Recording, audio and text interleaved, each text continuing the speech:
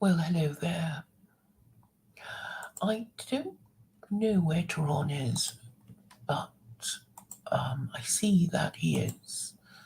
Um, I think he'll be coming presently because I can detect activity on Facebook. I can say a few things while we're waiting for him to arrive. I do have a few new things to say, so I might as well get it off my chest before he arrives.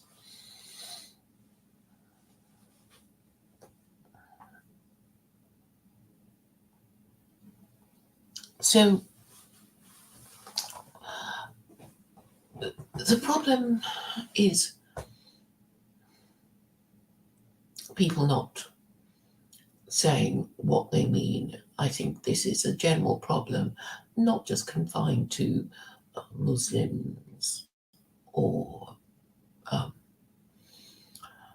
I think people are just afraid to say what they mean, or if they mean if they say anything interesting, they'll ask for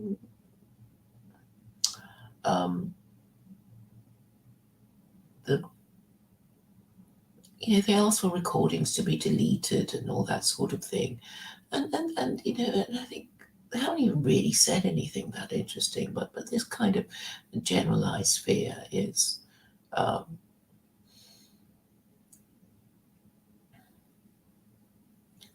what's the best word for it? It's dismaying, and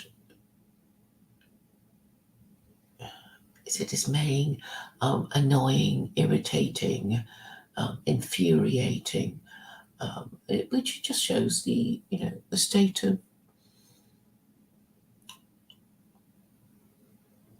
of courage of Western men, be he Muslim or non-Muslim.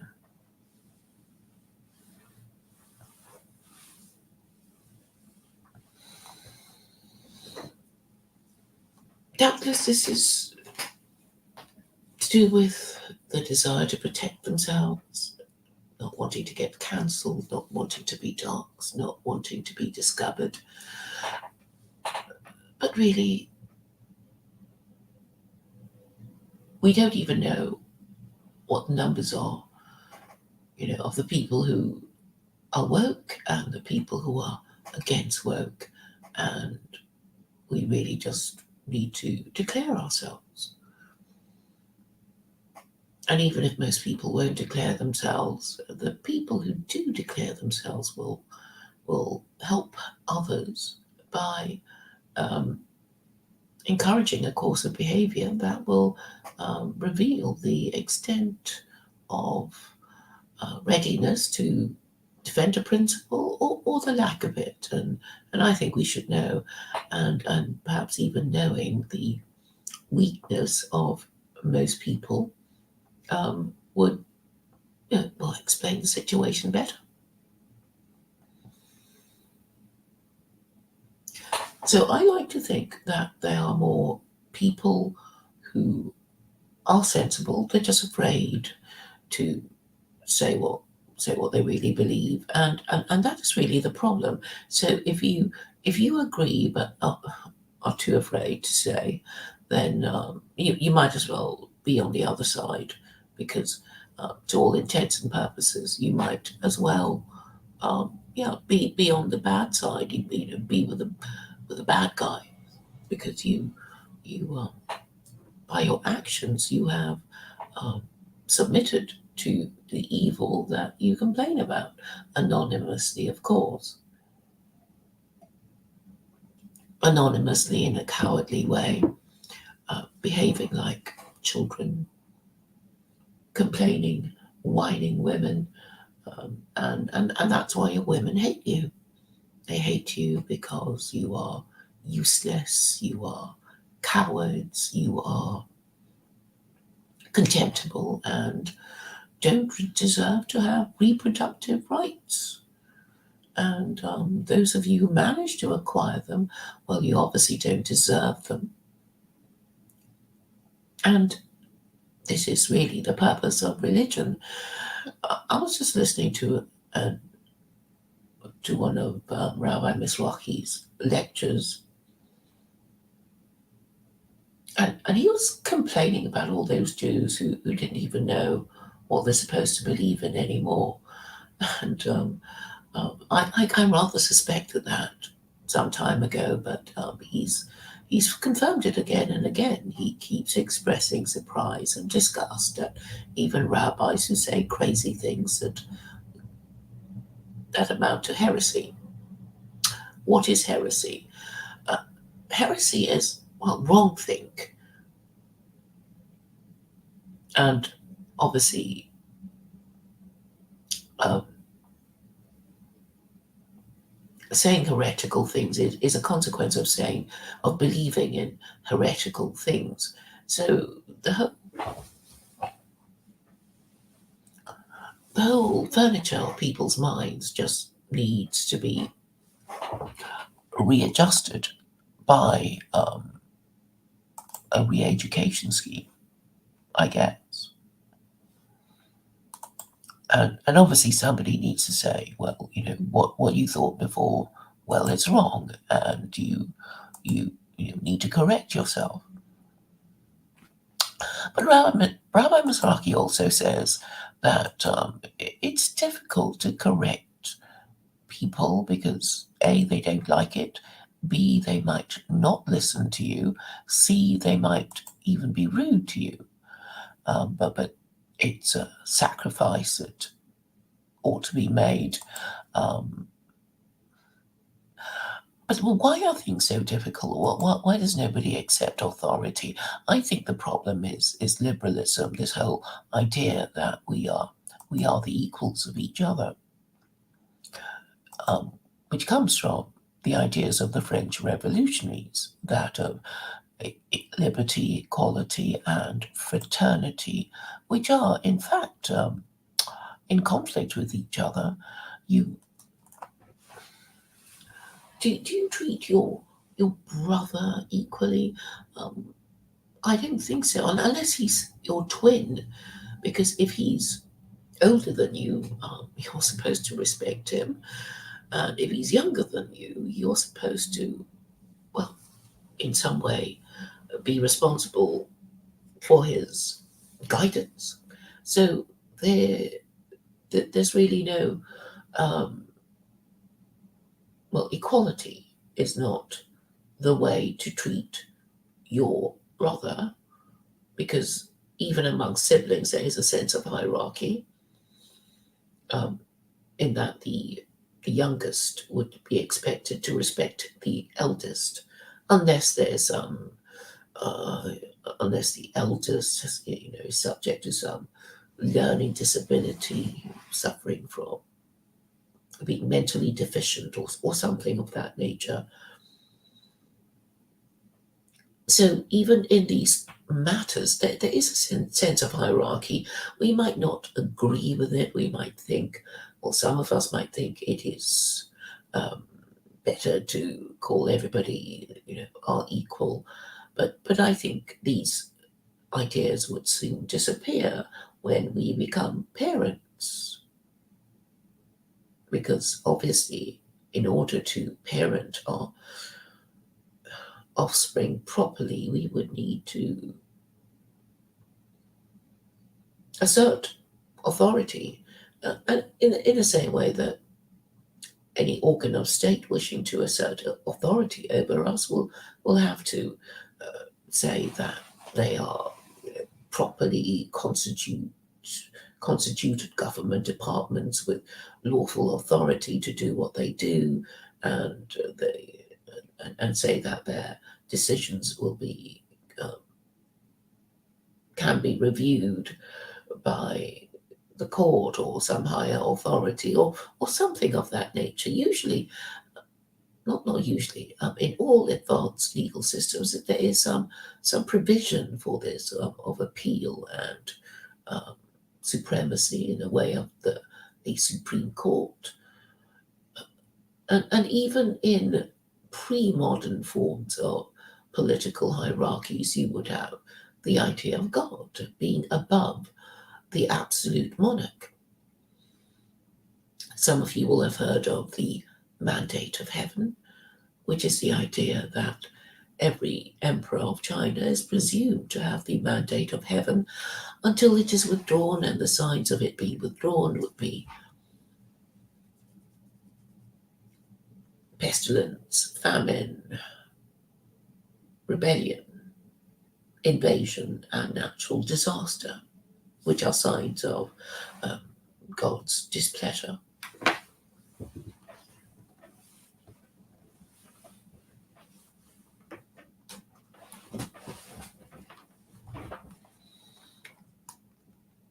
So, what we need is the idea of it's a reimposition of patriarchy, because patriarchy, if you're going to give it a shape, would be the shape of a pyramid, and that is the most stable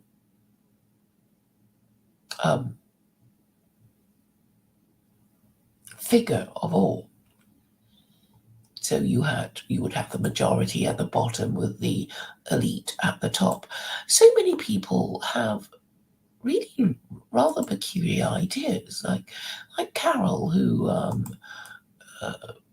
keeps rejecting the idea of somebody being in charge and telling people what to do. I mean, what are we doing when we call the police? We call the police because we already know we're not up to dealing with um, the criminal in question, and we seek a higher authority. This is how it works, even though people do not consciously acknowledge this. We call the police because we're not equal to dealing with a criminal, and we hope that somebody with more authority and coercive force than we ourselves possess would be able to deal with a problem that we're complaining about. So all political problems are based on this kind of system working, that we that the people in charge of us are in turn also subject to some revising authority. So the whole idea of an absolute monarchy is this: um, it's not enough for the absolute monarch to say, "Well, I'm just more powerful than you. I have control over the police, the armed forces, the courts, and you have to shut up and listen to me and do as I say," because that's not the kind of authority even primitive people in the olden days would readily accept. They think, well, if you're just going to boss us around and kick us around because you can, well, maybe we'll gang up against you because, well, you're only one person after all. Because that is the problem. The problem of being a member of the elite is that you are actually a minority. I know they don't call themselves a minority, but that's what the elite are. So when people talk about the elites, they think, oh, it's, this um, powerful group that gets to have its way. But the reality of it is that they are a minority like, Jews and foreigners and immigrants and people like that.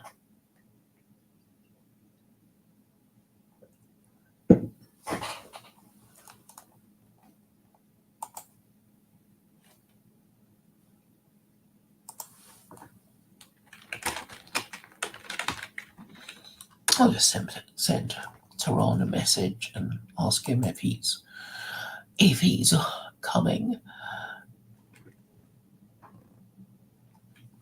So I see there's a question by Jay about my referring to myself as the ultimate authority. He says I'm an atheist and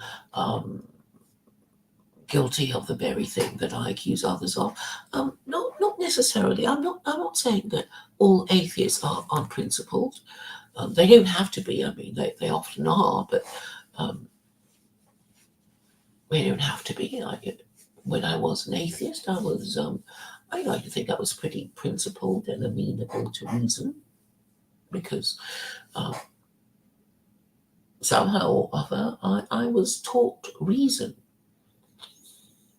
And the whole point of being taught to reason is to acquire for oneself the ability to predict the future. So, one of the things to do with reason is whether we obey the rules. There are lots of rules that we would rather break, but we have to reason whether we're going to get away with breaking them, and reason whether we should keep them. And most political decisions are about deciding which rules to obey and which to disobey. And there will be consequences. We might end up in jail or top of the tree if we manage to negotiate our way around these rules in a way that benefits us. But even if we were to become dictator, monarch, etc., we might not be where we want to be. I mean, assuming God exists and punishes us for doing bad things.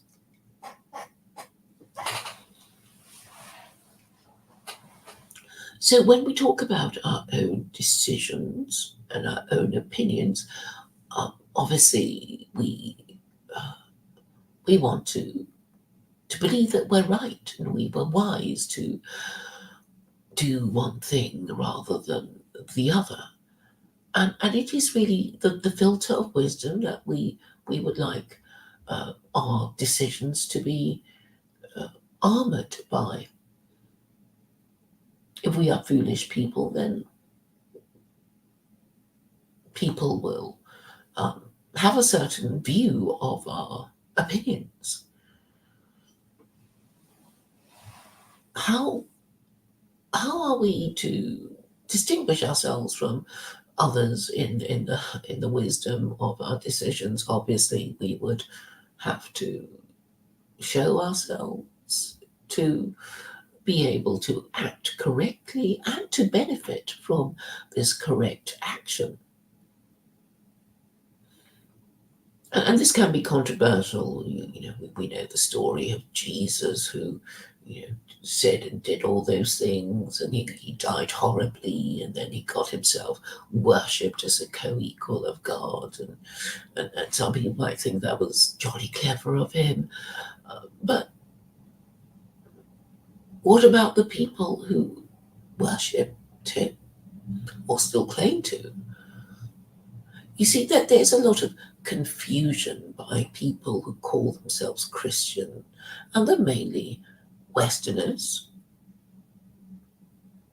The imperial subjects or Western imperialists will also be wobbling a little, because they know that Western imperialism is very unpopular, and if they happen to live in Africa as Christians, they're going to be murdered, massacred, and raped by Muslims who regard Christians in Africa as agents of Western imperialism and representatives of globo homo.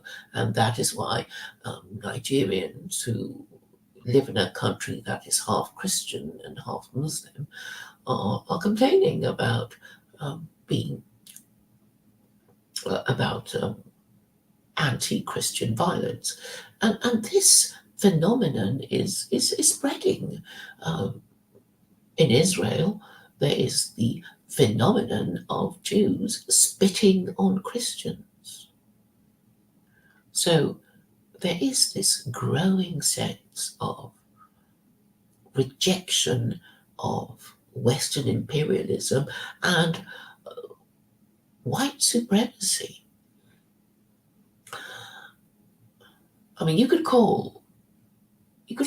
you could actually call liberal democracy white supremacy, and also globo homo white supremacy. I mean, yes, you can look at the Biden cabinet and see that they're not all white, but I suppose the whole perhaps it doesn't matter. It doesn't matter, what race these liberals are. The most the most important thing is that they have this toxic, poisonous ideology that they want to impose on the rest of the world, whatever their race. So maybe we should just take the race out of the equation.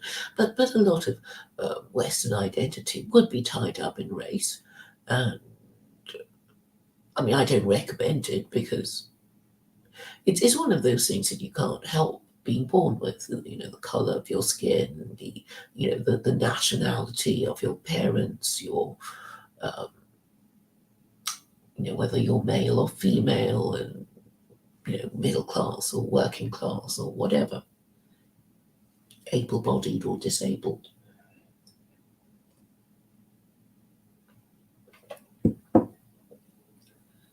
or punctual or unpunctual, or reliable or unreliable.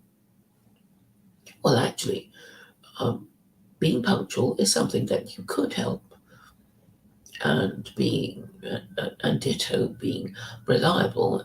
Some people just generally are, and others tend to be forgetful of the arrangements that they've made, or don't take them, seriously enough.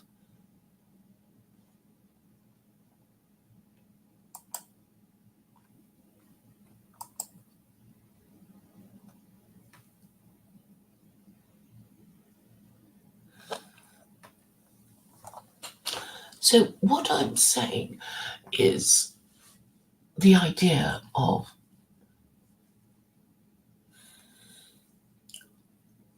wisdom, really. So as I've said, there are lots of rules in our lives. It doesn't help that the government keeps changing it. It's actually bad for the mental health of many, many people, because um, not knowing who you are is profoundly unsettling.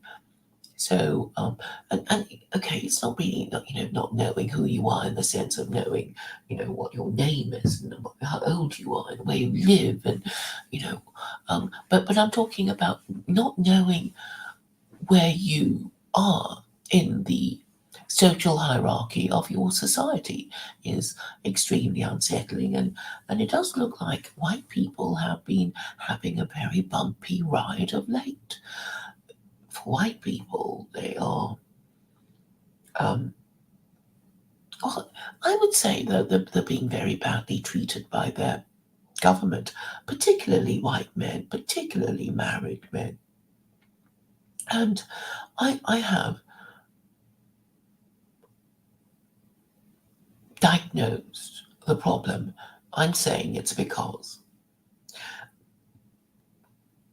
it's because America doesn't have an official religion, and that problem is cascading downwards to onto its vassal states, which is us in Europe, and also the rest of the world. So while Europeans, well, some of them still claim that their moral system is Christianity, it isn't really, because it Europe is, let's face it, globo homo, and we know that LGBT people and unmarried mothers have a higher status than married parents and um, heterosexual people. It's how it is, and this change of status has gradually occurred over the decades.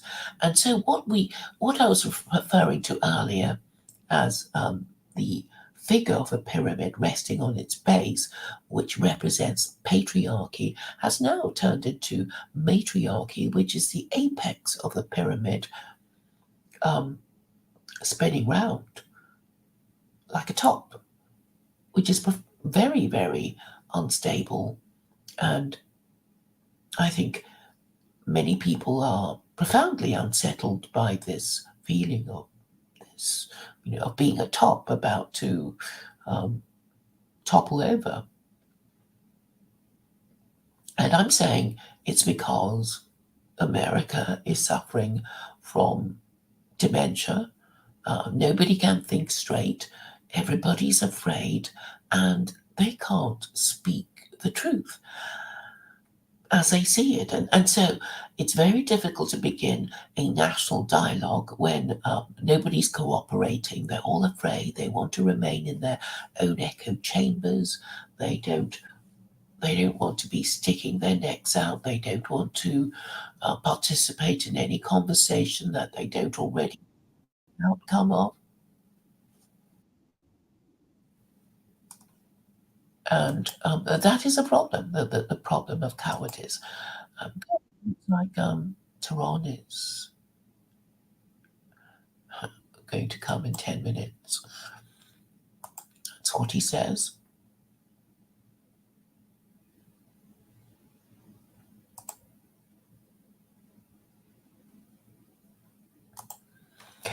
So what I think is causing so many people mental health issues is the uh, unpredictability of life. So we now have a situation where um, there's so many rules that people the people who make the rules get themselves confused about which rules there are and and break them in their confusion. I'm thinking of lockdown, and this issue seems um, to have gotten Boris Johnson into a bit of bother, and well, he's lost his seat. He's resigned. He hasn't, he resigned his seat in Parliament, and um,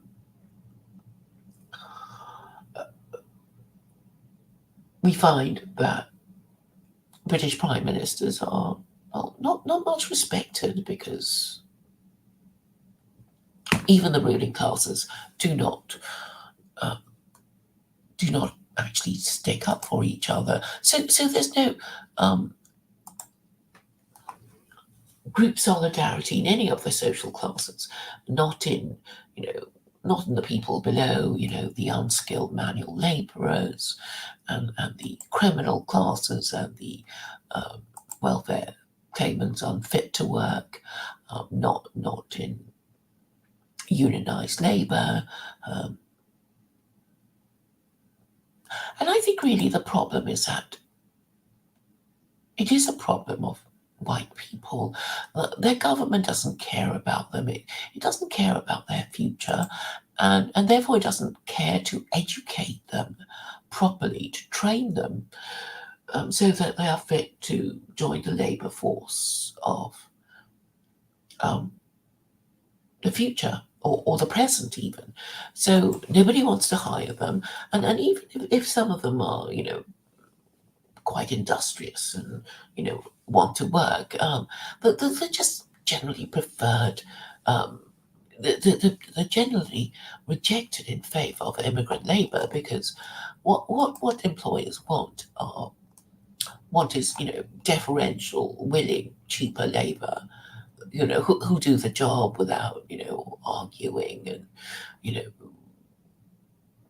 saying that they know their rights and or going to take the employer to the um, employment tribunal and all that sort of thing. They just want, people to get on with a job. And that's why they prefer AI and, driverless cars and driverless trains. So they don't have to negotiate with their unions. I mean, it's so obvious what they're doing. And it should be obvious to everybody where it's going. The government of the matriarchy have, they can't even be bothered to do the job of governing all these people. It wants to continue with a sham of democracy, because it actually thinks it can keep people quiet by going through the charade and making these people get excited about elections, when actually very few people do get excited about elections. I think it talking about an election just makes people, shrug with indifference and not turn up at the polling station. So it will eventually invalidate, any of the decisions. So if you have an election and turn up, participation is, just let's imagine it's 100%, and everybody, accepts the legitimacy of this election. But if only at the other extreme, only 1% of the voting population turn up, then of course that election would have no legitimacy. And also, if the election was known to be stolen, then of course, whoever's in charge has no legitimacy. And when the perception is general, you will find that people don't respect the process. They won't participate in it. They won't respect the results. And this will send a signal to people that they can only protect their own patch. So whatever power they have, they can only use it to protect their own interests, and without thinking of the public good, the national interest. And they would basically be behaving like badly behaved people in the live chat who have been given a wrench. And they would use it for the short term. They would, use it to hide people they don't like, even though the person has never did say anything wrong, and use their wrench, abuse their wrench, because they think it would be foolish not to, because they don't even expect to hold on to their wrench for any length of time. So in the short time that they think that they're going to have it, they will just abuse it.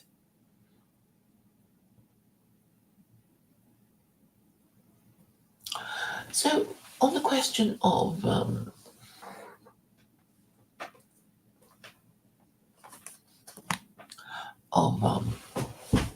making decisions, how are we to know whose decision is wiser than other people's?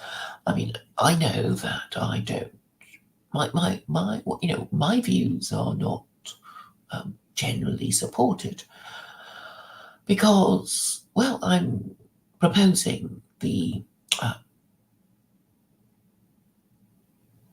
whole scale removal of the current system. I'm saying that Christo-liberalism is kaput and something else needs to replace it. And it's obviously a taboo subject, challenging feminism, challenging democracy, challenging Christianity, is going to raise a few hackles. And what I find is a source of hostility is not that people don't agree that Christo-liberalism is kaput. It's basically resentment at me for daring to think I have a solution. This was indeed the case last night when this Jew attached to Ralph came on. He was saying, "Oh, it's not my place to tell these people what to do." And I thought, well, who's going to tell them? Who's going to tell these, cretinous Christians and the, these ignorant Islamophobes and these uh,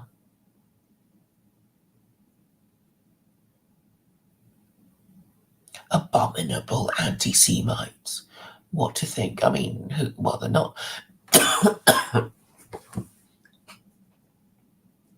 Who has the authority to tell them other than the government? Who can punish them and put them in jail if they want to say anti-Semitic, Islamophobic things? So it's state power that controls these people. That they might have a bit of respect for the government if they want to stay out of jail.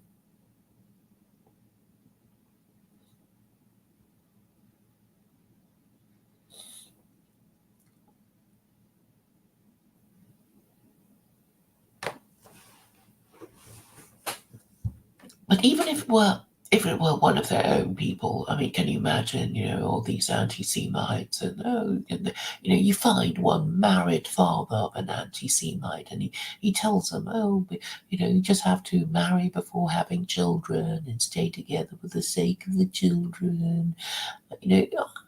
I think he'd also be he'd be destroyed, wouldn't he? I mean, his wife would divorce him usually under the rules of no fault divorce, and all the unmarriageable white men would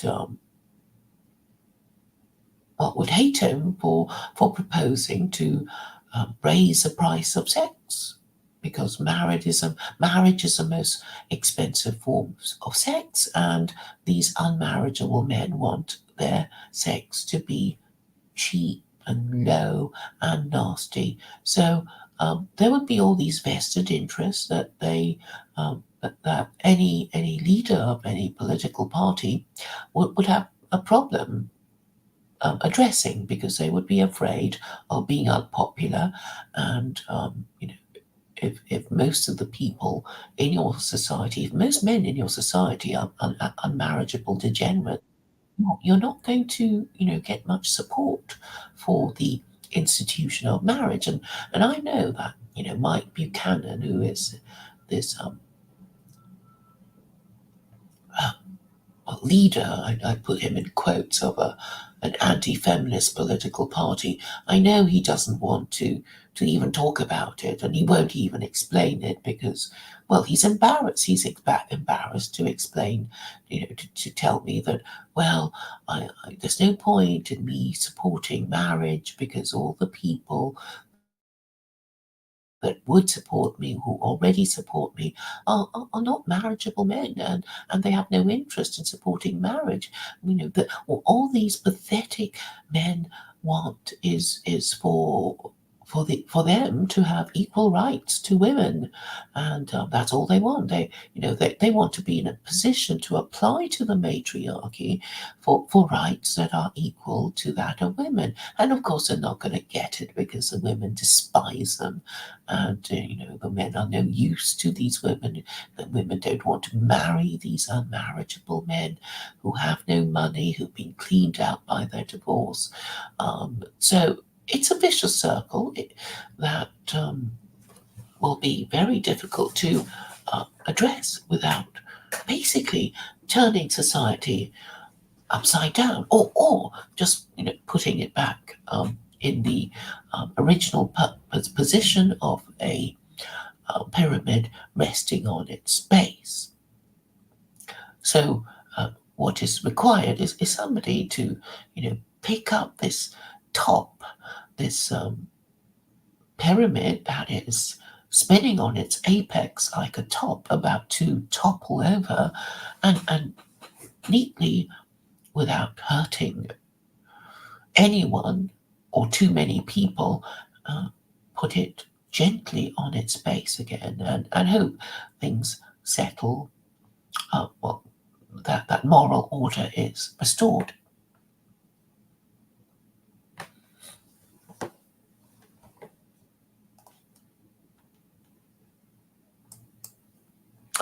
So what would enable me to achieve success? I mean, obviously, being platformed on the fourth estate, i.e., mainstream media, would um, a step in the right direction.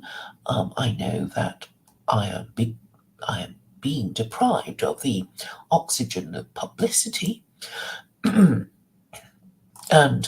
my difficulty is really all these people in their echo chambers not really wanting to cooperate because they don't want to be associated with radical uh, ideas.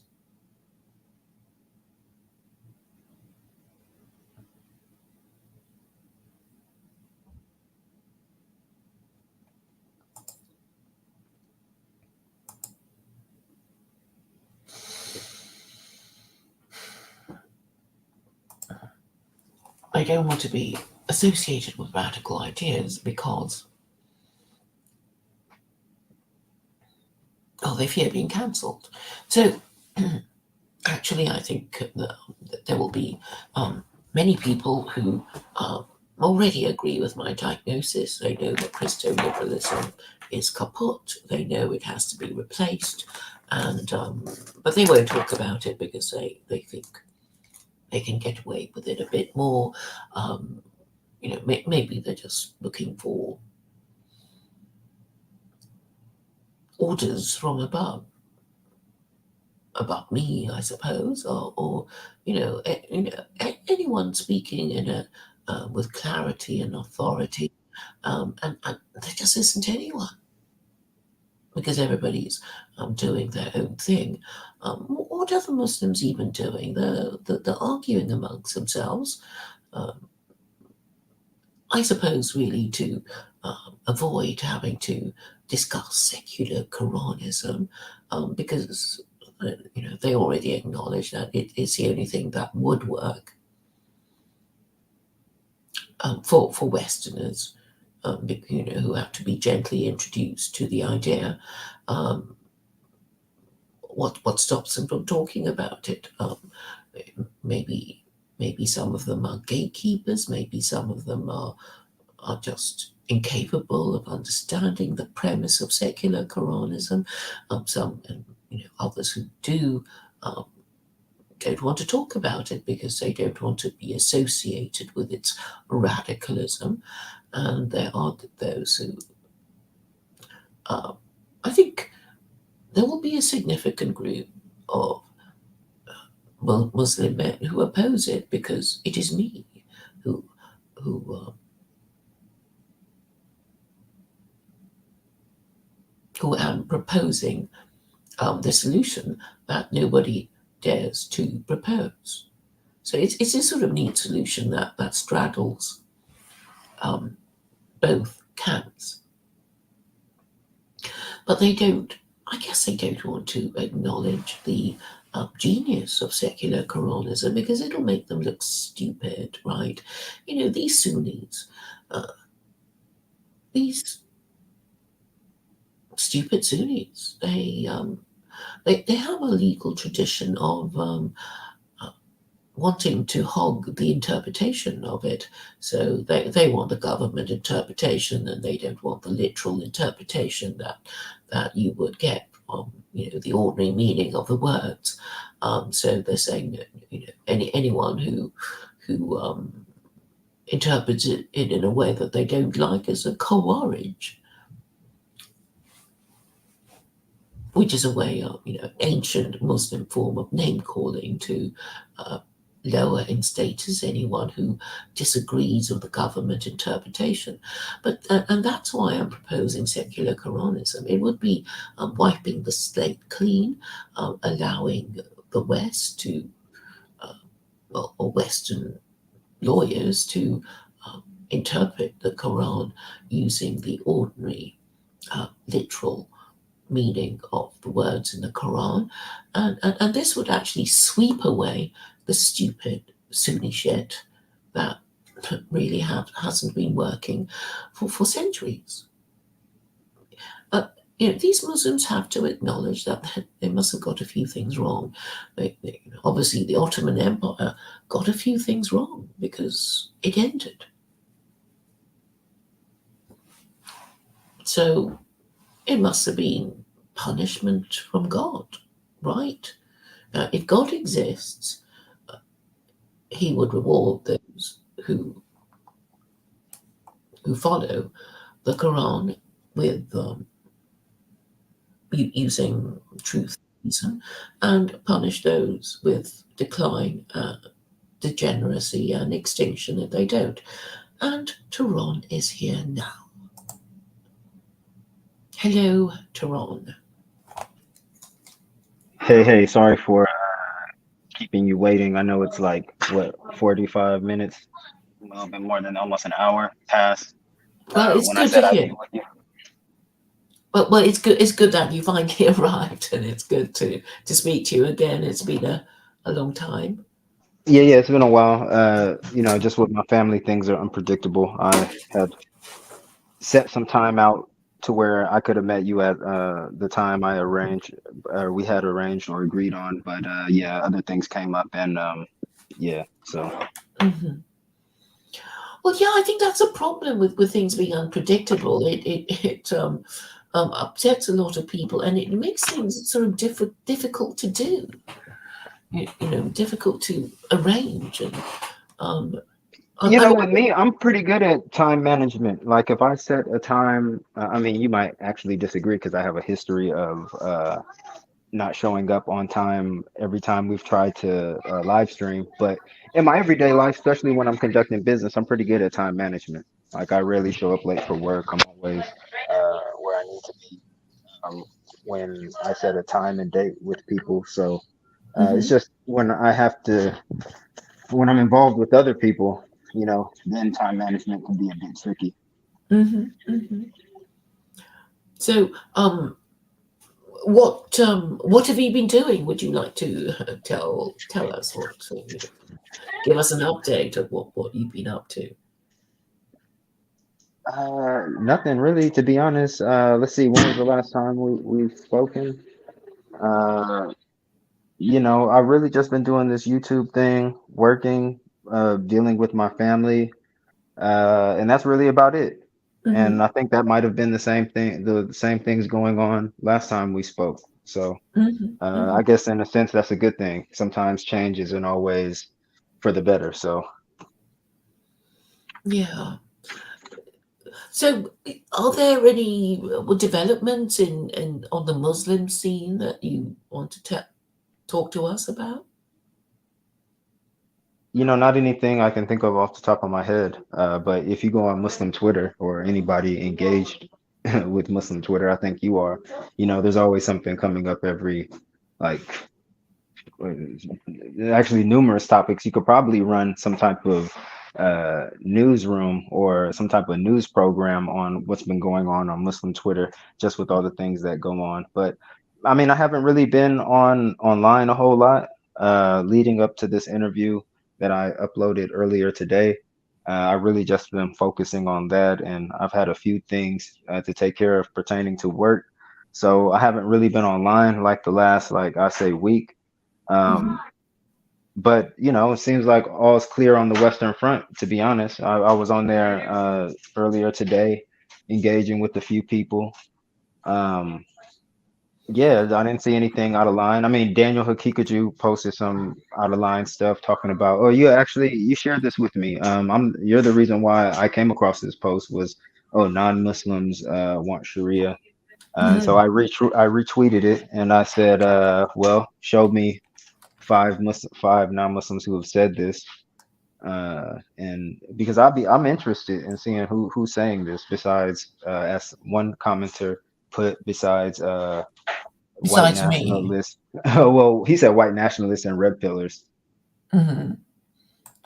Yeah, which I mean, those I can sort of dig up a few names, but it, yeah, that's all I can do. But I think a few people have it's like those people who said Islam was right about women, and I think they put up posters in some. small American town or something.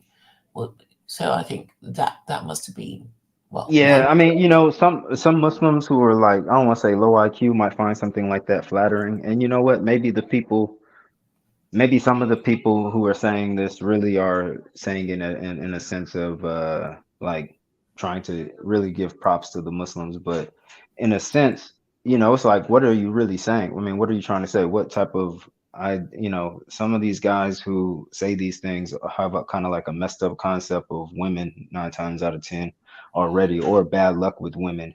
And it's like, what aspect of Islam are you talking about that you feel got it right with women? And then, the reality on the ground. I mean, if you want to bring up medieval texts to show, oh, this and such male scholar said this about what they believed women should do and whatever, sometimes what these scholars write about in books isn't the reality on the ground, because just from my reading of Islamic history, like there's a lot of things that just kind of, I mean, there's many examples that kind of just fly in the face of what you would think. But then who knows, that might not be normative in Muslim society. But there's a lot of people who kind of just detest that way of viewing Islam and women from certain outsiders. That you might just have a skewed view. Well, different people sort of feel And to that. be and to be honest, and just from my being in the Muslim community, I honestly don't see the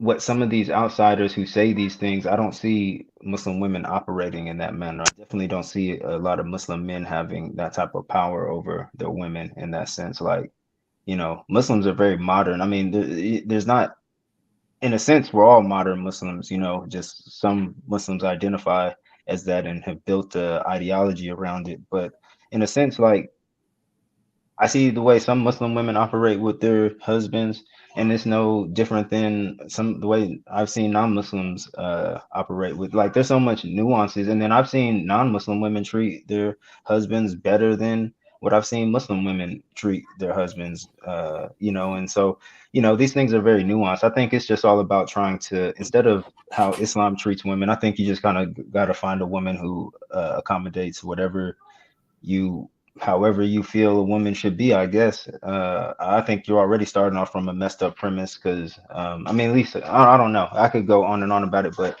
yeah, I've heard that a lot from outsiders or Well, I non-Muslims suppose that. what, yeah, I think what they meant is that Islam can push back on feminism. That's what I understand it to mean. You know that, But then you have Muslim women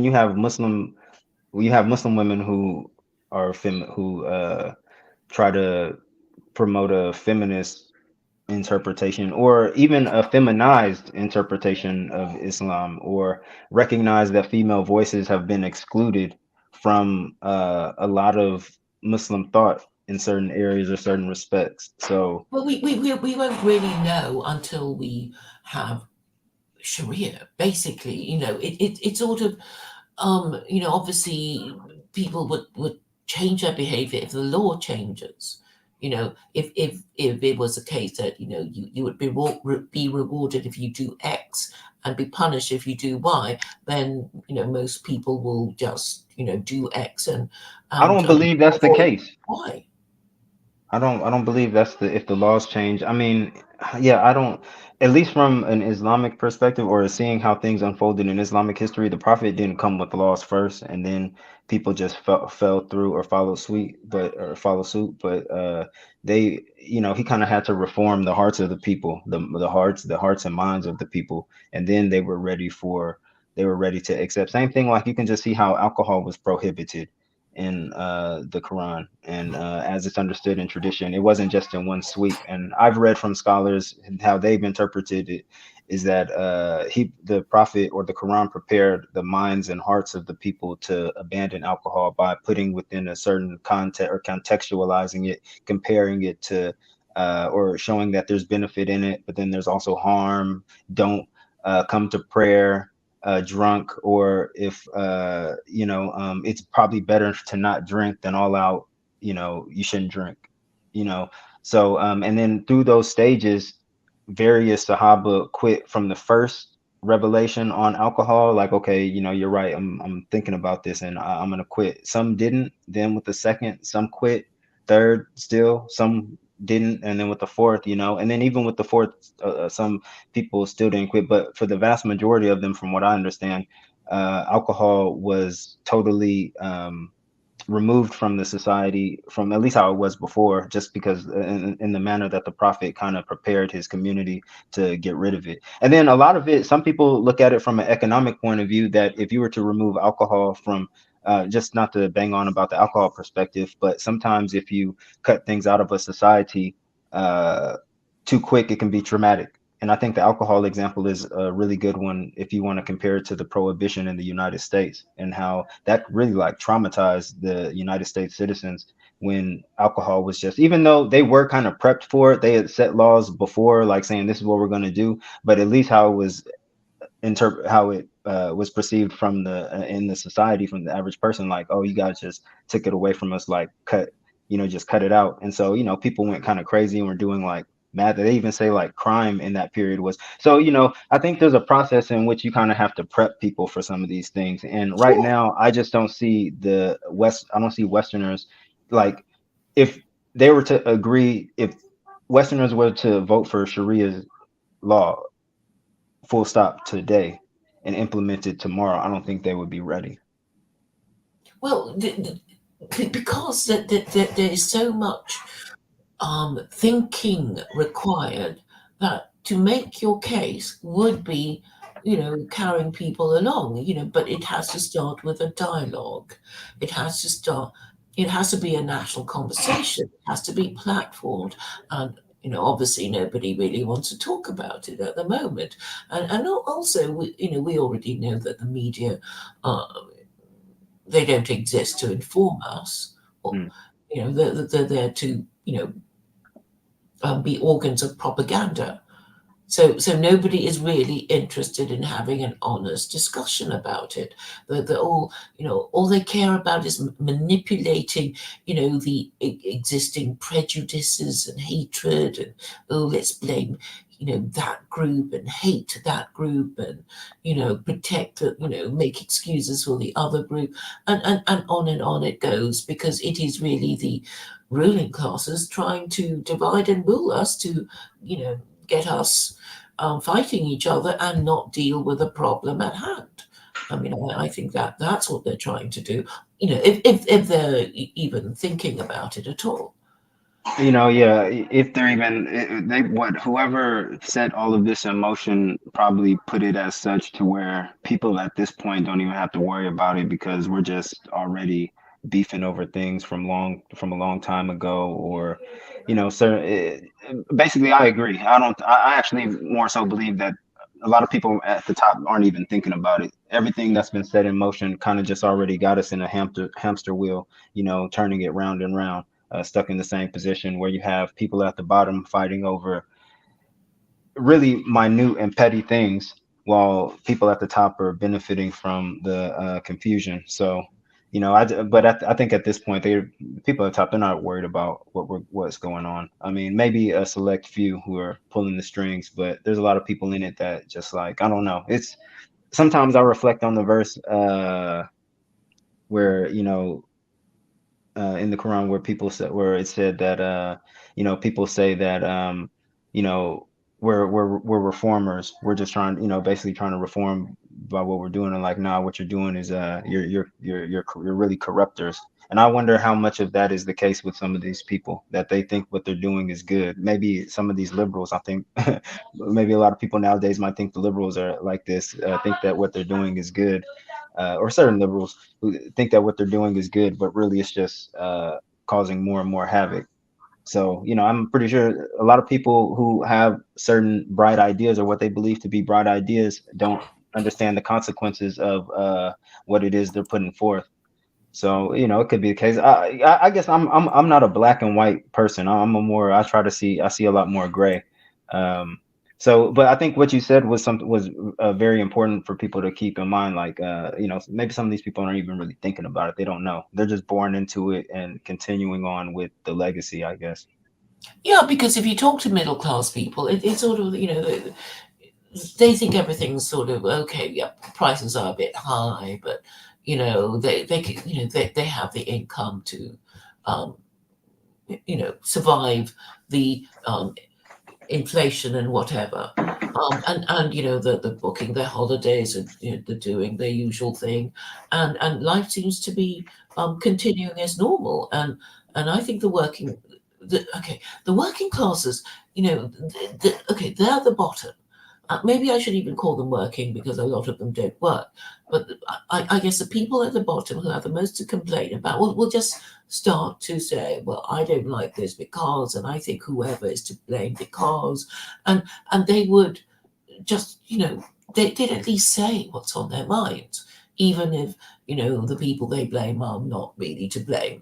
But they just say what they mean. But it's the middle classes who don't feel that they can discuss any of these things, because to discuss these things means to bring themselves down to the level of the people who complain, the lower classes. And that, I think, is the reason why they will never discuss anything properly. Yeah, they're too busy trying to stay in the middle class, and then But but to actually but they're getting. I'm sorry. but to actually complain brings them to the down to the level of the lower classes, which is why they don't dare. I think there's okay. This is subconscious, but okay, it's only a theory that Uh, the middle classes are reluctant to complain, because to complain would be to acknowledge that they are low in status. No, I mean, I wouldn't see it like that if you really look at what's going on in the world, or at least in the United States. I can't speak for the UK. I'm not too privy with. I understand things are changing and not going towards the better, but in the United States, definitely there's a war on the middle class, and for them to complain would only be to kind of just express what's really going on. And a lot of people understand it and see it that there's starting to become no middle class in the United States. You either have it or you don't. Um, and for them to complain, I wouldn't see it as such. If I was in the middle class, I mean, I would say my parents are in the middle class, but they're from a different generation. My generation coming up in the middle class, or if you're trying to stay there, or if that's what you're trying to achieve, yeah, I would see nothing wrong with complaining. There's something going on where we're starting to see a dichotomy of the haves and have-nots, especially in my state in California, which anybody can go and look up the homelessness going on, which Mm, is something I had never seen in my 26 years. I'm not 26, I'm 36, but I've spent about 10 years outside of California in my life. But in the 26 years I've been in California, I've never seen it at the way it is, or I've never seen it the way it is now. Even San Francisco, where homelessness was like just a given, uh the last I was in San Francisco, like, and then what I've been seeing lately, it's just horrible, and they don't know what to do. So, and I just find that to be indicative of what's going on in the society, top down, just creating this dichotomy of have and have nots, and really just what seems like a creating a class of slaves, because yeah, I don't know. It's hard to wrap my mind. I mean, I'm not really into politics. This is just like my raw observation of what I see and hear mhm, from people in society. It's not like I've read up on these things, but mhm, um, I definitely feel like there's some things going on in society where people have every right to complain. And mhm. but the thing about it is, what do you complain about, or who do you say is at fault? If I you think blame the that's what. government, people just turn the page. It's like, yeah, let's talk about something else, because ultimately it is the government, but it's boring to just blame the government, isn't it? You want to blame the government, but you also want to blame somebody else at the same time. You want to blame the group that is causing the problem, and everybody has their own idea about who is to blame, and then they talk about who they think is responsible, and they're accused of having a conspiracy theory, when and they are dismissed as conspiracy theorists. I mean, there are all these sort of labels for, for us to use to dismiss other people's concerns. Yeah, I So know, right? they are immigration. religion, you're a racist. If you think the Jews might have something to do, you're not. Now, one That's thing all. I found interesting, Claire, is that you can't even call out any kind of child abduction or that there's a child ring of uh, what was it, sex slavery involving children and stuff like that, which has been known to go on. But I was watching something on the news. It was on YouTube. It was one of the popular news channels. I think more right wing. Um, where they were talking about a movie that came out recently. Oh I yes. can't remember. What is it? I know it has the acronym SFO. Yeah, something of freedom. I can't. Song for okay. I don't know. But anyway, you Yeah, know what I'm talking about. yeah, And yeah, I was yeah. just surprised that something like that would get pushback, saying that it's peddling conspiracy theories. I know that was one of the things with QAnon, but to be honest, I mean, QAnon was exaggerating about it, definitely, possibly, and those type of exaggerations can have very dangerous, can result in people doing some very idiotic things. But there is something going on, or the fact that there is some type of trafficking of children for the purpose that the movie is highlighting is a real thing. I mean, coming from California, it's something that's definitely been known concerning what's been going on in Central and South American countries. That's one of the main reasons. I don't want to say one of the main reasons, but it's one of the reasons for why you have illegal immigration coming from those countries, because one of the things is like, and it's not, of course, it's, the majority of them I don't believe are engaged in it, but there's such a stronghold from what I'm told by some of the people coming from, growing up in California is 70 or 41%, at least when I was living there, 41% Latino. So, you hear these stories, and yeah, there's people running those that are driving these things. I mean, and it's a part of it, it's a diabolical operation, and what the S something of freedom is talking about is a part of that. And so I'm Sound of just surprised. freedom.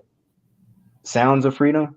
Yeah, sound of freedom. Sound of freedom. Okay, yeah, I was just surprised to see that type of pushback on something highlighting what I understand to be a real situation in certain parts of the world.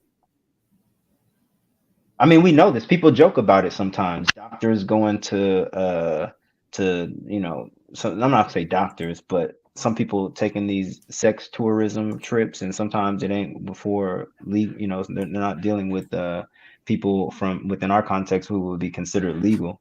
So Mm. I just find, yeah, the world that we live in is strange. Everybody, I mean, there are conspiracy theorists out there. I mean, but before being a conspiracy theorist, I don't want to say it was a respectable thing, but people really didn't like. I'm not gonna say they respected it, but I remember searching conspiracy theory stuff back in the day. I had some of it uploaded to my YouTube channel, Myron C. Fagan, some other people, a lot of people indulged in that kind of content. You see that kind of content back in the day on the YouTube, back on YouTube, used to have like hundreds of thousands of views, if not millions. I know some of it they've taken down, but yeah, yeah. Some of these conspiracy theories, or what they call conspiracy theories, they're not. Yeah, there's exaggeration in them, but it is trying to tap into a reality that might really that's there. Hate to waffle on so much about that aspect. I probably went very sideways, but Mm. yeah.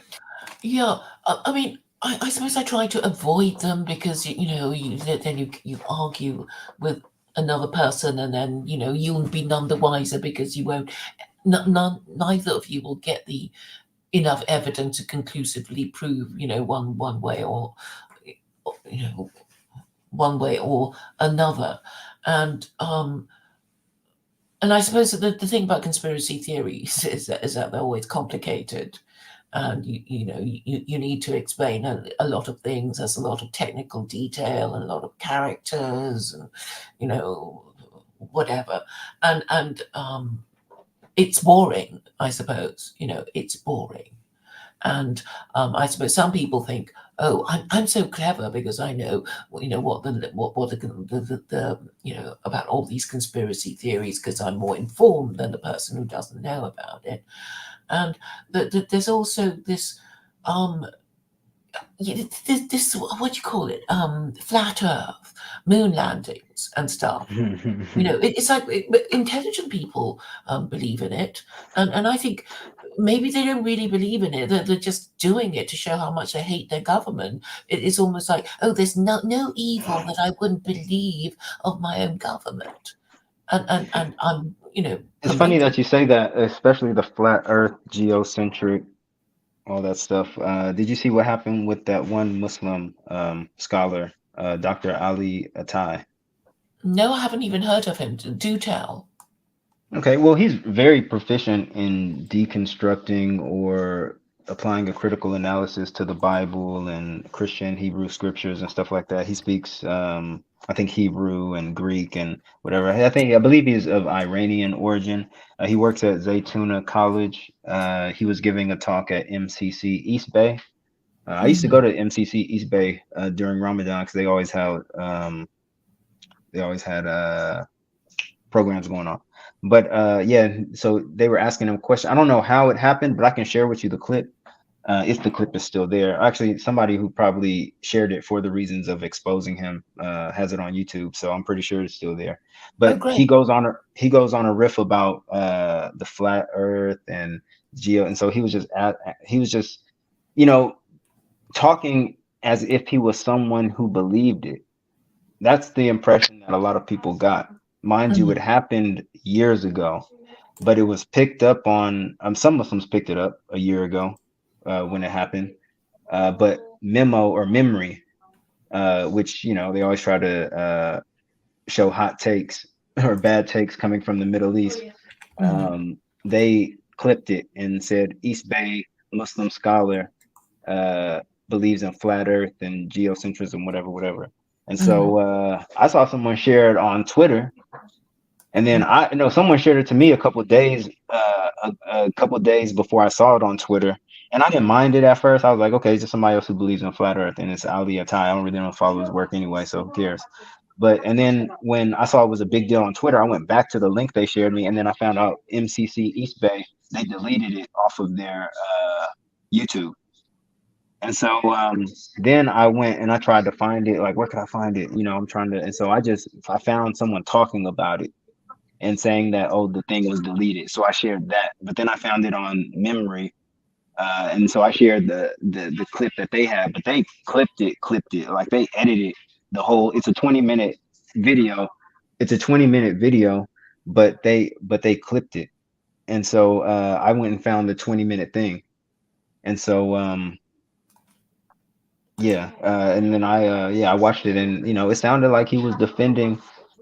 It sounded like he was defending flat Earth geocentrism, and but then he released a statement, or someone who knows him released a statement saying that no, he doesn't believe it. He doesn't believe flat Earth or whatever. But I do believe he thinks the moon landing was fake because he didn't clarify that or clear that up.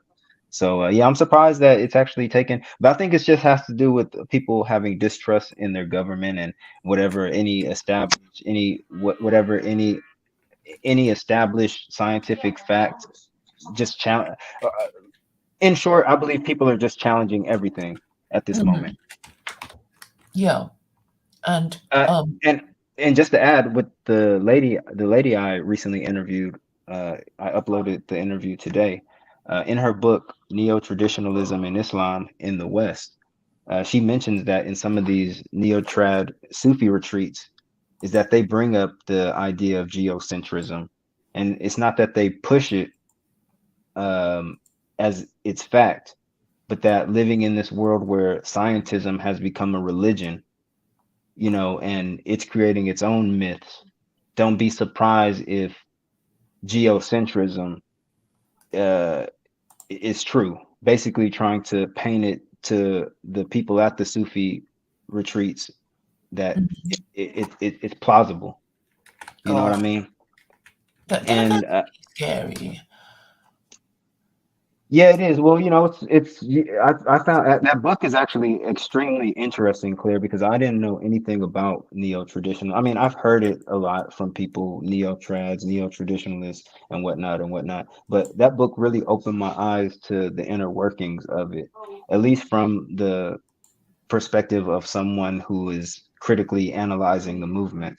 Of course, people from within the movement, they're going to give you their own interpretation of these things, but it's very interesting how I mean, and I'll send you the PDF. The PDF is free on from the publisher.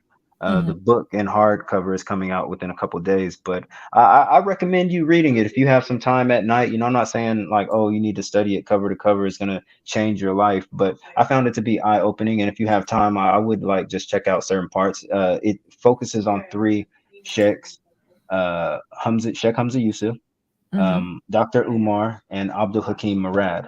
Oh. Yeah, and it has some very interesting quotes from Abdul Hakim Murad in that book about how, Indonesians wearing Indonesian clothes, eating Indonesian foods are not going to convince someone of English descent of Islam. You know, Basically, he talks about a native is Islam. Islam for Europeans is mentioned in the book. She has a section where she talks about them.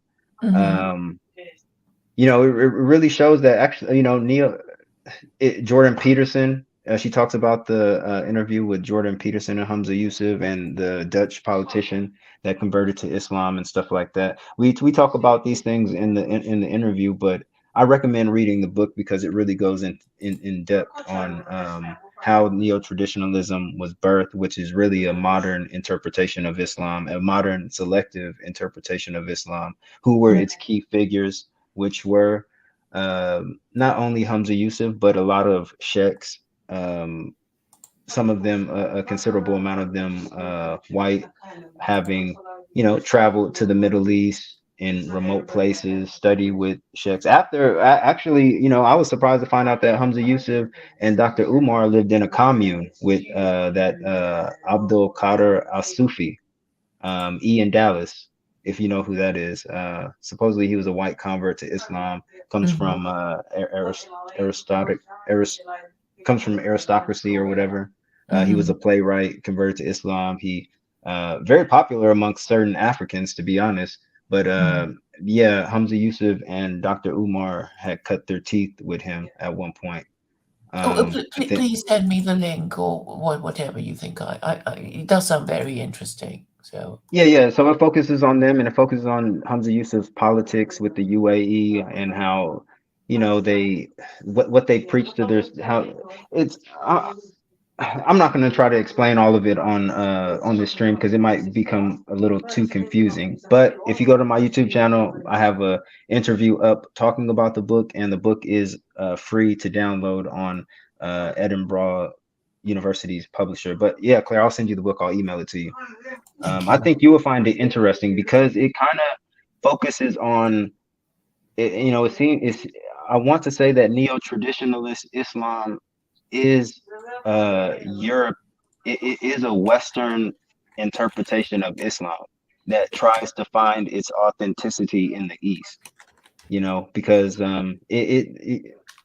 just seeing all the overlaps between what these three sheikhs preach, and then some of the literature that they're influenced by, Richard Weaver, uh, uh, Julius Evola, um, talking to Jordan Peterson, of course, uh, talking about the situation with Western civilization or in Western societies, how Christianity has basically fallen or it's starting to become absent, and that modernity is disenchant. We live in a disenchanted modernity. A lot of what has left Western civilization could be reinvigorated by Islam, but it can't be an Islam of that's heavily saturated with politics like what you find with Black Americans, and it can't be overly cultural interpretation like what you find with immigrants. So I don't. It's a It's very got to interesting. be secular Quranism. Sorry, Y- sorry. Hey, well, and that's why I tell you some of these academic works, I'm not saying it that, oh, you need to study them, but I think it would help shape or give you a little bit more, especially like understanding Muslims. You know what I'm saying? Like, I mean, I think you have a pretty good understanding because you engage with the Muslim community on a regular basis. but I think the academic literature would help shape your ideas, not mold them into something new, or but just kind of give you more to think about and consider, and hopefully would contribute in some type of way to your idea. Because I really think, it's not what you say, is how you say it. And unfortunately, attached to your name is a lot of, people can easily poison the well when it comes to Claire Kaw because of all the stuff that's out there about you. And not many people are going to sift through, like, okay, this was at a certain point in her life. Okay, she may have said this, but who knows if she feels this way about that, because, or even the pictures that are out there, from the Mhm. look of them, you would think that those are real guns. But then when you hear the wider context, then it's like, okay, you know, I'm pretty sure a lot of people have taken photos similar to those, you know what I'm saying, Yes, that I are, bet, the guns and things. Yes, like, people like oh pointing yeah, guns. I'm pretty sure you can find a black person goofing around with the KKK hood on their head at some Mhm. museum. If you were to just take that and put it like, oh, this guy's a Uncle Tom or whatever, a coon. It's easy. It's very easy to do those type of things when it comes to social media. I see a picture of you, I see a screenshot of something you said, and I can magnify it way bigger or create my own scenario around it in order to make it look totally different than what was really going on. So that's the only thing that's one of the obstacles with you, Claire. And that's why I don't think it's people are uninterested in your idea. I think it is going to be a hard sell to Muslims because of all the things that you need to come with in order to be seen as somebody in the Muslim community who has knowledge, studying with such and such for so long, getting an ijaza if within certain circles, having the okay from such and such from, whatever, been to this university in Saudi. If you don't have those, it's going to be difficult for Muslim, unless your ideas are just really that cracking. But I do think I mean, I don't know who your idea. I know your ideas are really for non-Muslims, but I think just the packaging, secular Quranism, uh, yeah, I don't know. I'm not gonna say the packaging either, because you've had it for so long already. Why change it? And so many people know about it under that name. But I really don't know. I think if you can reform your reputation, that'll first to help. Well, Or I think it it can only be reformed if people want to engage, and obviously it would be mainstream media. I mean, even if it's just to ask the obvious question, but we know mainstream media is rigged. They don't particularly want to help, because they're happy with well, deplatforming a whole bunch of people, not just me. And I just find that with a lot of people, they don't ask the obvious question. I mean, like Shabir Akhtar. I thought I'd found a guy who was Muslim, academic, prepared to talk, or appeared to be interested in having a dialogue, and then it was like, oh, I don't want to talk anymore. I don't even want to discuss, this idea of. I think what might have ruined my exchange with the late Dr. Shabir Akhtar was this proposal that at the Oxford Debating Society, to debate whether this house proposes thinks Sharia would be a good replacement for Christianity, and I think it would yeah, be so I'm gonna have to read those emails that if is oh that this yeah, conversation is in there. yes. And because the excerpt that Curious Gazal shared with you yesterday.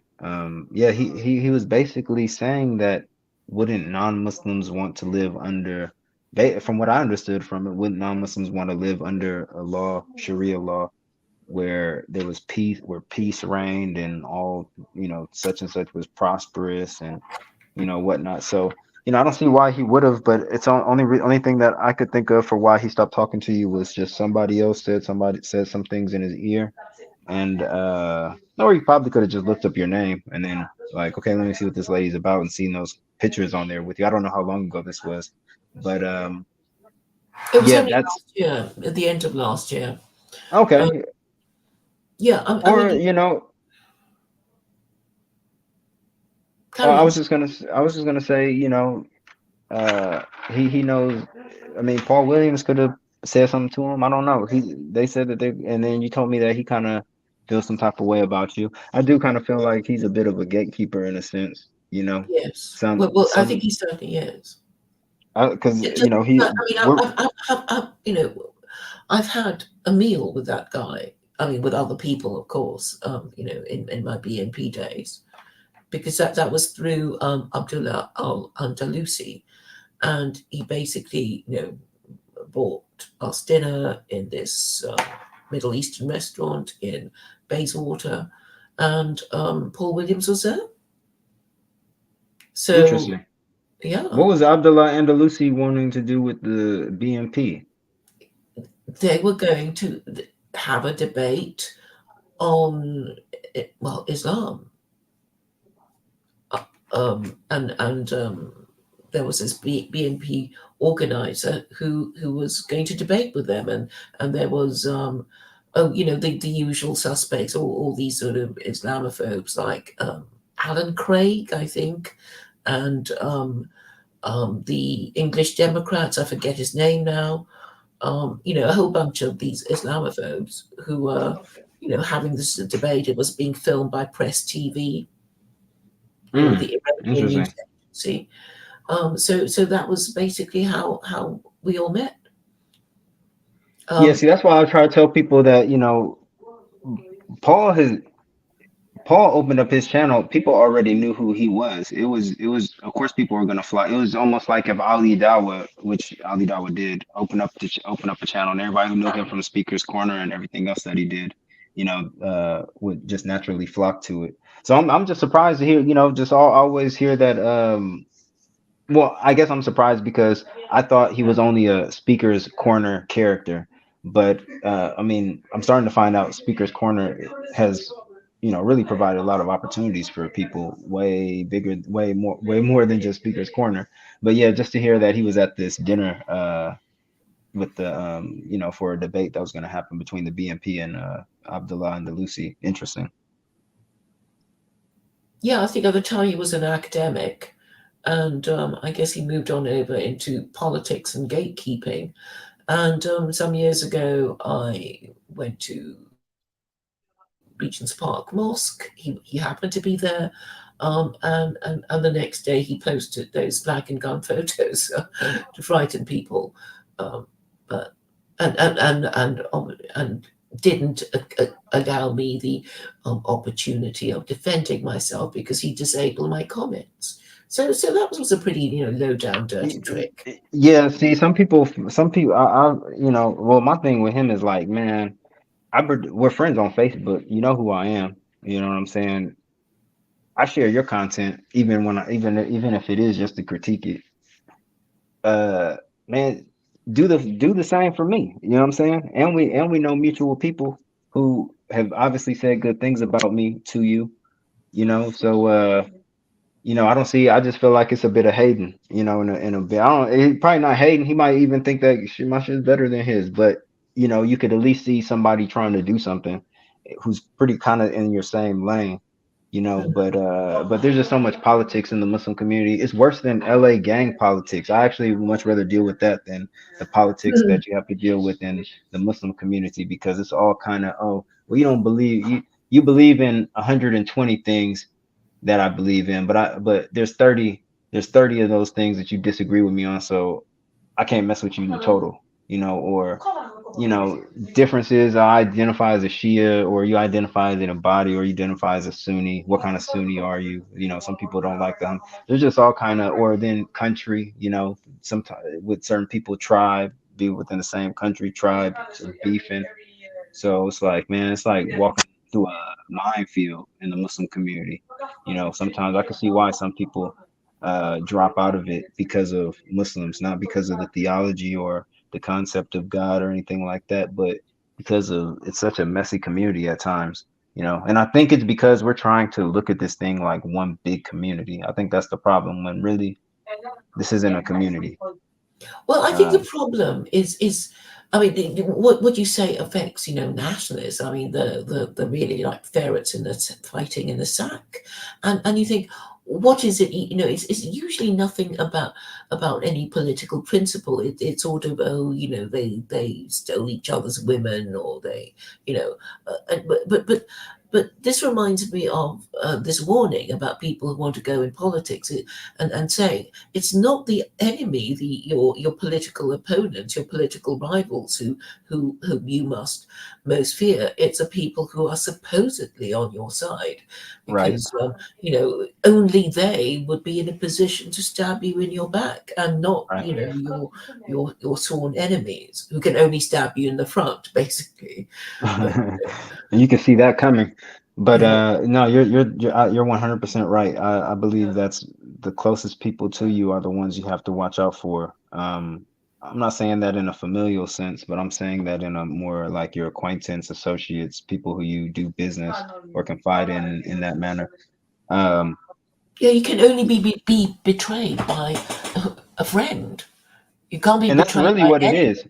And that's really what it is with the Muslim community. I think it's not colonialism. Colonialism probably did do something, set us back a bit. I I think keep it's just saying, sort of natural, one-upmanship. It's sort of like, well, I want to be, top of the tree, and I can be top of the tree by putting you down and saying things behind your back so people don't like you, and think I'm better. And I think it's this sort of thing is pretty natural in all human groups, except that, I guess if you're top of the tree, you kind of have to really watch yourself, because we get all these ideas that, oh, the aristocracy, they behave better, they have higher standards of honor and ethics, and crap like that. And I thought about it for a while, and I think it's probably for necessity. It's sort of, they knew if they started fighting amongst themselves, then the people at the bottom would just come in and kill them. So they had to watch themselves, and show themselves at least to be united, so that the people at the bottom won't try and, crash their party, or, break, invade their homes or whatever. mm, And yeah, that's the whole purpose of group solidarity. And I think, with Muslims, it's like, well, they don't have a central authority, unlike Catholics. I mean, the hierarchy of Catholicism is also breaking down, because nobody believes in it, and nobody believes that the Pope believes in it. But the idea is that, you know technically speaking, there is a head honcho, and he is supreme, and authoritative, and infallible, and therefore, there is some figurehead that is supposed to be the supreme authority. But for Islam, it's like, if you were to ask a Muslim, like, well, who's more powerful, the Shias or the Sunnis? There would be, well, it would be controversial, wouldn't it? I mean, the answer isn't obvious, is it? it's not obvious even if you're talking about within the Sunni context, who's the most powerful Sunni country.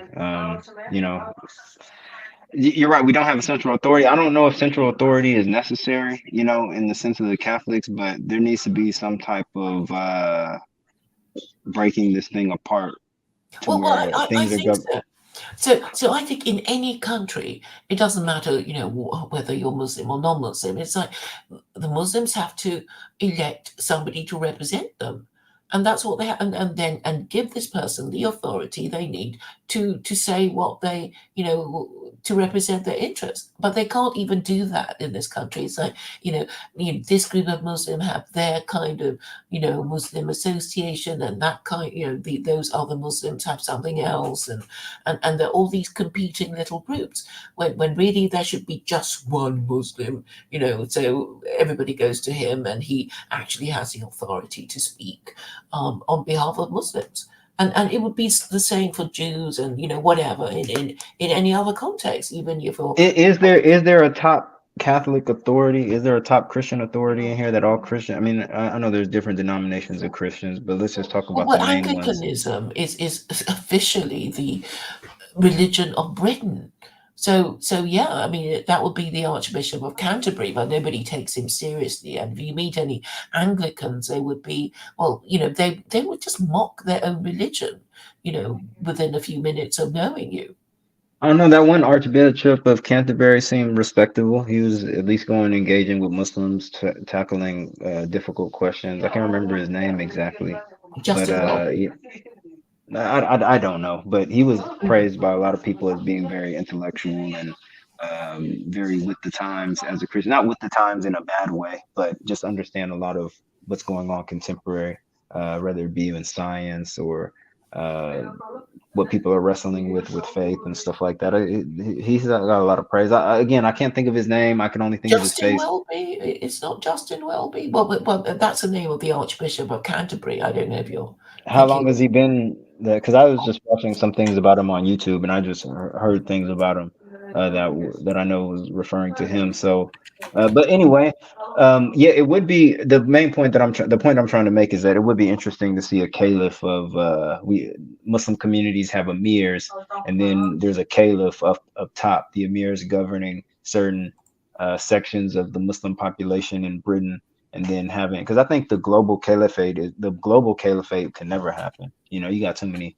Yeah, that's not going to happen. Especially, it won't be a Western Muslim governing it. Definitely. So I don't know why Western Muslims are so, and then I don't really believe in the caliphate anyway. So, but I I could see something like that happening. I could see something like that happening in the UK. There could be a caliph of the UK Muslims with some emirs Well, under him. it is that's the Ahmadiyya Muslim, the leader of the Ahmadiyya Muslims. But since you mentioned Justin Welby, I'll just mention that he became Archbishop of Canterbury in 2013. He was elected. So What's his name? I'm on my Justin laptop anyway. Welby. Yeah, there we go.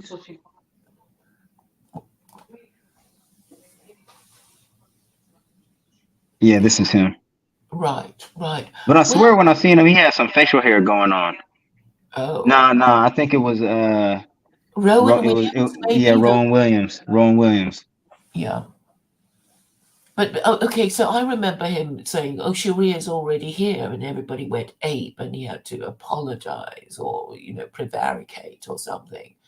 But he was perfectly right because he was saying, "Well, the Sharia councils in Britain, so what you on about?" And Muslims would I think if you gave Muslims the option, and I think some community problems need to be settled with like that. Like who knows if there was actually really like oh, like some type of organization where Muslims kind of dealt. I mean, don't Jews kind of have something going on Well, where they they have a deal with their little bed. inter problems?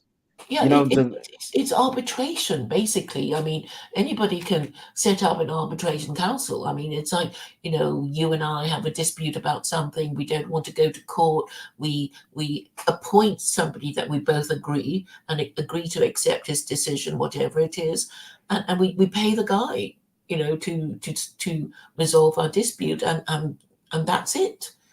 We don't, because we think it's cheaper than going to court or whatever, and having a Sharia council or a Beth Din is basically a form of arbitration mm. because it's very specialized, and the local courts would know about Islamic law, and we want to have our dispute decided according to the rules of Islamic law. So that would be, it's a right, it's a legal right that you have anyway. But of course, for the Islamophobes, they think, oh, they're gonna stone us and behead us and whatever any minute. If that's even what they really believe, I think a lot of it is racialized anyway. I mean, I don't think they really believe in it. I mean, they just have to kind of, pretend that Muslims are lying, or waiting around every corner, to ambush them and behead them and slice their fingers off. They just want to feel their hatred, and and I that's don't all they think have to that believe. would. And I think if Sharia was to be implemented in 21st century England, there wouldn't be no chopping hands off. There wouldn't be no, we're a society that have come up with means of punishing people past those, and those served a purpose at a certain time. I mean, and it's not like even Islam brought about these things; they existed before Islam. Only thing Islam did was provide punishment for certain crimes that uh, punishments already existed for, and such punishments already existed. And I believe the Quran reflects the society it was born in, and I believe that the Quran, how we're supposed to approach this today, is supposed to reflect the society that the people are living in. And so I'm not saying that, I'm not one of these people who are saying that that verse is non-applicable. I believe in certain situations it is applicable. What if, community, we're stuck on a, Muslims are stuck on a desert island, it's enough of us, 30 of us, we got some criminals. How else we gonna deal with this guy? We don't have jails. We don't, you're a thief. You keep stealing. Like, yeah, we're just gonna have to No, chop your it's hand off. cheaper. It's cheaper than putting them in prison. Yeah, but see, you say this, and then that's what kind of messes up secular Quranism, I think, because you're right, but I wouldn't attach that to secular Quranism. I would, like, we won't have to chop off hands. Like the point is punishing people for crimes. You know what I'm I saying? mean, you're talking about whether secular Quranism would amputate people's hands. I'm saying only for violent criminals, right? Only if they use violence and according to the verse, if they express remorse, forgive them. So the first time offender, they always get off. The second time, um, maybe, but third time, off it goes. I think that's fair enough. Well, I mean, and I have to say, like, Brits have to admit, I'm not gonna, yeah, Brits have to admit that the judicial system or the police force out here is weak. Like, I'm coming from the States, man. Our police really will beat you up. Like, you can't, police will kill you in the States. Like, I see the police officers walking around here. I don't know, man. I think I might get away if I really wanted to, you know. But the thing Um, is, they have all these sort of titchy police women, right? You see them and they're so short, and you think, I can outrun them. I bet I could. no, I don't definitely, know if you man, have them, definitely. if you see them, but No, I do see there's them. always I that do see them. excitement to crime. And then people, the sentences here for some of the crimes that I've heard of people committing, Yeah, aren't really all that long. You know what I'm yeah. saying? Like, you really get the book at you thrown if you really get the book thrown at you if you lived in the States with some of these things. And so, I think at least from within some of these European contexts, I think it would be better to have some tougher laws. I think people need to fear the And police. punishment should fit the I crime. wanna be. I mean, I'm scared of the police, so I'm not gonna, I'm traumatized by living in the States. But I think people need to be scared of the police. I think that's right. Police need to put fear. Everybody knows gang members are scared of police. They'll mess with you.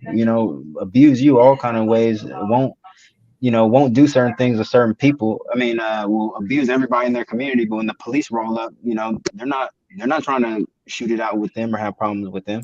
Like, you rarely hear of criminals really trying to apply pressure on the police the same way they do in the communities that they terrorize. They typically straighten up when the police come and put their Mhm. hands up and drop their guns.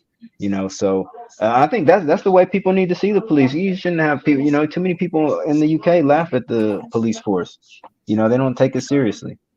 Mhm. And I think, I'm not saying that Sharia law is a solution for that, but I think it's something to consider that, hey, I think we need to kind of have tougher. I don't think the stop and frisk that's going on in London, although I've seen them pull over people with some huge knives, like they're running around like it's 7th century Arabia down there or something with these swords that they're finding on people. But yeah, I don't know. I don't know. I really can't call it for the UK. It's relatively safe compared to the United States, many parts of the United States, but uh, within this UK context, there is some crazy things going on, and I think it's because people just aren't scared of the police. Yeah, yeah.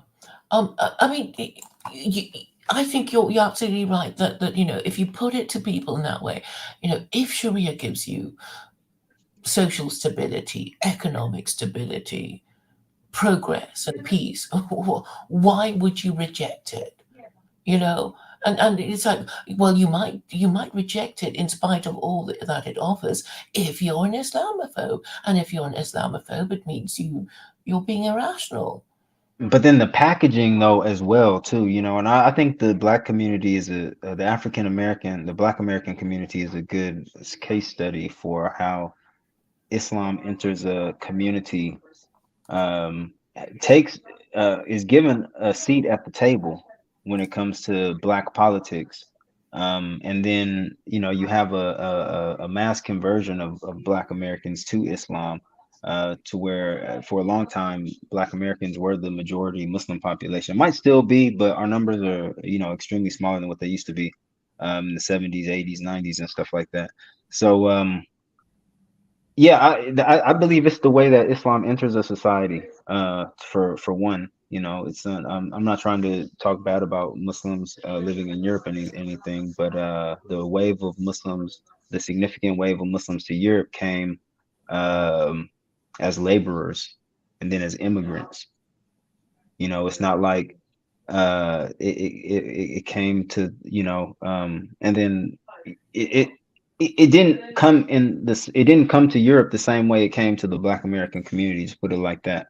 And I think that's and then the way people see Muslims, the way people viewed Muslims in the Black American community versus how people view Muslims in Europe is very different as well. So How do they you view know them? in the United States, or within the Black American community. Well, both, yeah. But I mean, Oh, what is the when difference it in when it attitude? when it came to the Nation of Islam, for one, Nation of Islam were helping people. You didn't have to be a part of the Nation of Islam to get help. You just had to be a Black American. I mean, you just had to be in the community. And so that's Hmm. one thing that people really liked. Setting up programs to feed children, cleaning Hmm. up a lot of criminals, and stuff like that, and just really just being a part of the community and helping out the community is one, and then also having like really solid economic programs or an economic philosophy for Black Americans to succeed in society. They produced, they set up a lot of businesses and employed a lot of people.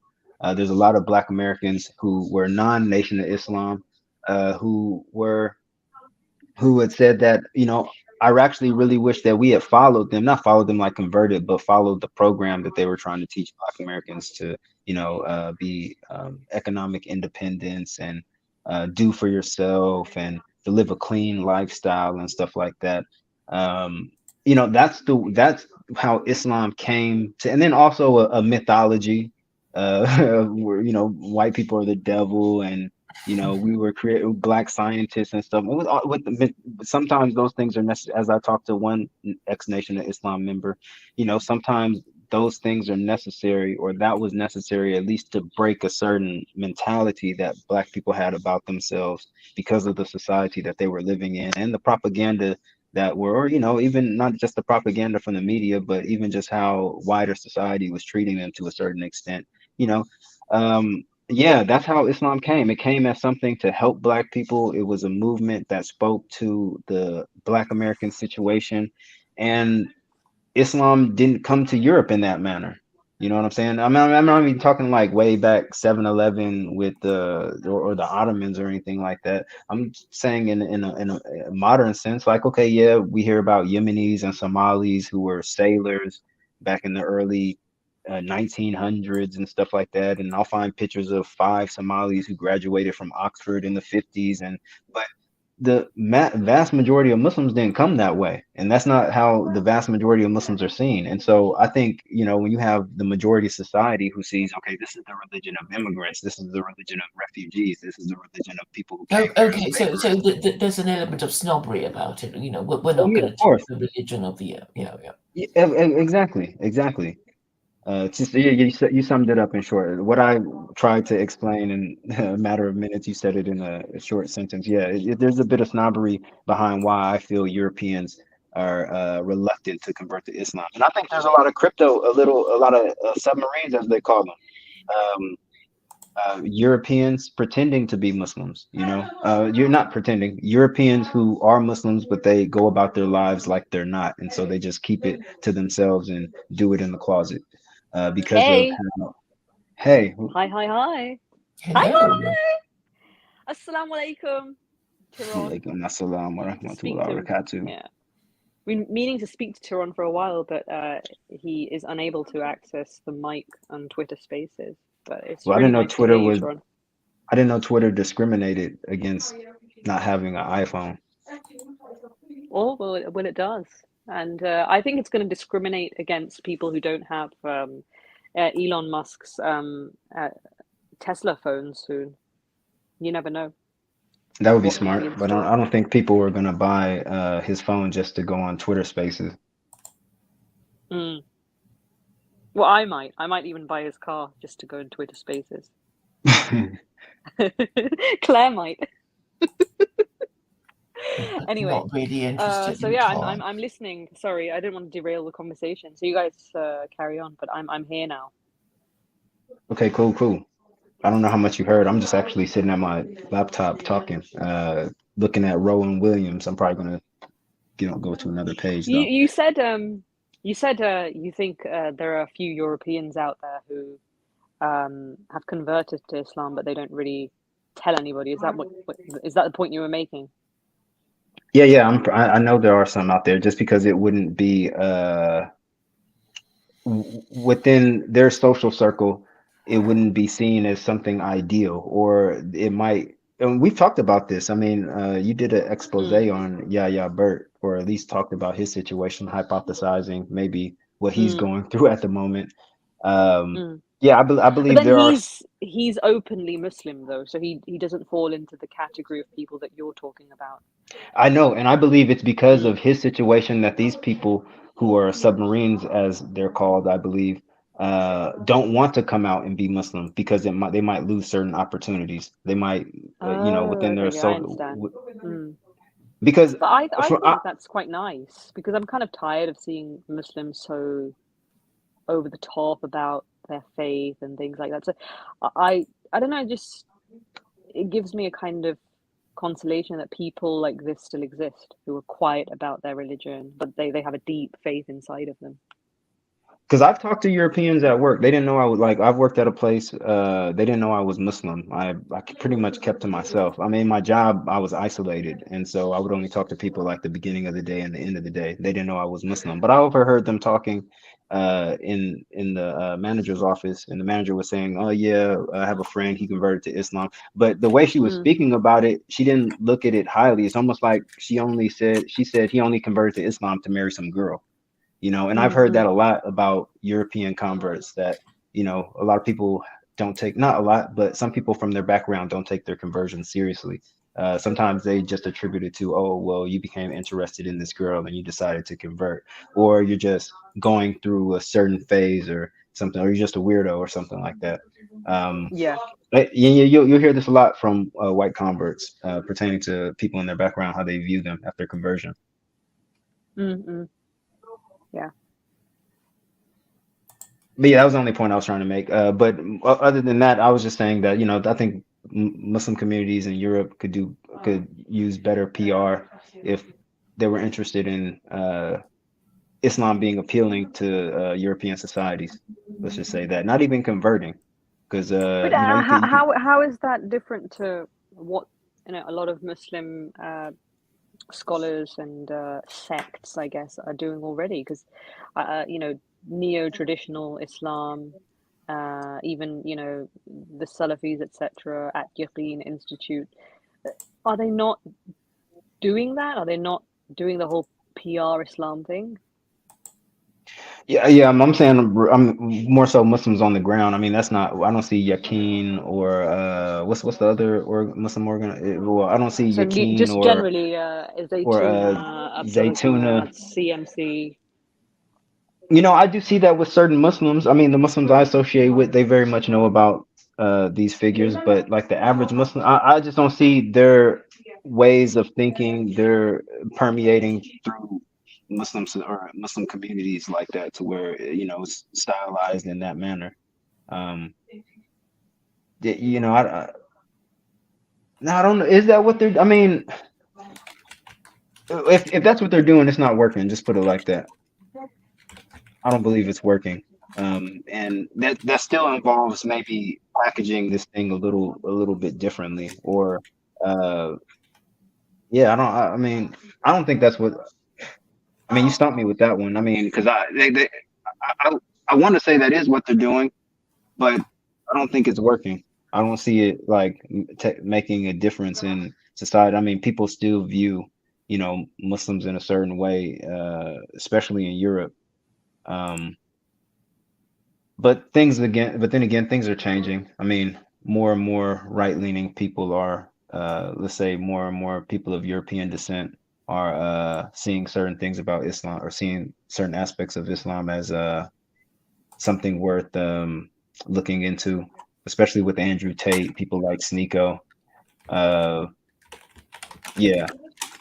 Sorry, I don't mean to waffle on.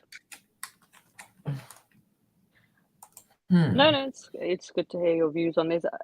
Claire, what is the topic of discussion here? What have you been discussing? Because I only just came into the space this live stream about 10 minutes ago, and then I joined as a speaker 5 minutes ago. So I don't know what you've been talking about.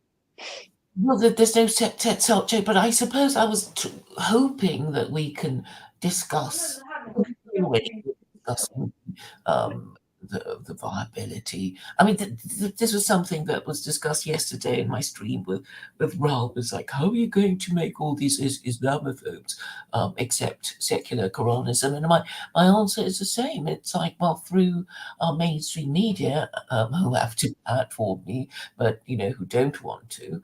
But then I noticed that there are lots of people who don't want to platform me. Because they're not really interested in having a dialogue about anything. They just want to do their own thing and promote their message, and don't want to be interrupted, and don't want to be challenged.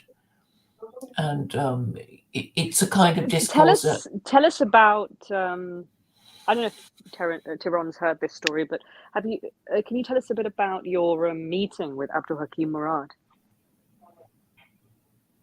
Yeah, I know about this story. I haven't heard the details though. Yeah, give us the exact details, where you were, was it his office? Was it at the Cambridge Mosque? What happened? It wasn't a say? mosque, it was the college.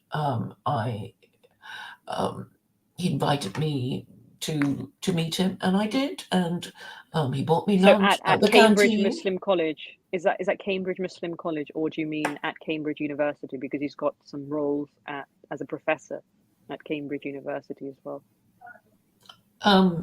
It wasn't a particularly distinguished building, so it must have been Cambridge Muslim College. Right. So you don't remember where exactly you went?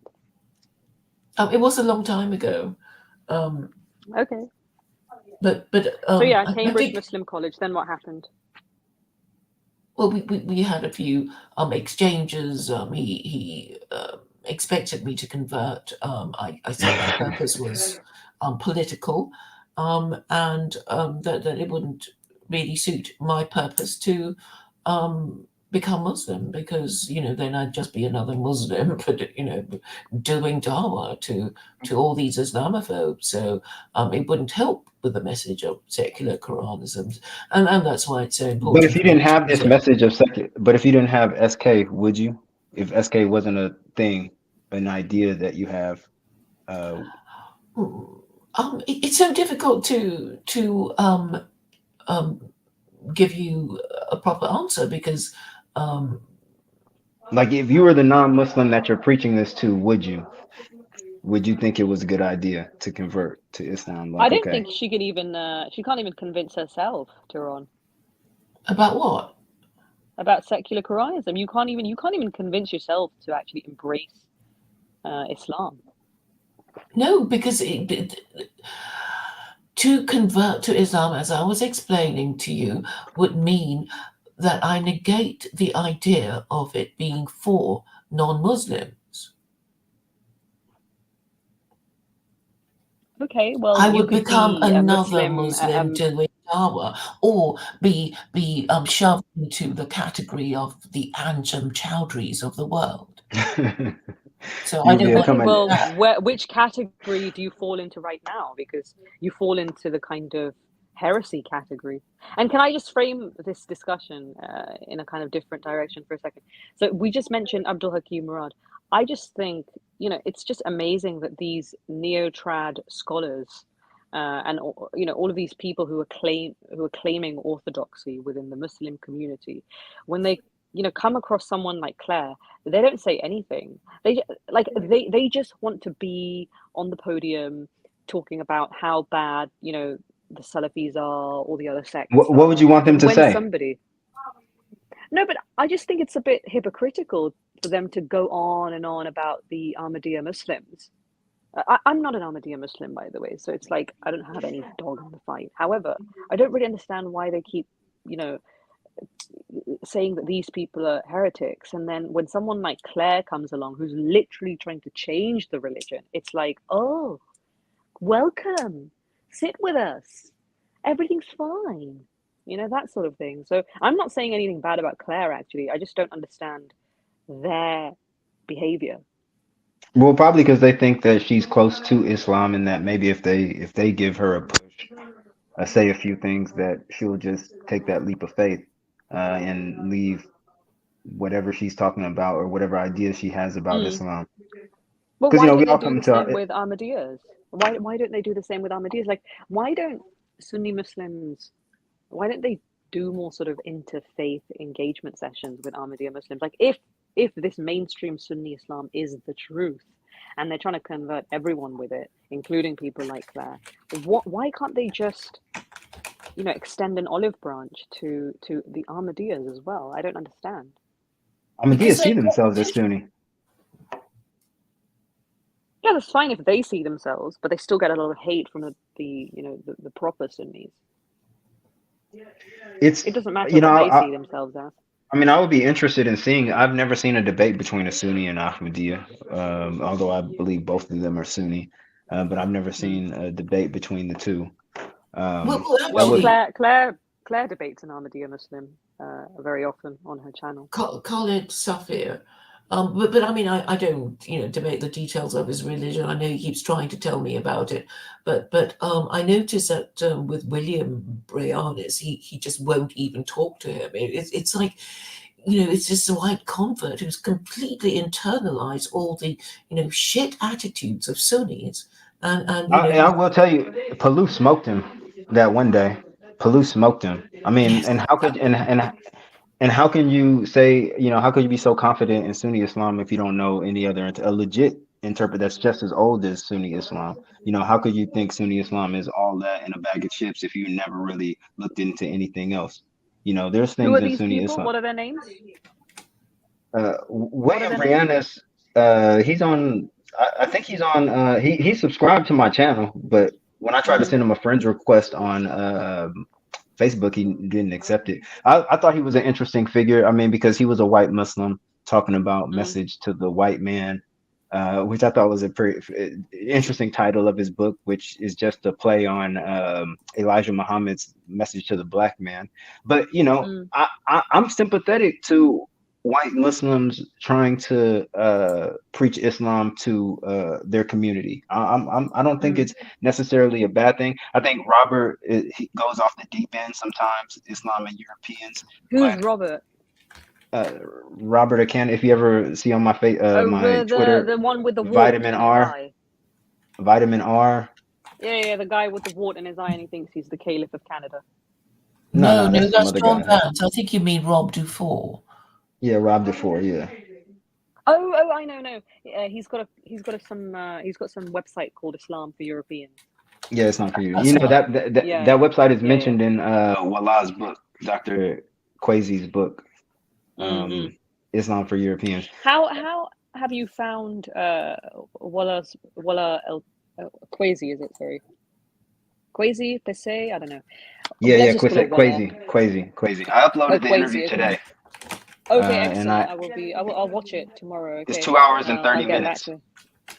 Excellent. Okay, I'm really And interested it in would have watching been it. longer. We had to cut out so many questions. She How answered. come? It was just would have been too long. Like even like Mm, Hamza Yusuf's Hamza Yusuf in politics was an aspect we had to cut out, unfortunately. Just it's not because like we agreed, like that part we're not going to talk about, but that's just the way the cards fell. I mean, it was a really good. can you not upload an extended version or something? What do you mean, like just record the interview full stop with everything, and then just Yeah, it's yeah. up to the other people. It's up to the other people, you know. Oh, I, did she have issues with it? no, have I cut this part out of the interview, but I did stop at 100 at an hour and 30 minutes and say, hey, look, we still got 5 pages of this script to get through. Do you want to Mm. continue, or like how do you feel? And she was like, no, it's okay, let's continue. And so we did another hour after that. But you know, Okay. we had to be like So, wise with. Yeah, go ahead. okay, that's fine. So what did you gain from speaking with her? Whether that's, knowledge about Islam or whether that's, something more personal to you, like what did you gain?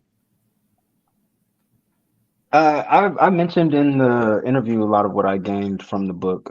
Again, you know, I converted at Leaf Collective, which is, a organization or institution that was set up by Hamza Yusuf. I can't, I think Talif is what Zaytuna used to be, and then when Zaytuna transformed, Talif took its place. And so, you know, I was around a lot of these figures when I first converted to Islam. I've mentioned before, many times before, Usama Cannon was uh, his house was the first house place I had iftar, my first iftar. Um, you know, I've sat at How lectures did you where feel? I didn't understand who he was at the time. I didn't understand what he meant to that community. I went there with my Mm. friend That's Morgan. very She interesting. Yeah. she introduced me to him because she knew him. She had been Muslim 4 years before I was. Me and Morgan had grown up, so we grew up together. So when I became interested in Islam, she was the only person I knew to kind of like gravitate towards. So I started asking her questions. She introduced me to these people, and I didn't know who Usama Cannon was. I didn't know what Talif was. I was hanging out with my friend basically, and I was more trying to listen to what she was saying, and I really wasn't paying attention to Usama. Well, I mean, he was cool. Don't get it twisted. He invited me to his house, but even then also, you know, I'm the type of person. If you take me somewhere, I'm not gonna say I'm latched on to you, but if you're taking me somewhere with your people, I don't know them. I'm about to, you know, kind of stick with you. So that's basically what I did. I really didn't engage with them like that. And same thing when I worked at the first and only molded I've ever been to. It was Hamza Yusuf was talking with Zaid Shaker, and it was a dinner. And I actually worked at that molded. I helped set up and do some other Mm-hmm. things. And so, How do you you know, I find didn't. um how do you find some of the sort of black Muslim voices within the neo-traditional Islam movement? So Zaid Shakir, I know we've sort of briefly spoken about Abdullah bin Hamid Ali, but how do you Yeah. feel about the other ones? Wallah said that Zaid Shaker is a very interesting case because he is a part of the neo-traditionalist movement, but then he comes from the black political Islam that a lot of the neo-traditionalists try to distance themselves from, or the kind of Islam that they really don't want in what they got going on. So, but at that time, I really wasn't thinking about it. That's what I'm saying. That's why this book for me was so eye-opening because it really articulated a lot of what was going on. I mean, because even though I was within that community for say like 2 years, like really engaging with a lot of different people. Then after that, I kind of dropped out. But as I mentioned in the interview, the Bay Area Muslim community is so tight knit that I'm running into people when I'm going to different masjids, when I'm going to Kupas on Friday talks and stuff like that. So I'm still seeing people, and and if that kind of Islam pushed me away or pushed me into a more Salafi Islam. And you know, I always used to just say like I wasn't feeling that Sufi North African type of Islam that they were pushing, and I didn't know it was called neo-traditionalist, and I didn't know Mm, a lot of what they, you know, I did feel like a lot of what they were saying was over my head, way too mm. metaphysical for me, and But yeah, what well, about last book just now? Do you find yourself appreciating it more now, like I appreciate, retrospectively or? yeah, reading her book, I come to appreciate it in a sense like I believe the scholarship that it produced will probably never see again.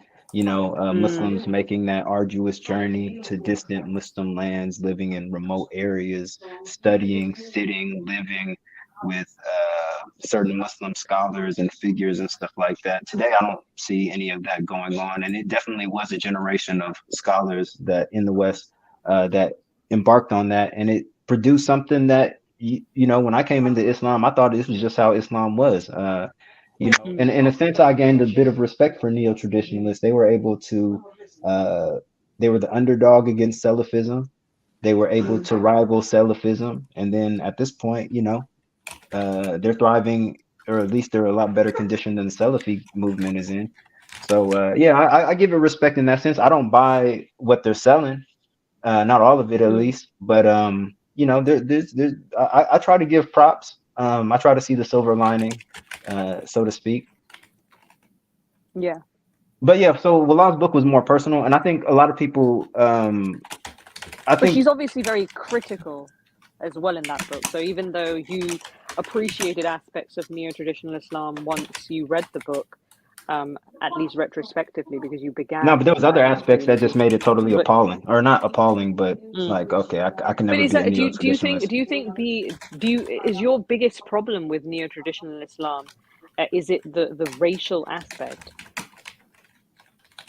I've only been made aware of the racial aspect recently. I've always looked at Hamza Yusuf as something. I mean, he was always been surrounded by, of course, I thought his I didn't even think his Black Lives Matter comment was offhanded. I mean, at the I think I mentioned to you, looking at some of my old pictures, a lot of the stuff I believed was, and I in my history class, my final paper, I wrote a paper against Black Lives Matter.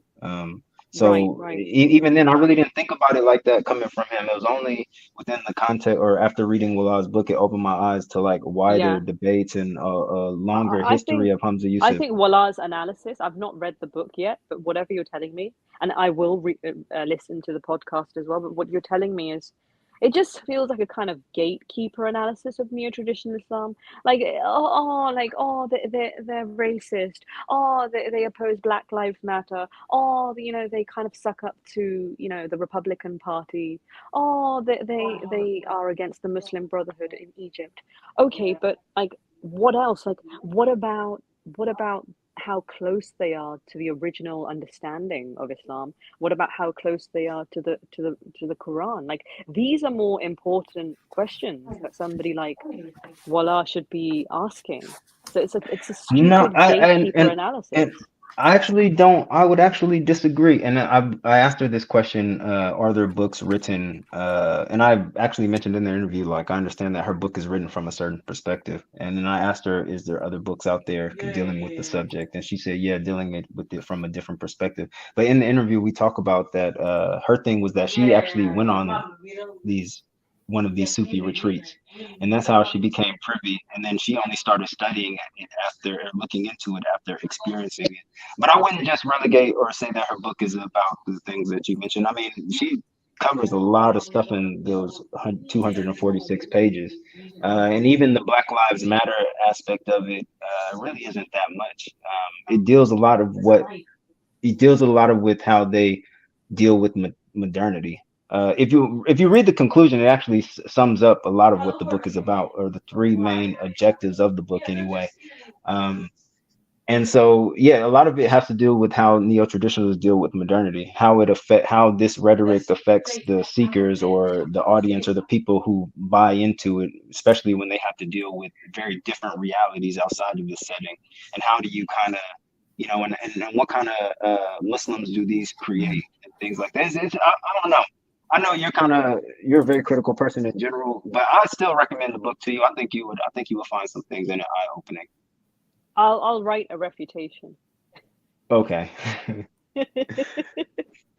Somebody already did. So I mean, there's some people who've been critical of it. Goodreads, there was somebody who was saying, like, why didn't she focus on a wider, different faculty members who don't share? And I asked her that question.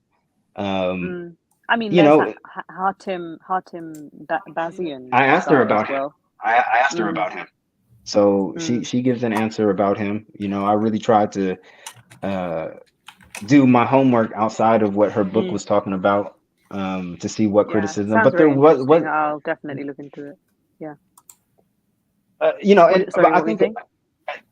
But a good her book wasn't as much about the interview. I actually mentioned you. I didn't mention you by name. I don't even know your name. So, Mm, but I did say that it was talking to you that kind mm, of made me privy about neo-traditionalism in the first mm, place. And then, ironically, her book popped up on my Twitter news feed. mm, And then it mm. was you who kind of turned me to her lecture on these Sufi retreats. So I just want to say that. Uh, a decent portion is about the Sufi retreats. It's weaved in certain sections, and then she does Yeah, have a yeah, section specifically focusing on it. But she actually said in the interview, like she thought it was only going to be about the Sufi retreats, but then it just expanded into more and more topics. Like Hamza Yusuf, and she mentions I shared that part with you about Abdullah bin Baya and Hamza Yusuf and the yeah. Pakistani prime Mm, minister and stuff like that. So yeah. that we didn't have a chance to get into that part, unfortunately. Um, She but looks so young. How old is she's she? like our age, my age. I think a Your little bit younger than Is me. I'm she 36. I think is she's a she little bit younger Michelle than me though. Hussein level beautiful, Claire? well, she just looks like a girl, a schoolgirl of 16. Um, she doesn't do anything for me, really. Okay, I wasn't expecting any woman to do anything for you, but okay. Well, I mean, she's not going to go, I'm not going to go, oh, whoa. But Mm, she's, I guess, conventionally pretty. mm. What is her background though? Her ethnic background? I believe she's Egyptian. Terron? Egyptian, okay. So yeah, that's Who's been your favorite guest in your podcast so far? I like the Streamses. I really did like talking to them. That's only because I talked to them for to put together Who, that sorry? interview. The Who? because Sarah Stroomza, I interviewed Sarah Oh, Stroomza first, even though I reached out to her husband first, Guy Stroomza. mm, Um, but he hinted towards me in interviewing his wife first because he was like, "Look, I'm not an Islamicist. I focus on mm, early Christianity and late antique religions and stuff like that. I deal with Islam, but not in the same manner like my wife or Islamicist would. So you should speak to her." And I was like, okay, but I still tried to set up an interview with him. It fell flat. And I was thinking like some months later, maybe I should reach out to his wife. So I reached out to his wife. She was wonderful. We talked, we exchanged lots of emails. We had a pre-interview chat that went really well. Um, she put our interview on her CV. Um, so and she was really nice. She complimented me. The conversation. She said she didn't even know that we were recording. That the conversation was so smooth. I caught COVID in the between setting it up, so I had to extend it. So it uh, that actually helped the interview because the script I had written at first for it, when I read it to her, she was like, "Look, this isn't even what my book is about."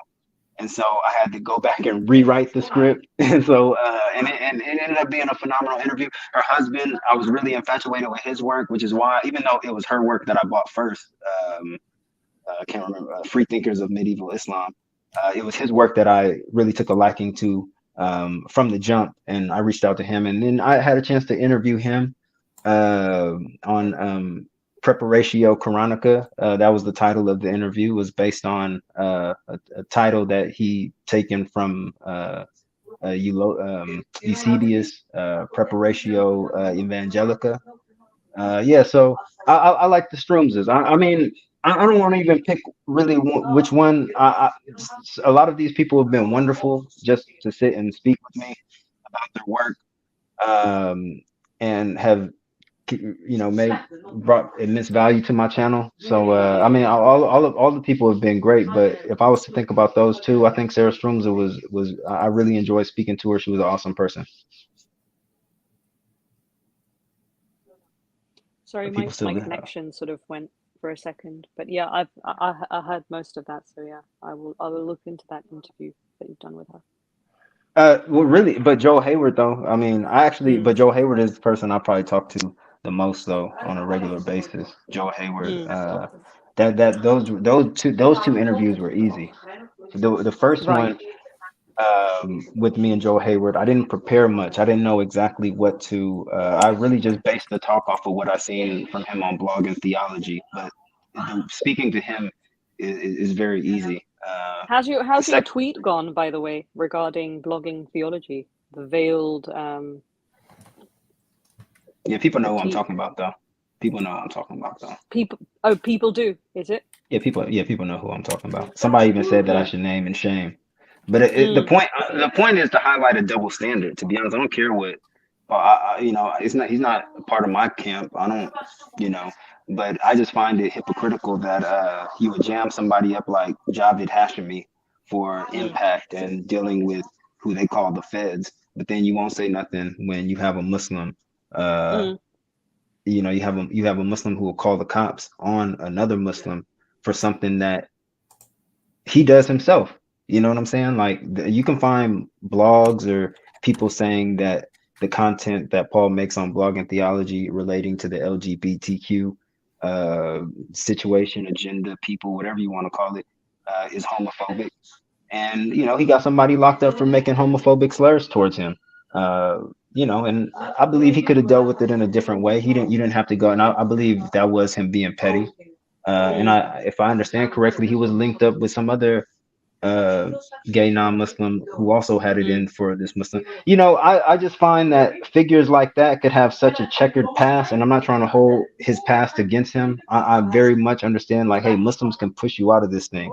Muslims can drive mm, you crazy. Muslims, yeah, can cause you to recant your faith just to say F you to them. So I yeah, don't hold that against them, but the fact that you'll throw shade on Muslims who have never had that kind of past, who have really made transformations and never turned back.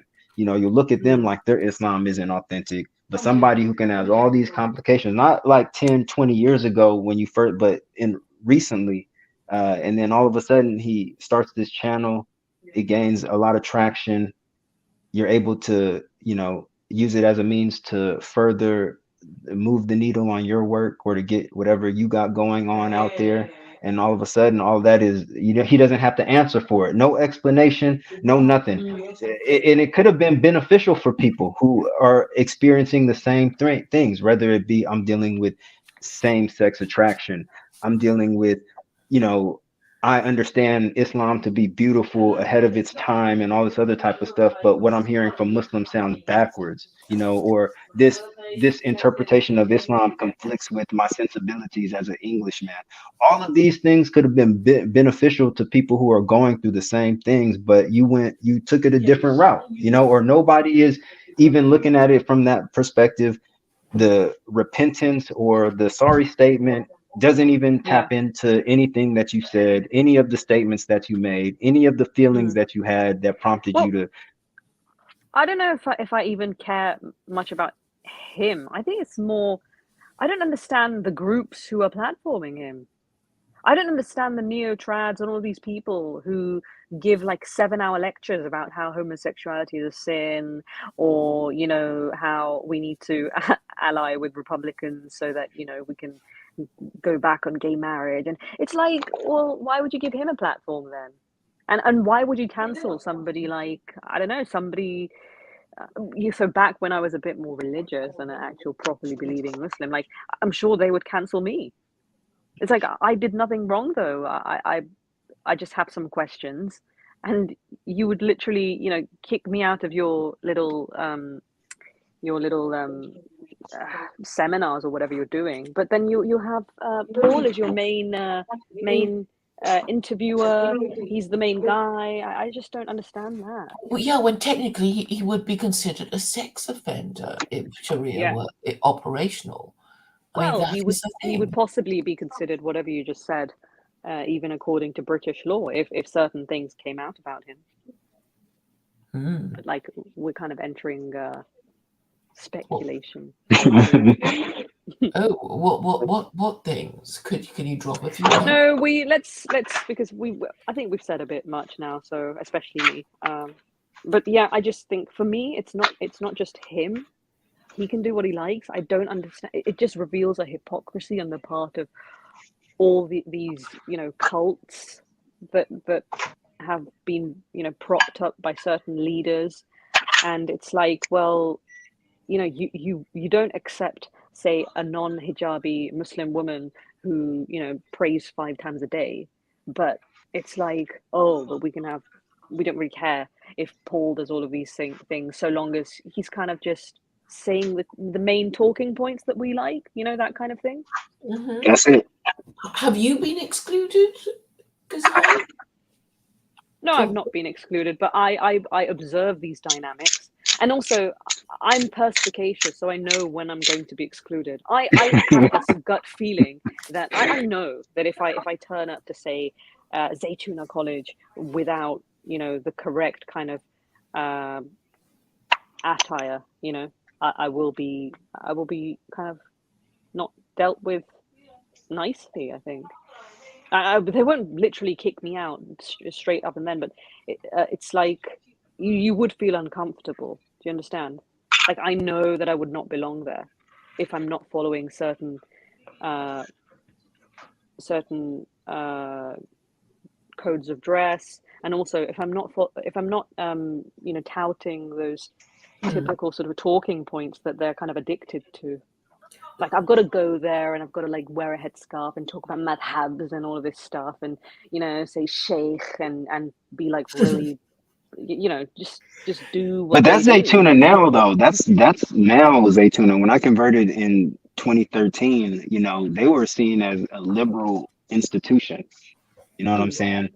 And Wallah uh, points that out in her book. We talk about that in the interview too. Like, I remember that was one of the reasons that pushed me into Salafism. I wanted something more. Like, I don't want this liberal. Like, I'm trying to leave a liberal Californian lifestyle. I'm not trying to Islamicize it, and so that's what pushed me into Salafism, because it was way more conservative than what I was seeing from these neo-trads at the time. But now, in the last 5 years, seems like mm, they've kind of jumped ship. They've got out the liberal mm. limousine and been Well, I think they're rocking. still they're still broadly liberal. Like, they act like they're really doing stuff with the Republican Party, but there's not actually real tangible stuff there.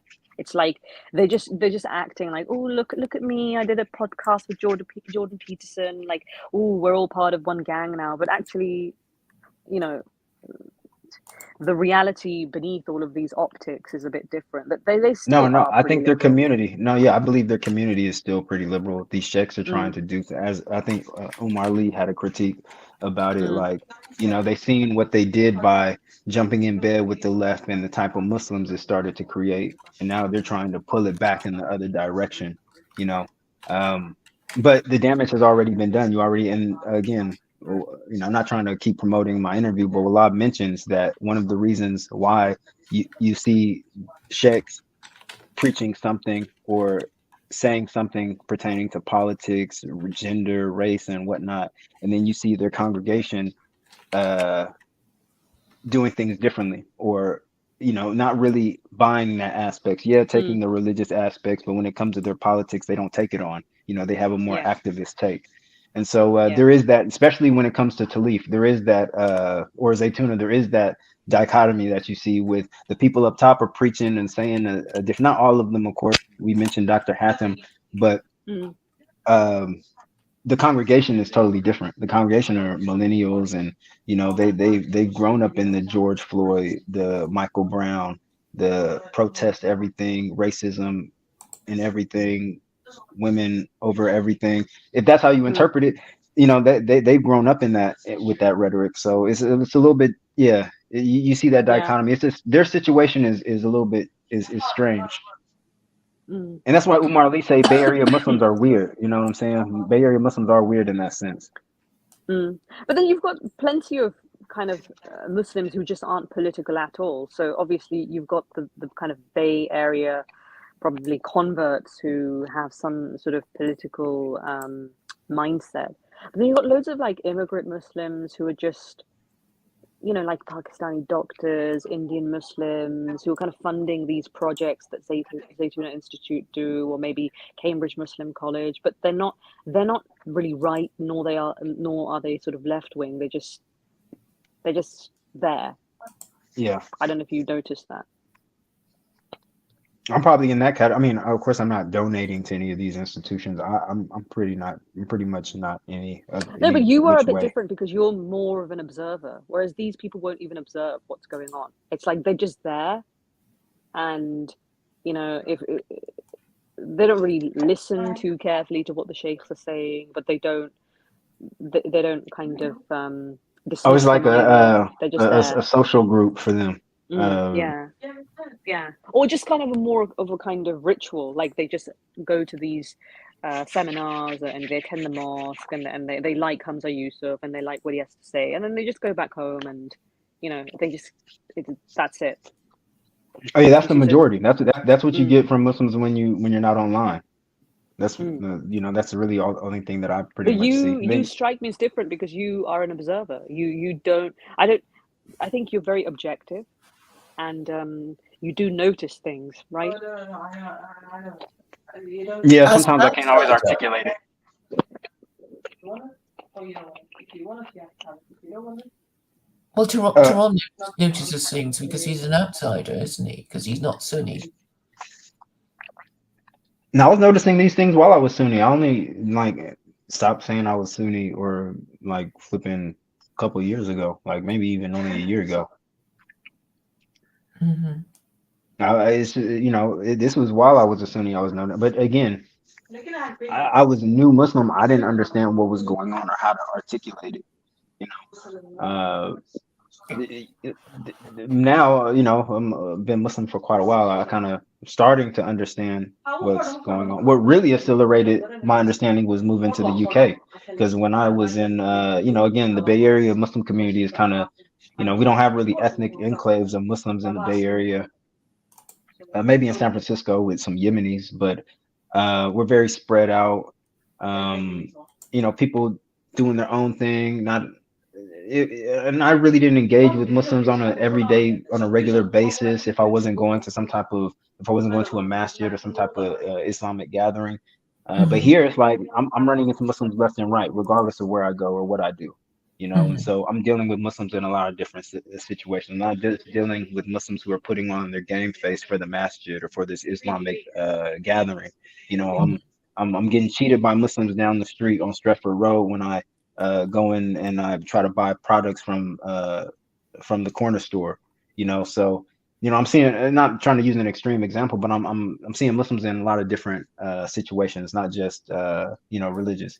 So so yeah, it's opened my eyes to certain things that I mean it's constantly been unfolding since I converted. I mean, from the time when I thought Muslims did everything according to the Quran and Sunnah, that you've got a I was very shocked. nice compliment from Javad Hashmi, by the way.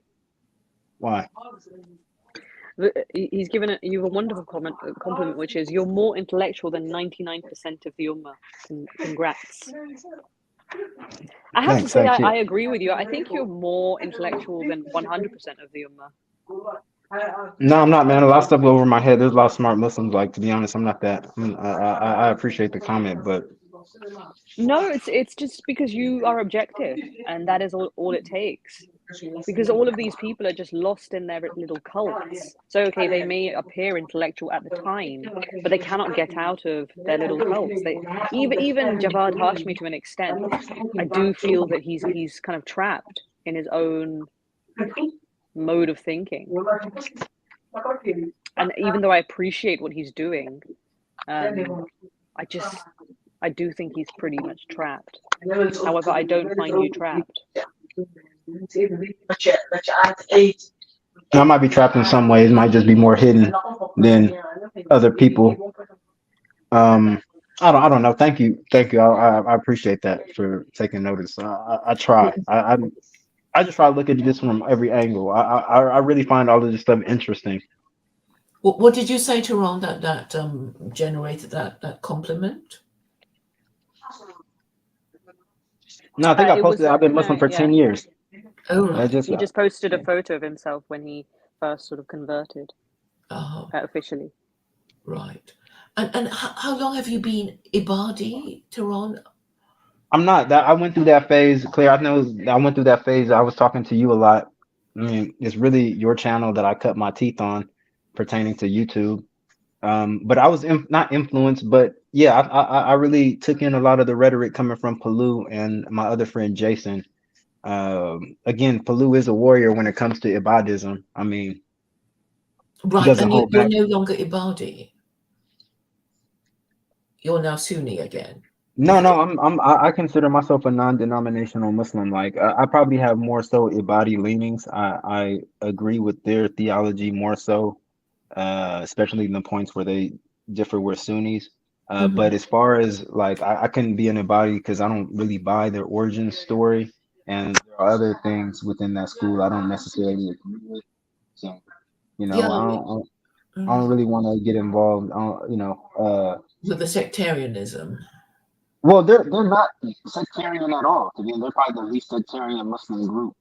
Even Or in be the Oman, victim of sectarianism, I suppose. it just didn't fit my style. It just didn't fit my lifestyle. It just didn't fit. It just wasn't for me. And then Mhm. also, if I had to buy the origin story, uh, I don't buy the origin story, so I don't think. I wonder how that would be. I look. They got their own thing going. They're a small sect. They're trying to keep their they're trying to keep their dogma going generationally and stuff like that. I'm not trying to get What is involved the with my. origin story? I'm afraid Well, I. it's just that job. This might be boring to some people, but that Jabir bin Zaid was an Ibadi, was the first Ibadi. I don't believe Jabir bin Zaid was the first Ibadi. There's other, the fact the origins of the community, I believe, started with his students. I don't think they would accept. They might sound like small things to you, but to them, they that's what they believe. And Mhm, here am I saying that no, I don't believe that. It could create ripple effects within the community. I don't know, but mhm. some bodies don't like that I have those takes about and that I think the Cottagites weren't bad and stuff like that. I think the Abadis engage in polemics against the Cottagites.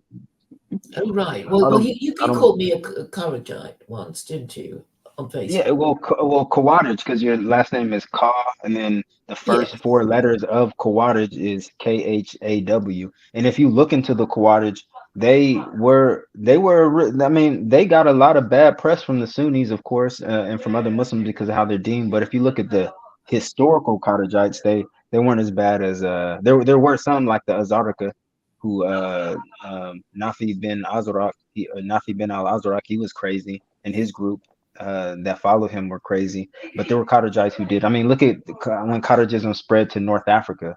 They had good relations with the Christians and Jews. You never hear of Ibadis oppressing people, and they say Ibadis are a branch of the Cottagites. I don't believe that, but if you just look at the history of Cottagism, and it's very different than what you read about them from Sunni sources. Just put it So, like so that. basically, a Khawarij is a person who thinks, who takes a literal interpretation and says, or they reject the government interpretation. Is that reasonably accurate? Well, we really don't know what the Cottagites believed exactly. Like, we don't have any works from them, any books, but they say, like, yeah, they were very literalistic or something like that. Well, um, Tehran, it's probably worth telling Claire how the Khawarij are kind of caricatured in Sunni Islam. So they're portrayed as this really extreme sect. And like you'll find a lot of Muslim scholars, the neo-traditional Muslims, the Barelvis, the Deobandis, all of these sorts of sects that you probably have seen in the UK, Claire. They will, and obviously when they're back home in Pakistan and India, etc., they will use the Khawarij to kind of present themselves as the orthodoxy. So they'll say that the Salafi Muslims, the Wahhabis, they are the Khawarij Muslims that the Prophet Muhammad warned us Warned us to about. stay Yeah. away from. Yeah, Mhm, but mhm. obviously Tehran has a more historical approach. So he's saying that actually the initial Khawarij they weren't bad people. They've been they've just been The caricatured the in the North mainstream. Africans, the Berbers used cottagism to overthrow the Umayyads. and that was how they got independence from the central Islamic government.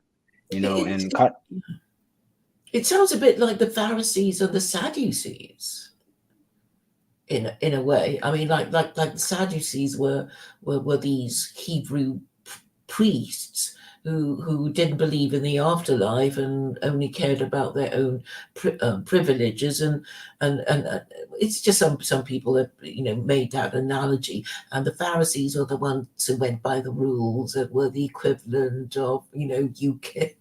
That's what I heard. So I don't know. Were the Will Khawarij you just? I peasants? will wait, Claire. I'm actually going to look into your analogy. So, what did you say? So it's the which Sadducees example and did the you? Pharisees. How do you spell the first one? Sadducees. I wonder if they would be more like the Essenes though than I think that the Essenes were kind of monkish people who became extinct, or I don't yeah, know. the Khawarij were seen as monks. They, you know, that's one of the things. The real Well, Khawarij, you mean? yeah, they were seen as like monk-like, you know, pray all night, warriors in the day. You know, they were known for being very egalitarian. One Cottagite wife was known to preach in the masjid, known to lead an army. Um, they really didn't care about. They didn't believe the caliph should be of the Quraysh, like with the Sunnis, and they didn't believe in the Ahlul Bayt being the inherent leaders of the Muslim community either. They believed more of a meritocracy when it came to who should be the caliph. It had nothing to do with tribe or um, family. So Yeah, they sound all right to me. I mean, it seems like they took the literal interpretation of the Quran, and the government saying, no, no, no, you can't, you peasants no, can't. I don't think so. Because if you look at where the Cottagites were based in, Basra, I doubt that. I doubt that they took a little. I doubt that they took. And then when you look at some of the who the Cottagite, mind you, that some figures who Sunnis revere studied under Cottagites, like Qatada bin Diama. You see a lot of opinions within Sunni sources from Qatada. He studied with Cottagites, and Cottagites studied under him.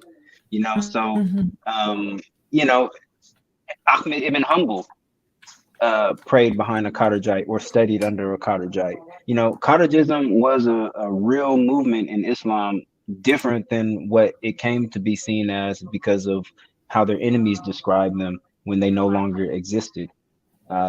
You know, they were very much a part of the Iraqi milieu, especially in Basra.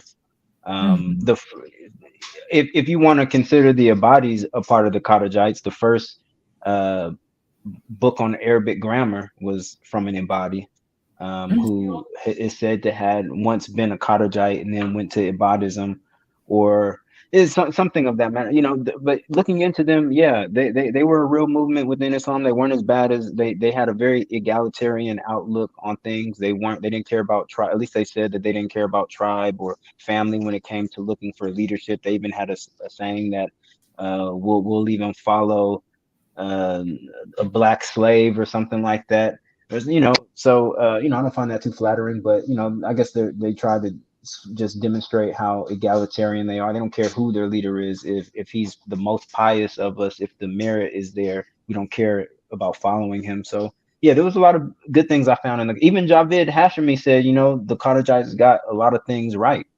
Mhm. So but they went the same way as the early Christian sects, like the Ebionites and the Nasara, who existed and were legit Christian sects, but faded out or were defamed by their enemies. More so the Christians. I don't think the Jews talked about them. That was another way of killing them, with silence. Mhm. So yeah, I would put the Cottagites in the same camp as the Ebionites and the Nasara in Christianity, a very early Muslim understanding. Some say the first Muslim sect to develop. And yeah, I can go on and on about it. I'm quite fond of the Cottagites. Sorry. Hmm. I think Claire is conflating the Khawarij with the Zahiri school. So there's a school. Never heard of the Zahiri school. Oh yeah, they were You'd very probably appreciate literalistic. them because they Zahir in Urdu and Arabic. Well, Zahir is the The pronunciation in obvious, Arabic, but that the literally apparent, means the apparent. the apparent. Yeah, And he didn't believe in no. I think he was like Quran and Sunnah, and that was it. No opinions, sayings from the companions or Sahaba. sure. Yeah. He But really in just some ways, that school was quite liberal as well. I mean, if you know of Ibn Hazm, the Andalusian Muslim jurist, yeah. He's he known was for his quite liberal. He's he's more written a known book for on his love. poetry. Yeah, Maybe poetry. Claire should look into that. I don't know who they are. These people you mentioned. IBN, Ibn meaning son of, and then Hazm, HAZM. See, and you knowing who these people are and their works, or at least their thoughts, I think it would contribute to secular Quranism, a bit. You can kind of shape this thing a little bit better by knowing who these figures are, seeing the type of thoughts that Muslims in your same situation have had, pertaining to their book, pertaining to the Quran. Well, I'm just reminded of what Nietzsche said about interpretation not being a function of truth, but that of power. And it seems to me that, obviously the government wanted to retain complete control over the interpretation. And there were people below who said, well, this interpretation doesn't suit us and obviously goes against the reasonable interpretation of the meaning of the words. So, well, this is something, much fought over in law anyway, people disagreeing about the interpretation of words and saying it's unfair, and the wrong people are interpreting it in the wrong way. So Allegedly, Islamic civilization, especially in the classical period, they were open to multiple interpretations of the Quran. yeah, I mean, the whole idea of secular Quranism is that, obviously I have my ideas, but the principle is that every country who adopts it will interpret it according to their own legal traditions, and there won't be anything I can do about it because, because if I said, oh, it's all got to be interpreted in exactly the way I say, well, people would just defy me. So, so there's no point even in insisting on it. The broad principle is that, well, obviously you should follow the Quran if it's the best available guide to humanity, and if you're going to follow it, you should interpret it in a way that isn't in conflict with humanity and reason. And if God exists, He will reward you for interpreting it correctly. And if you interpret it in a crap way, then everybody will hate you and rebel against you, and your civilization will collapse. Which is kind of where we are now, because everybody is going on about the rule of law. It's like once people don't think they're going to get justice in court, then they're not going to bother with paying lawyers and waiting for judgments and shit like that. They'll just take the law into their own hands. And Right. this is the dangerous situation that our ruling classes have got themselves into, because they think But don't you think living in theory is a bit, useless? Like living in theory. Living in theory. Should you not see how the law is looked at today, instead of just living in theory land all the how time? it is looked at, and it's. And then you've also got the rise of corporate law and things like that. I mean, public law is now so underfunded. I can't even understand why all of these, judges and lawyers are willing to educate themselves so much and work for like pennies compared to what you could earn, in private practice. Is that what you mean? Well, yeah. So obviously judges have to be paid properly, or they will take bribes. Well, they don't even take bribes in this country. What? That's been the claim, but they don't take bribes here though. In general, the UK is not really corrupt. Well, they just give wrong judgment. The UK, I think English people, British people are just a different kettle of fish. I think they evolved through like a different because they're not even corrupt. Like they're willing to work for not that much, and still they won't even be corrupt. Well, maybe other English people disagree with your assessment of the incorruptible nature of the British character. Um, I mean, they've been complaining about corruption all the time. I mean, if you talk to them, they're not happy. I mean, we know that Americans are not happy. They Yeah, but I'm complain not about including America. I lawfare. know that the American justice system is really corrupt, We're but corrupt I'm too, not. because basically we take our laws from them, we take orders from them, or our prime ministers do, and nobody respects the kind of dime a dozen here today, gone tomorrow prime ministers that we have.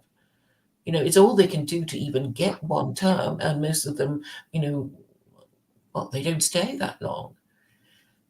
And it's also quite important for leaders to stay a bit long, so people can get to know them and whatever. But they don't even care about these things, for themselves. Forget us. I mean, it's the impression that they give, and they don't even, understand that you have stability, you have longevity, so people know that there's been, some kind of track record, not a 44-day prime minister as Liz Truss Mm. was. It says the least corrupt justice systems in the world are Denmark, Finland, New Zealand, Norway, Singapore, and Sweden. Well, I mean, I've The spoken. most corrupt is Somalia, Syria, and South Sudan. Well, we have to question ourselves about the samples. I mean, I know Singaporeans are not really happy, but because I've shared a table with them, and suddenly they started complaining. It depends on what kind of Singaporean you are. If you have a job in government, you're not, you want to think that you're doing a good job, but maybe the people subject to your policies don't, and the overall satisfaction levels is determined by polling, right? I mean, they still do that in Russia, they do it in China, and even Syria, and I guess it depends on the sample that you get your opinion from. And I guess we can only give anecdotal evidence of people who agree with us and what we read and who we speak to and all that. Yeah, I heard Ghazal say Somalia. Funny story. My in-law, at least my mother-in-law, just moved back to the UK from Somaliland, and she was saying that she had enough. She much rather be in the UK, much rather be in the UK. Hmm. Hmm. Yeah, yeah. I didn't have no point with that. I just thought that was funny when I heard it. Yeah, I was yeah. about to I get mean, off I on think mute. people would want to live in a I guess first world society where most things work. But as far as justice is concerned, I mean, they do have lawfare in America where they are pursuing any lawyer who might want to act for Trump or his supporters. Yeah, but stick to the UK for a second, because even I've said that, yeah, I acknowledge that the US justice system, it's really corrupt, and well, it's not among the top 10 corrupt countries, though, let me tell you that. But still, like, I was focusing on the UK. I don't think the UK is corrupt. Well, do you have much to do with people who complain about the court system? I follow certain cases, people who Oh, yeah, are you've been dissenters. following that case of that lady, that Alison I was person who, huh? I used to bang on about her so much back when I Do first you was know what I'm talking. talking about, Terron? Yeah, I used to go on about that case a lot though, Claire, back in the day. Like I Yeah, still I remember. do, because technically there is no Holocaust denial law, but you can still end up in prison over it. I mean, Okay, but people can that's laugh not about really an it, but example of corruption, really. I'm sorry, but well, yes, it is corruption if they're deliberately ignoring the law just to get you. I mean, you can think of, well, okay, Anjan Chowdhury. Actually, I wanted to talk about him. So, why are you so obsessed with him? well, because It's he's like no political Muslim and even he's takes him Muslim. seriously. Well, no, Well, no Muslim actually, even. they did. I mean, that's why he's in jail. I mean, obviously, they take him seriously enough for him to end up in jail. They sent a lot of people to their death. I'll tell you that. Just for that. He was Yeah, able so, to convince a lot of people to go yes, fight in a. yeah, and ISIS, he was encouraging them to yeah, join up. Nobody questioned why he wasn't taking his ass out there to do it himself. I found that a lot of these sheikhs who was preaching that, they sit in the UK, tell people that they need to go do this and that, these foreign lands, putting themselves in danger, harm's way, all this type of stuff, but they never made that attempt. I don't think a lot of the popular scholars who were or people talking about that back then, yeah, they never made that jump Okay, to go out well, there. Anjem Chowdhury, I'm sorry to say, but I'm just going to say this on this space and this live stream, but Anjem Chowdhury, according to me, is MI5. I wouldn't be surprised. Because, like, look, even here, there's a Daily Express story, which is that MI5 blocks Scotland Yard from arresting radical ISIS supporter Anjem Chowdhury. So, like, the British government, they wanted lots of ISIS fighters. Sorry to say, but they were on the wrong side of history. And they're absolutely fine with all of these people coming back, just like shopping at Tesco, like nothing happened. Except for that bacon woman. Yeah, but that's just an example of, kind of using somebody as a kind of scapegoat. Like, I don't know if you've read Girardian scapegoat theory, but she's a good example of that. And the media always likes to use, one or two people as a kind of face for something when Make it there's look a like we're lot doing more going something. on. So personally, for me, like, But I mean, I was like surprised how much publicity he got. I mean, he was on a lot of different news stations. I've seen him on Irish. He was platformed on Irish television channels. He was platformed on a lot of UK television channels. Fox News, Uh, Sean Hannity. yeah, he was by far for a period of time. He was the most popular Muslim figure, or at least the most widely seen. Just put it like that. Yeah, so that may have also been some sort of MI5 push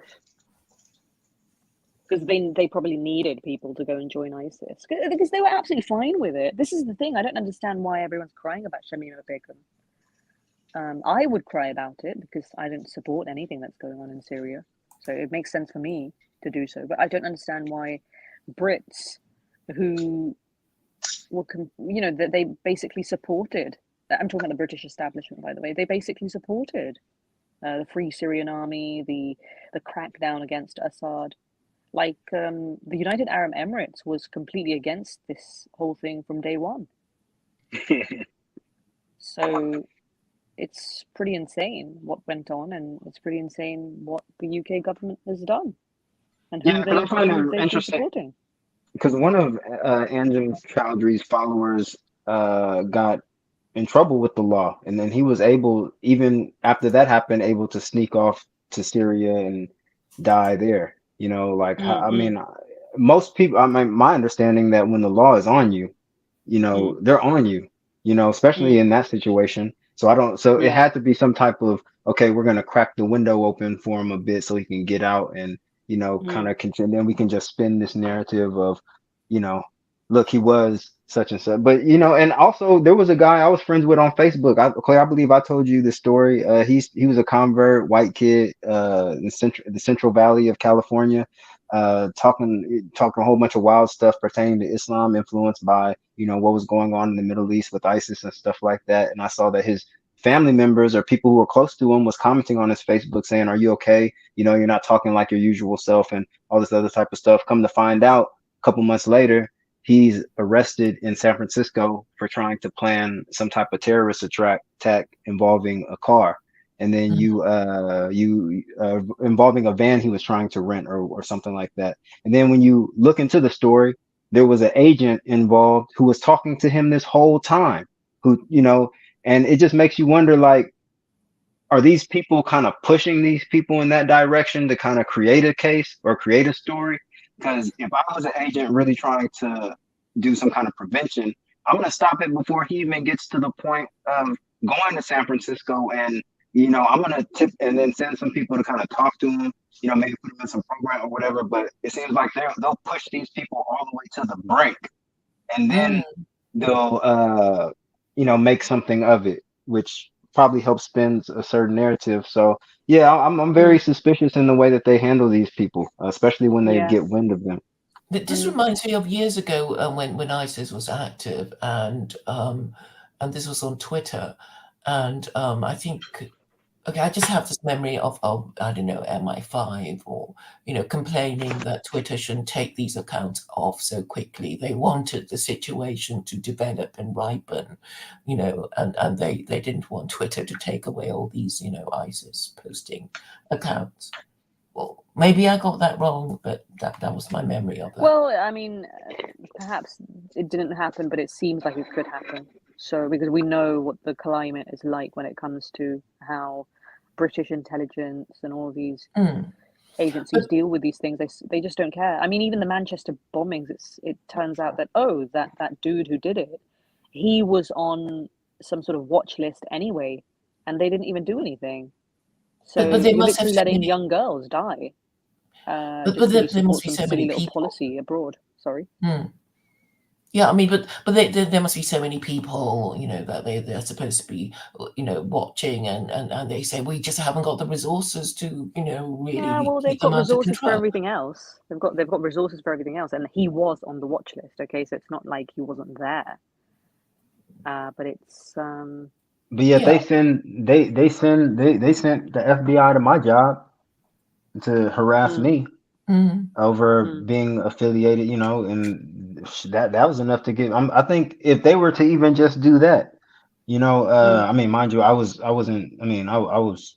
It's really because of Sheikh Faisal, Sheikh Abdullah Faisal. If anybody in the UK remember who he was, Sheikh Abdullah Faisal Al Jamaica or whatever.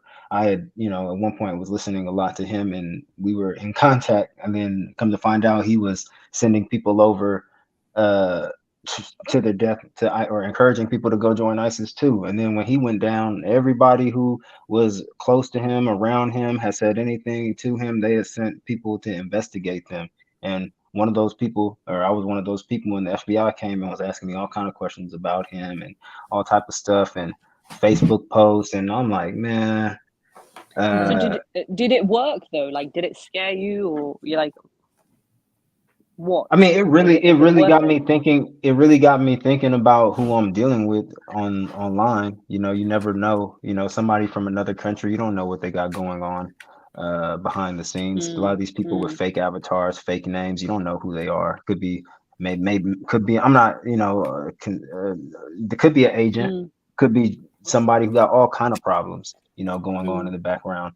Um, mm, so yeah, that just really made me more careful with who I associate with. I think if that thing didn't happen with Sheikh Faisal, I probably wouldn't have batted too eye. I probably wouldn't have cared so much about that kid I told you who was talking crazy and what I was seeing how his family was responding to him. I probably would have just said, whatever. But I knew that these people are trouble. You know what I'm saying? So I should disassociate myself before anything happened. Luckily, I mm, unfriended him long before that thing in San Francisco. I actually didn't even know when I saw that thing that happened. I mean, because I was working in San Francisco, I lived in the Bay Area. So before I even knew it was him, I was reading about it, and then I started putting two and two together. And then they showed a picture of the kid, and I'm like, I went to Facebook to compare the picture of what I remembered of him. I was like, damn, man, it's the same guy. And so, sure.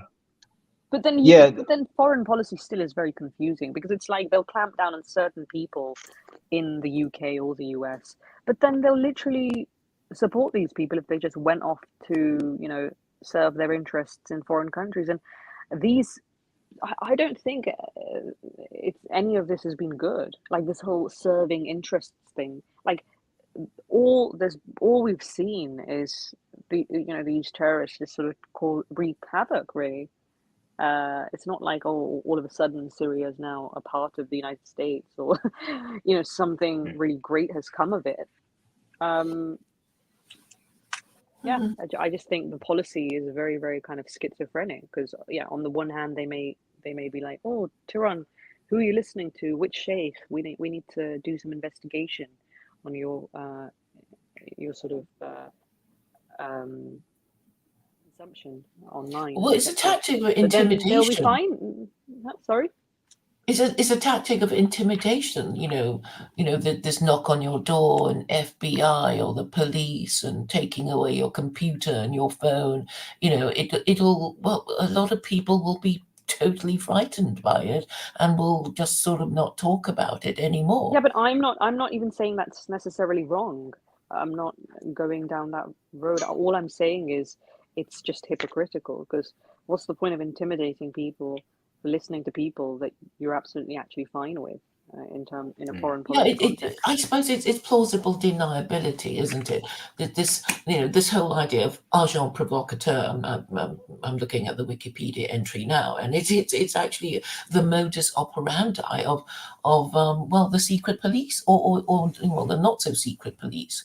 I mean, it says an agent provocateur is a person who commits or who acts to entice another person to commit an illegal or rash act, or falsely implicates them in partaking in an illegal act so as to ruin the reputation of or entice legal action against the target or a group they belong to or are perceived to belong to.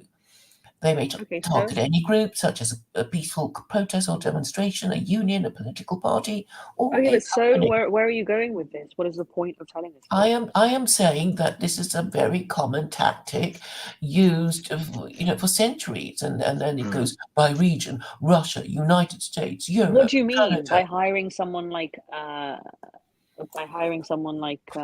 Anjem Chowdhury? You mean? No, no, no, no. I'm talking about like to pretend to be Muslims online to, because I felt like, man, I had some, really feel Oh, like I had some of these kind of people on me who would message you, say things, see what you think, or try to develop some relationship with you by, correspondence through messages on Facebook or social media. yeah, And but then then, you became one of them. and then, well, I was already one of them, and I probably, well, because I did kind of have like very out there views about Islam in this period. I was a new Muslim, and a lot was going on politically. No, Uh, I mean you became one of the agent provocateurs. who, me, myself? Mm. Mm. How? Well, not Really? literally, not literally so, but like you are interested in what other Muslims think, and Oh yeah, you're yeah, very yeah, open yeah, about it. yeah, So yeah. I But don't I'm mean not. literally that somebody's hired you. Yeah. Yeah, but I'm not trying to push them in any type of direction, though. No, no, Mm. I feel like these people would say things, ask you questions, like, man, these non-Muslims really upset me, man. Sometimes I want to, Mm. somebody said something like that to me before. Were they good at it, or were they like could you just see through it? Like were they like very like like LARPing, and you could just You see it know, was theatrical? I don't know if the dude, I really think I had one on me because this dude would talk to me every day. He pretended to be Palestinian, younger kid. Mm. You know, we would talk quite a bit, and he would say certain things like that. I would just brush it off. But man, I would do my homework. I'll be doing my homework sometimes, like, yeah, man, I'm just chilling doing my homework. He's like, oh, what's it about? Like, yeah, man, on this subject. Sometimes he would help me but then he would say some wild stuff. And then when I like started listening to Mufti Abu Layth, and my views Mm. like totally changed. Mm. Uh, yeah, man. A lot of these people stop. I stopped getting likes from a lot of people. Let's stop. People stop. I know Muslims can kind of be like that when you start, when you switch directions a bit in your Yeah, Islam. But it might just be because Muslims do that anyway, as you said.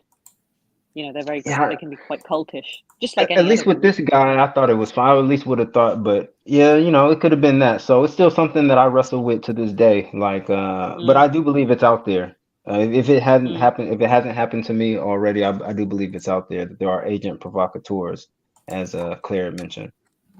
Mm. That their job isn't to Well, bust you, but to kind of lead you in a certain direction to get a certain effect or result. mm. Or just to see which way you'll jump. Yeah, right. I don't doubt that. But I get that. I get that aspect. But I think that's pretty much what you were. Well, I don't think you were introducing that, Ghazal, but I think you were saying that, some of these people, especially the people given a Well, public we can be face. more specific because I specifically have said that I do think Anjem Chowdhury is some sort of MI5 agent, and Well, some people think DH is. I don't think he is. No. Well, everybody's been accused of being a state agent. I certainly have. I've been accused myself. So, I mean, I guess, No, I'm not. I'm not people extending think it to in it's that the worst thing they direction. can say of you. Okay, then what are you Okay, well, saying then? yeah, I'm not extending it to Claire or everybody else. I'm not one of those people who just thinks everybody is a Fed. But like I have, analyzed Anjem Chowdhury and just his kind of mannerisms. It's just very, weird. Like, like some really extreme Muslims, they exude a really deep religiosity. Like you would actually feel scared in their company because you'd think, oh God, yeah, I'm gonna go to hell. Like maybe I should follow this person. But this person, he looks like a freaking cartoon. Like when he speaks, it's not serious. I'm not really convinced of anything. I don't understand how people can be convinced. It's But like of he has course, a like, smirk on his face too. yeah, exactly. He's got I a was smirk on thinking his like he face. could be a comedian. I think, if he decided, oh, I'm going to be a stand-up Yeah, so comedian, he's I an think he'd do actor. a good job. A comedian is a type of actor, and so he's an The actor. way the way he described his exit from the UK, if he was to go and Mm. join ISIS, when that lady asked him, was hilarious. What He did was he saying say? he would make it a spectacle. He would tell everyone that he's about to do it, and you would see him march out of the UK to ISIS held territories, and he's not going to hide it. He's going to make sure everybody knows. And watch it when he's walking down the street talking to that white lady, and she asked him about that one Hindu convert who was associated with him, who was following him, who went out there and had himself and his family killed. And he asked him, well, how come you didn't go out there and join him? He was like, well, when I do it, it's not going to be a such and such spectacle, and paraphrasing, of course, but I think it's worth watching because just the way he characterized that, I got the feeling, this guy really isn't serious, or that was just a bullshit answer, or a way to respond to that question, at least. Hmm. I mean, But, the but reason he we're seems speaking pretty about him is determined. because you are obsessed with him, Claire. Well, I'm Like, you trying to don't, work you out never what stop he's. mentioning him. Well, you said you investigated and analyzed all his movements, Yeah, so you're yeah, just as obsessed. but I'm saying he doesn't contribute to my worldview, whereas he contributes to a world where it's like, oh, what does Anjem Choudhury think of this? Oh, what would Anjem Choudhury think of secular Quranism? So you really do Well, take him well, seriously, my my whereas my I'm my saying my he's not to be position taken my seriously. position is that he would, if he were promoting it, he would have got stayed out of jail if he were promoting secular Quranism. That's what I've been tweeting about, or one tweet about that subject. I don't think you would want him associated with secular Quranism. Well, it would. Mm. No, I wouldn't mind, so people can say, Yeah, it'd be what good is because then the it? MI5 will be supporting it. The MI5 will be supporting secular Quranism. No, anyone high profile can talk about it. Just I don't read care. this. Just read this. MI5 blocked Scotland Yard from arresting radical ISIS supporter Anjem Choudhury. That is just insane. I mean, Is if that that isn't recent, or is rape, this What is the from? reason for that? that is 2016. Did Okay, they say but he was why? just arrested though. Yeah, so where is he? There are no pictures of his arrest. Like, there's no pictures of where he is right now. It's all fake, I think. I mean, it just makes no sense. It Well, just I mean, Oh makes no you man. can sense. have different government departments not agreeing with each other about a course of action, like to arrest or not arrest Anjem Choudhury. I mean, I don't think that's sort of, so weird as to. I mean, but do you really believe that he's still associating with the extremist groups? This sounds like addiction at this point. I've never heard of, well, no, I'm pretty sure there's some Muslims who have been caught Mm. uh with, in these type of organizations, and then they go back. But him being so high profile, like I would expect him to be smarter than that, Well, no, and okay. I'll assume that I think I know what happens. Okay, this is my suggestion that he's an ex-member of Al Muhajiroon, and so is this Canadian guy, an ex-member of Al Muhajiroon. They are Al Muhajiroon is a proscribed organization, and they were going to get him on the strength of that, and he did no more than say, "Oh hi, ex Muhajirin, why didn't you come over and stay with me?" And the guy did, and they were both arrested. That's a story, isn't it? yeah, because certain criminals can't be around certain criminals of the same ilk. Yeah, I know, It's- but I mean, I bet that wasn't even mentioned in his restrictions, because there are restrictions that are imposed on you.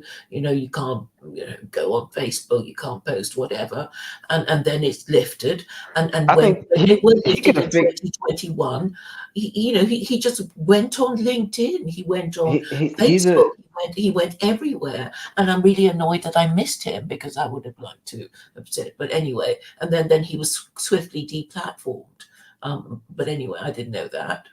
By analogy, he could have known better though. Like if you're not supposed to talk to Abu Bara'a or whatever that guy's name is, then I'm pretty sure you can't be talking to anybody who shares who has that background of any kind, even if it is from a different organization. It's But just apparently he more was, yeah.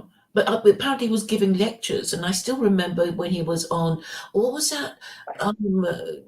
lectures on what recently since he's No, been no, I released. remember. Okay, he was giving lectures on YouTube, and then he moved over to this other. What's it called? It's the Clubhouse, not Clubhouse, but the one before that.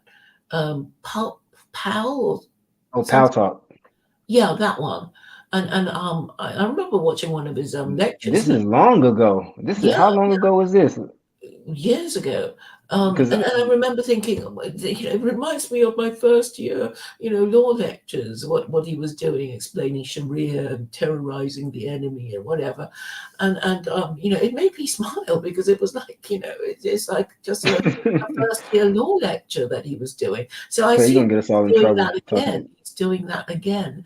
And I guess the authorities thought, well, he just shut up and be careful, even though his restrictions were officially lifted. But no, he just exploded onto, social media like he was a free man, when in fact he wasn't. And so they closed him down, pretty damn quick.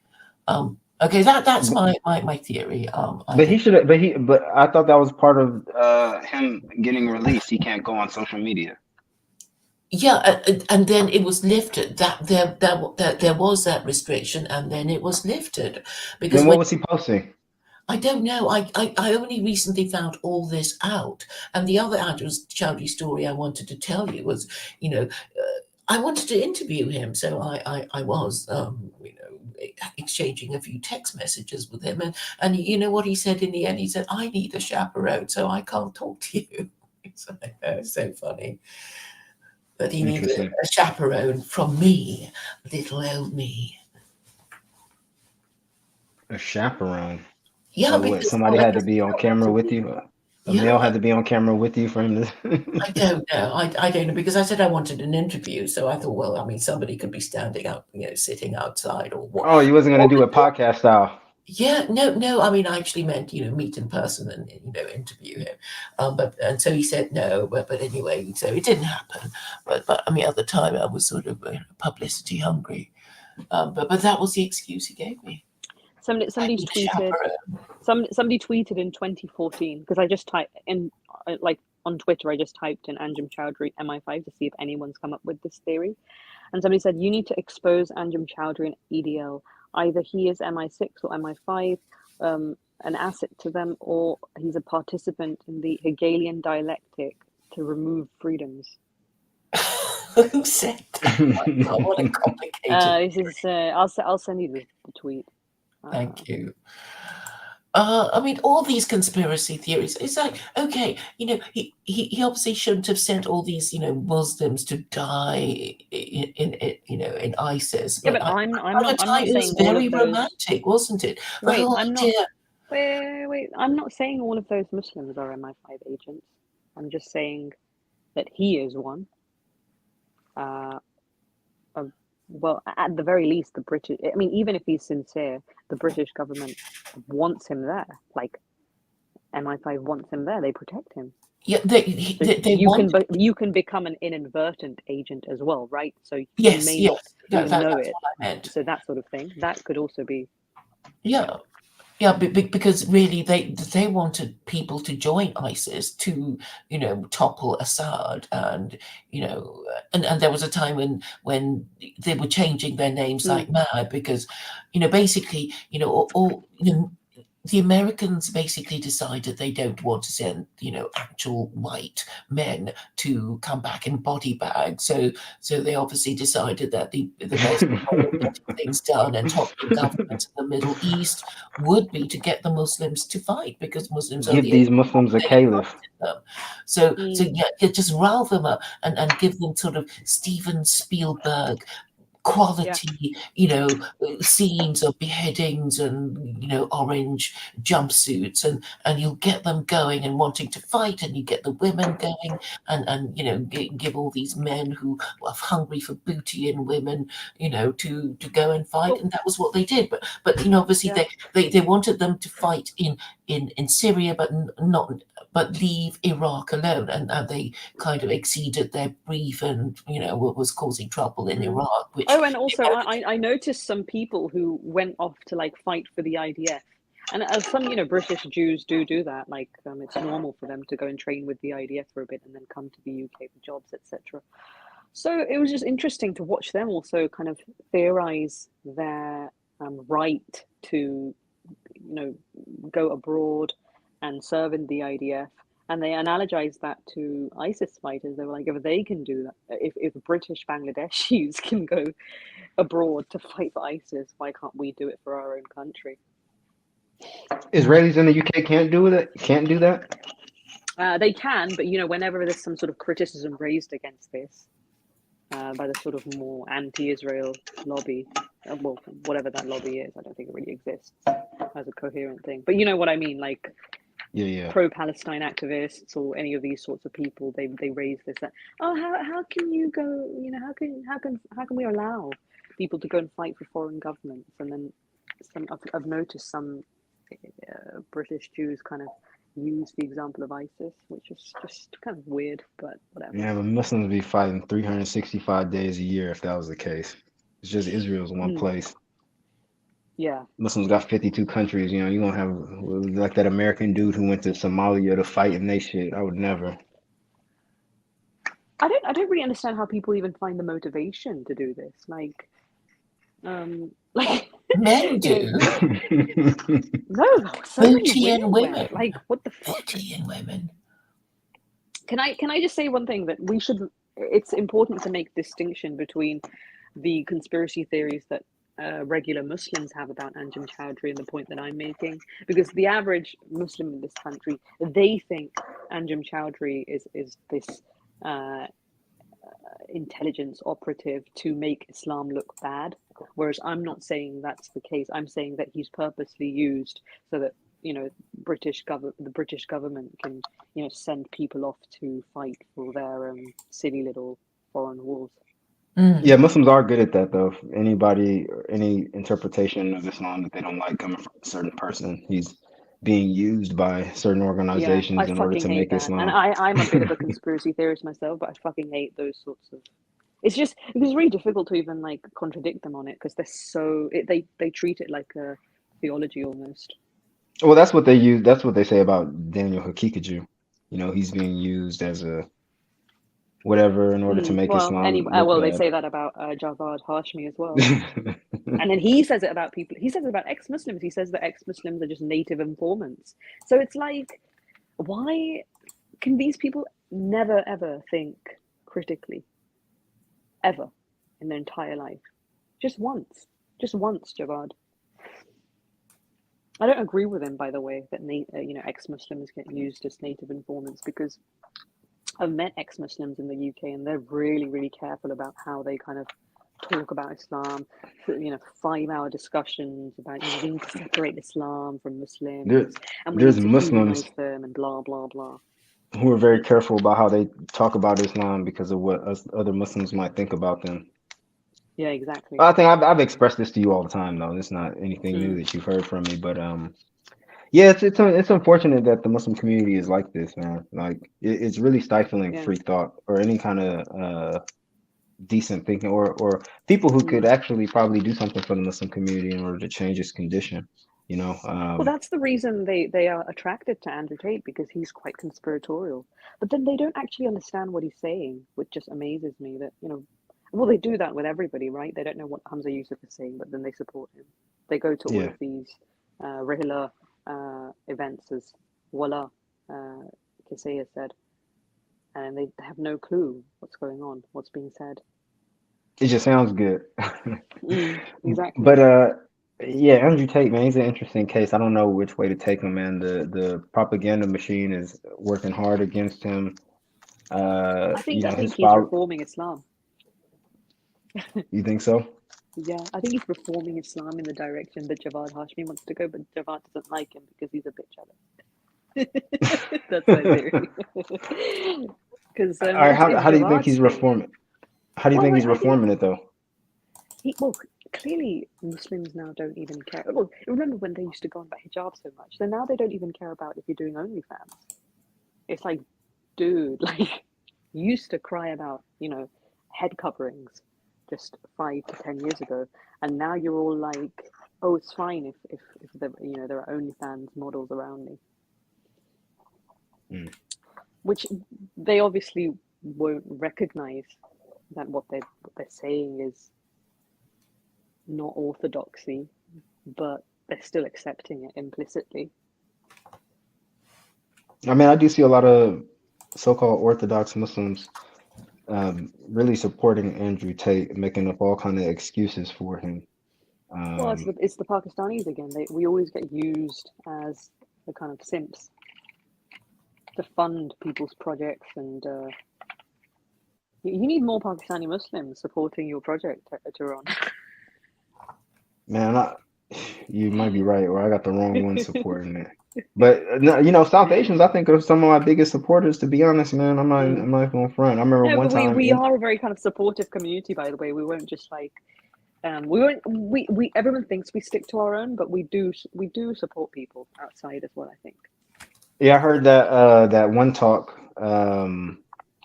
What's that talk given by Mustafa Briggs? Um, he does it every year on Black Islam and stuff like that. But I heard that was created and funded by a Pakistani guy. It's supposed to be a black talk or supposed to be a talk about Black Muslims, the accomplishment of Black and African Muslims and stuff like that in history outside of Malcolm X and Muhammad Ali. But yeah, Oh the talk is yeah, given all of these by. events are run by Pakistanis and things like that. But also, Mustafa Briggs, people don't realize this, and he's kind of rebranded, but he was very Murabitun adjacent as well. All of these, so-called free-thinking Muslims that we're seeing now, they're traditional, but they're I, also I don't think liberal. he's They've got free an thinking aesthetic. though. I don't think he's Well, liberal. He relatively. don't really. He don't. I don't know much to be honest because we're friends on Facebook. I communicate with him a few times. He Mm, really don't seem to take a position. He really doesn't. He's just for what he's for. What the Islam he's about. He's just for that. He spills it. mm. He's for African, He's always black, smiling. always smiling. He's a middle of the road guy. I don't think he's really. He doesn't have no controversial take. Seems like he's just a dude everybody likes. He doesn't. He's not gonna rock the boat. Well, he's got a Uh, specific brand then, hasn't he? He's got to yeah, he got behave a specific. a particular way because he's meant to behave like that. Like it's expected of him to be this smiling, smiley guy who's wearing an African dress and goes abroad, and then he takes pictures, and then his wife, she wears a lot of makeup, and then she takes some Instagram selfies with him, and it's happily ever after. Then once a year he does this cute little talk about Black Muslims, and everyone's like, "Wow." Yeah, man. It's easy. I And mean, yeah. why would you wanna, put yourself through any kind of hardship in that sense? It's already, and he's able to hang out with Momadou and Mm. still be accepted within the neo-trad circles, even though Mamadou is. But No, because Mamadou, Momodu began as a neo-trad, you see. but he's But still anyway, in go those ahead. circles though. He's still Yeah. kind of in. They still lightweight accept him like a step-headed, like a redheaded stepchild in a sense, Mm. you know. Mm. Um, Well, can I be but mean about Momodu? Or no? it doesn't affect me. And I ain't got no problems with him. But it's Well, just yeah, you're not saying anything. It's me. Just so if Momodu's listening, sorry. Let me tell you that it's no one else in this space, in this live stream is saying anything. It's just me. But I think the theory that I have about Momodu is that um, the reason he's suddenly trying to go off on his own, forge his own path, is because he didn't really get much attention from these people. mm. Yeah, I remember So you said something like that, and it really got me thinking. You know, because he was just kind of like the underdog because he did his law degree, he actually educated himself, and still he was the sort of quiet one, listening. He didn't have the kind of presence that Mustafa Briggs has. He wasn't really, and plus, I think he also deep down he probably felt like, I'm the African prince here. Why are all of these non royal Africans getting gigs, and here I am as the real prince, and no one's really giving me much attention. So I think that's what's happened. But yeah, so it's all very kind of socially driven, like Yeah, economically but then driven, didn't socially driven. didn't must oh yeah, on his part could be. I mean, you did open my eyes up to that perspective I never thought about. But then again, I don't know a lot of these people to that extent like that. But Well, I because but didn't one cannot escape these things, right? So status and all these things do matter, right, to some extent. So even I probably cannot escape such phenomenon in my life. But I'm only starting to realize this in the last, again, being around UK Muslims, I've only started to realize this about how much race and culture well, this is actually why really Andrew matters Tate is in the so Muslim interesting. community. This is why Andrew Tate is so interesting, because his broad theory about human nature is that men compete for status.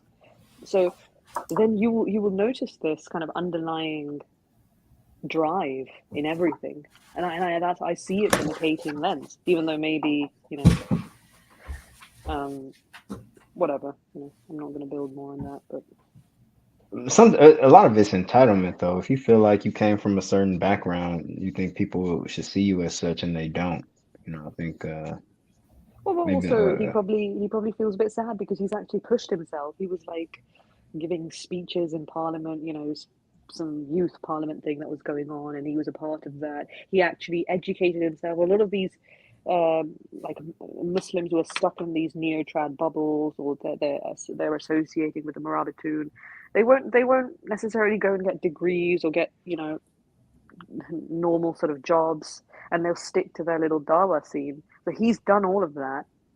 He's tried to rise above it, and still he's not getting the recognition that he has tried to gain, So some of did it he may be, complete? I don't know Did if he he com I think he completed his degree. I think he went to East Anglia University or something to do law, but I don't he obviously he did not complete his Azhar degree. Yeah, yeah, obviously. But do you think the fact that he went the law degree route first kind of held him back or something? Or that just wasn't enough to elevate him to where he thought it would? The latter. And also he should realize that he's got such a good degree on him that he could just leave all of this Dawa bullshit and just and this scene that he's kind of trapped in, and just go and get a normal job. Like, either do something that is really critical. Like, for example, you're doing that. You're getting academics on your podcast. You're doing something completely different. Whereas if you're just gonna like, I'm just gonna talk about Malcolm X on my feed, and I'm just gonna tweet about how bad Hamza Yusuf is. Wow, like wow, what is the point of that? Marxism. And just be like the pseudo Marxism. Like, come on, that's not being a critical thinker. That's just leaving one cult for another one, right? Mm. So anyway, Yeah, he's an interesting figure, though. I mean, a lot of you British Muslims are very interesting. I'm not gonna lie. Like, and then British Islam is I think the very American tight. Muslims are interesting. I think you're interesting. I think Hamza Yusuf is interesting. I think we're freaking boring. Y'all call us the weirdos, though. Y'all look at American Islam like it's a nut house. Well, No, I like it. Americans have always Americans always looked at, some people even said to me when I moved to the UK, like, "Oh, you made hijra." Like, Mm. like, because the way British Islam was always viewed by Americans, like, man, you guys are eating, breathing, shitting Mm. Islam all day, every day. We're we're the Where we're the ghetto, basically. yeah, yeah, that we did see you as like some more ghettoized Muslims. That's at least what American Pakistanis used to always say about their counterparts across the pond. That they're of a Because different.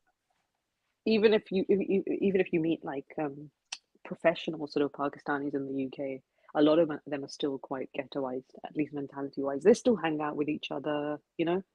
Whereas I think American Pakistanis are a bit more. Well, to be honest, they hang out with each other a lot. So I don't know. It's hard I don't to. know. There was a more Afghans in my area and Yemenis when it came to Muslims. So, and the Afghans were definitely clicked up, even if they lived. I mean, to be honest, the Afghans I knew in Hayward lived like on the same block. They weren't even related. They said they were related, but I know it was just like some back home type. Mm, Yeah. So I don't know really much about Pakistan. I know Claire was asking me about them earlier. But even when I moved back to the Bay Area, we had more Indian population than Pakistani from what I can remember. Although I read something that Pakistanis were the number one immigrants, at least Muslim immigrants from to the United States. I don't know how true that mm. is, but it's something I did come across. Well, that would make sense. Um, well, you're probably going to get more Afghans and stuff like that now, especially because of the current situation where they've got the Taliban. So you'll have a lot of like Persian speaking Afghans, I think, Mm, not the Pashto speaking ones. I'm not sure, but I think so. I think a lot of them are in LA, and they're quite well off. And even the ones who aren't necessarily well off, they're very like cultured, I think, mm. compared to Afghans in the UK. Like we've got the proper ghetto lot. The ones who probably go back to like get some rule in the Afghan government with the Taliban or something. I don't know. I don't want to be mean, but I have to be honest. Nah, man, the Afghans I was hanging out with, man, they were all UC Berkeley graduates. Uh, Right, so those are the kind of more elite type of Afghans, do, I guess. doing pretty well, Mm. you know. And mind you, the Bay Area had the largest Afghan population in the United States. Well, I don't know if it's still like that, but for a while they did. But I am aware that a lot of Pakistanis are moving to Texas. Where Oh yeah, Yasir yeah. Qadi You've is at. a lot of the Pakistanis from Karachi, which is where I'm from. They say the community down there is well to do. Um, Mm. Which is something else Well, I to wanted to bring up about Umar Lee, yeah. because you say that he gives Pakistanis a hard time, but I really think it's more so the American type, because I've never really heard him say anything negative about British Muslims, or it's always within an American context. And then I was thinking like maybe it's because of the demographics that he was running into, or the kind of Pakistanis he was running to versus what you might get in the UK, you know? Mm.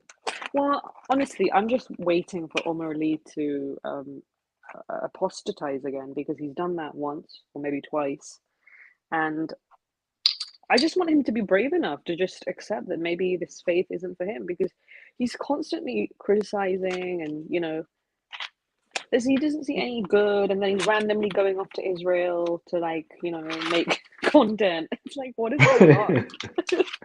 Again, I'm not somebody who's like I'm not anti-Semitic, and I don't mind that Israel exists and all these things, but I just him doing it seems a bit odd, especially the background that he's coming from. He's been involved in all of these dawa scenes in the United States, and all of a sudden he's like, oh, I'm just gonna go off to Israel and I'm gonna start making content there. And it's like, okay.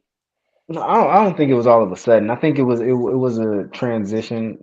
Some steps he took to some steps he took in that direction before actually going to Israel and taking that tour. But I think he had already been kind of like reading up about Jewish history and Mm. contemporary things going on with Jews and stuff like that. And I think he really took a liking to them. And I think Well, I'm probably. happy he exists for sure. Like, I'm happy everyone exists actually because I do think everyone somehow just serves a purpose. I don't know. But like him in particular, I am happy that he exists because I see him as a free thinker. Would you not Hmm. agree? Oh, definitely. And you know, fine, I've been a bit mean and said maybe he's just not Muslim anymore. But like he does attribute his free thought to religion. Like he does invoke God, and yeah, I'm not too. I do like the guy, but you had a very specific question, which was my theory that he's a bit sort of anti-South Asian. I do think that, and you're saying no, is it? Well, I'm just trying to contextualize it. I wouldn't extend it to British South Asians. I'm saying the ones he's dealt with in the States. Um, and I don't know how they are in Middle America. Again, in the Bay Area, a lot of stuff is blurred, especially if depending on where you live and everybody's parents is of the Mm, same economic bracket or making around the same money. So mm, I don't know how it was in the Midwest where you do kind of have like you know, mm. poverty in certain communities, and then you do have an immigrant community moving in and doing very well I think it's around or within that. resentment, It could be, it could be. I which wouldn't makes throw. no sense for him because he's very anti kind of he's really he has a problem with, the KKK and the white supremacists and racism and all of this kind of anti-civil rights approach to politics. He's got a problem with all of that, but fundamentally he doesn't realize he falls into that same category because a lot of these white supremacists in the United States, they have a problem with um, I guess, more well off immigrants, right? So there's a class element there, there's a resentment to other people um, rising in kind of socioeconomic status. What do you think? I wouldn't. I actually don't think that in the States, even if you're a well-off immigrant, people are against you. I think for some people, yeah. I think if you go to the Bible Belt, you'll find some people who, no matter what, they just want the United States Yeah, to yeah. be So that's pure white. exactly what I'm saying. I wasn't clear there, but that is exactly what I was saying. I was saying that there is a kind of category within in America of people who like you could call them white supremacists, right? Let's just call them that for ease. And they have a problem with the rich, the not even necessarily super rich, but just well off, educated immigrants, and they resent them. Yeah, they're So gonna resent any immigrant, but I think yeah, a lot of where it was, I know a lot of what some of what I was hearing from the far mm, right, at least within the United States, was that they really weren't tripping over it. And it was more about what you were contributing to the society, and they just saw that a lot of really, I think they were focused on immigration from south of the border was just leaching. I don't know if this is true or not, so don't mm, attribute this yeah, statement yeah, to yeah. myself, but just that a lot of these people were leeching off of society. They didn't come, with aspirations of trying to, they were more so on uh and the United States has always kind of been like this. I mean, less so now, but we want certain immigrants to come in, ones that Mm, actually can do something for our society, not just coming in as a charity case. And I'm only saying charity cases, lack of better words right now, not to be offensive, but that is basically the way that Americans have always understood immigration. You do have some radical people like, no, we want this country, but this country, no, this country. I don't see America as like a European country though. You know what I'm saying? mm, So and I don't think it ever will be. Yes, you've had a time when, and to be honest, I think there needs to be more, at least on my part, more research done on um, when, as they called them, the dregs of Europe. Europeans have said that, hey, you got a lot of our a lot of our trash. There was a yeah. swell in the American population with a migration of Europeans from like 1840 to like 1920 or 1940, which is like they say the largest or biggest migration of humans in world history was from Europe to the Wow. United States. Mm, And mind you, a lot of the people of a lot of people who you would just consider white in the United mm, States that I grew up with, their parents ain't even their grandparents weren't even born in the United States. In my city, San Leandro, we had a large Portuguese population. A lot of those Portuguese only moved in the 1920s, 1930s, or 1940s. So mm. I have friends who their grandparents were from Portugal. I have friends their grandparents from Italy. I have friends who were from parents were from Ireland. They eventually moved back. So and again, my Oh, ex-wife, they moved uh, back. Why did they move back? yeah, I had a friend Connor. His Mm, parents were from Ireland. They just moved back. They just want to be around their family, certain aspects of their okay. family. And Mm, even my ex-wife, her one side of her family, because she was half Filipino, half German, Bohemian or whatever. But yeah, her grandfather moved from the Kingdom of Bohemia to North Dakota.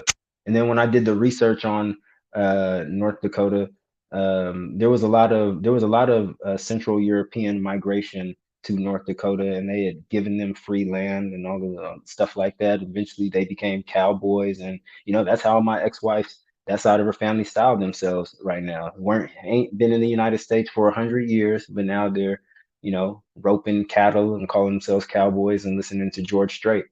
Uh, so yeah, you see a lot of that. I don't know what point I was trying to make, but yeah, I went on a tangent. I guess because I find that aspect of European history interesting, because it like kind of builds a bridge between Yeah, the United it's States and fascinating. Yeah.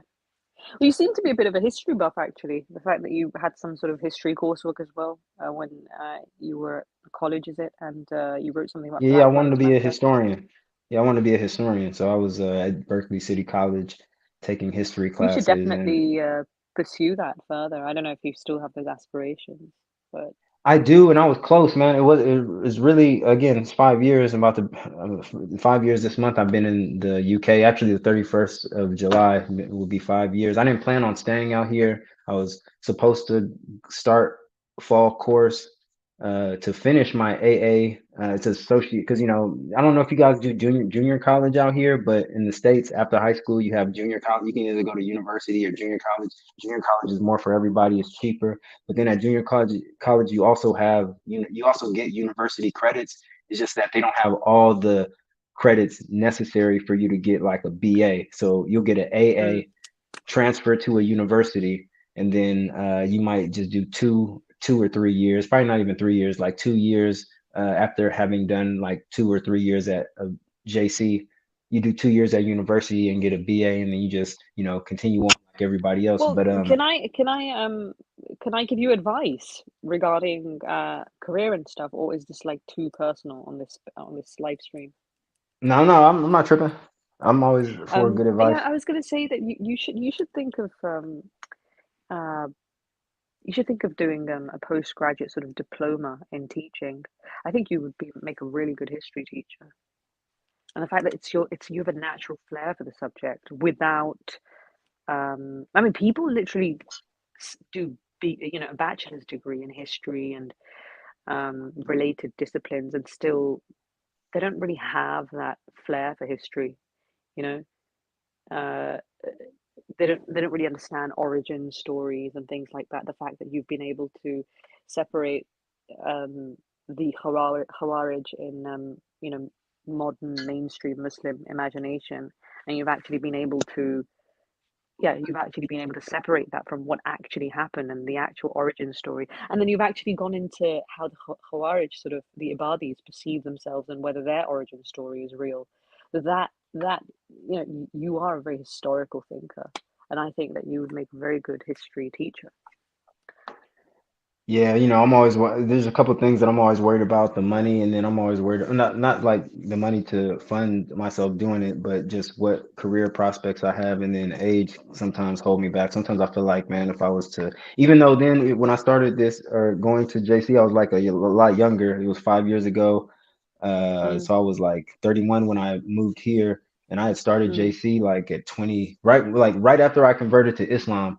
I had enrolled mm, in a JC because all the Muslims I was hanging around were like university educated, and it made me feel a mm. little bit left out. Or in a sense, like this was because I was hanging around these Muslims, I was very much inspired by what Muslims were doing. I just thought, hey, all these Muslims were educated in a sense. Maybe I need to go and get a degree in Yeah, well, something. as Javad has said, you are 99.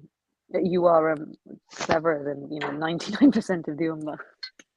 Maybe in So history, but there's a lot yeah. of smart Muslims. I'm again, it was Muslims who But inspired what me I to mean, kind of.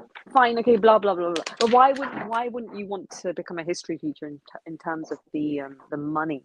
Like, do you not think that it's a good sort of stable income that one could get? I don't know. History Because teachers in talk the about UK, go on. teachers don't speak too highly about their income.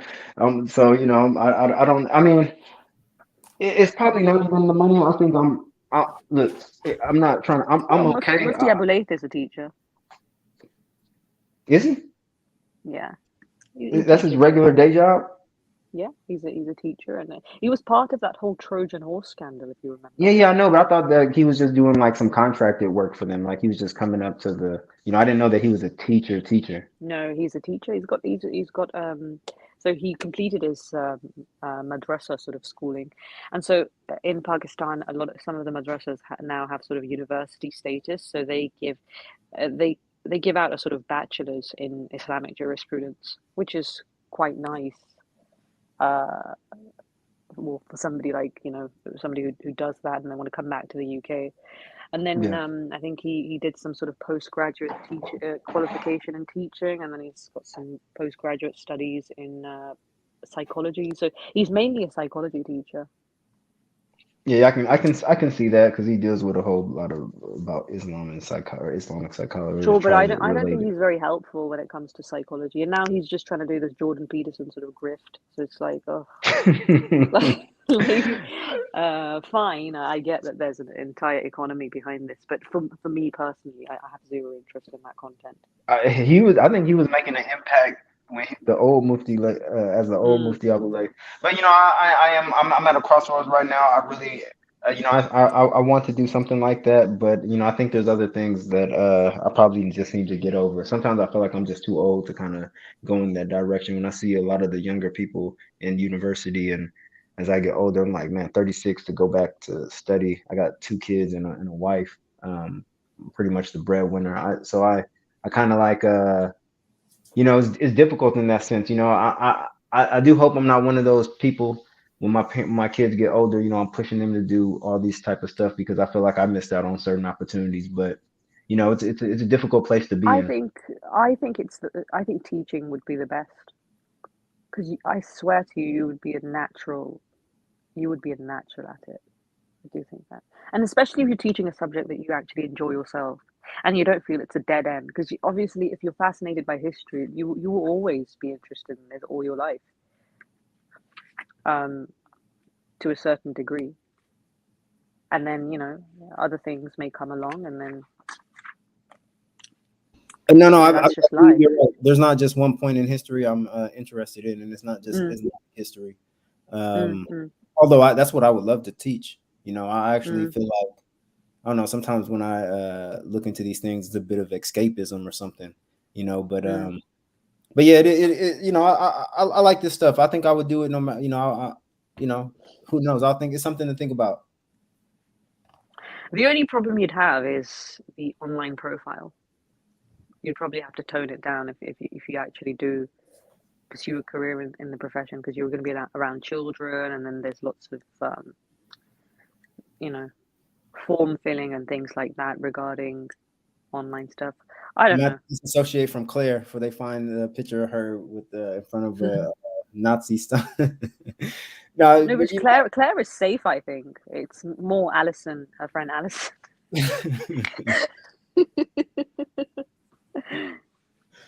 What do you think, Claire? Do you think I've given Terron some good advice?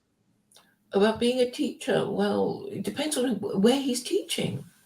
Yeah, I think he could teach at a really posh private school. I think he'd be making really good money, to be honest. well, maybe I might take your advice seriously because yeah, man, I need to do something. I definitely didn't go the route in life my sister went. I should have listened to my parents, but I only started to realize like how much they were saying was true and how right they were when I got older and got out on my Why? own. What happened to your sister? None. She listened to what they said. She went to school, got the good Oh, grades, went to mm, university. Just did the usual thing. My parents tried to help me. They gave mm. me all the assistance. Yeah, but I think some people just grow at a later stage in life. I think it's just natural. Like And I people, believe that. like even me, I'm just so interested in so many different things, and I just I can't do everything at the same time as everybody. It's just not in my nature. I feel like that's the same. I feel like I'm the same way. That I really didn't start to blossom until after, uh, when you would expect somebody would, in high school or whatever. Mm. After high school, it wasn't really till I was like, really when I moved out my parents' house, when I had to live when I was living out of state on my own. That's when I really did a lot of growing up. Mm, mm. You should read that book called Late Bloomers by the some author who is a journalist as well. Yeah, I'm gonna have to check that out. Yeah, because I wonder if that's the case for myself. Because I really feel like right now is when I'm really right now in my life is when I'm really starting to put Rich. things are Sure, starting to sure. I completely understand that. Rich Karlgaard, that's his name. And he's Richard got a Call. nice TED talk as well that complements his book. It's only 14 minutes long. But damn, I can't believe it's 12:30 already. How long have Really? you been spacing with I keep calling it space. Oh, it says here 3 minutes, Maybe. 3 hours. Oh Yeah, man, 53 minutes.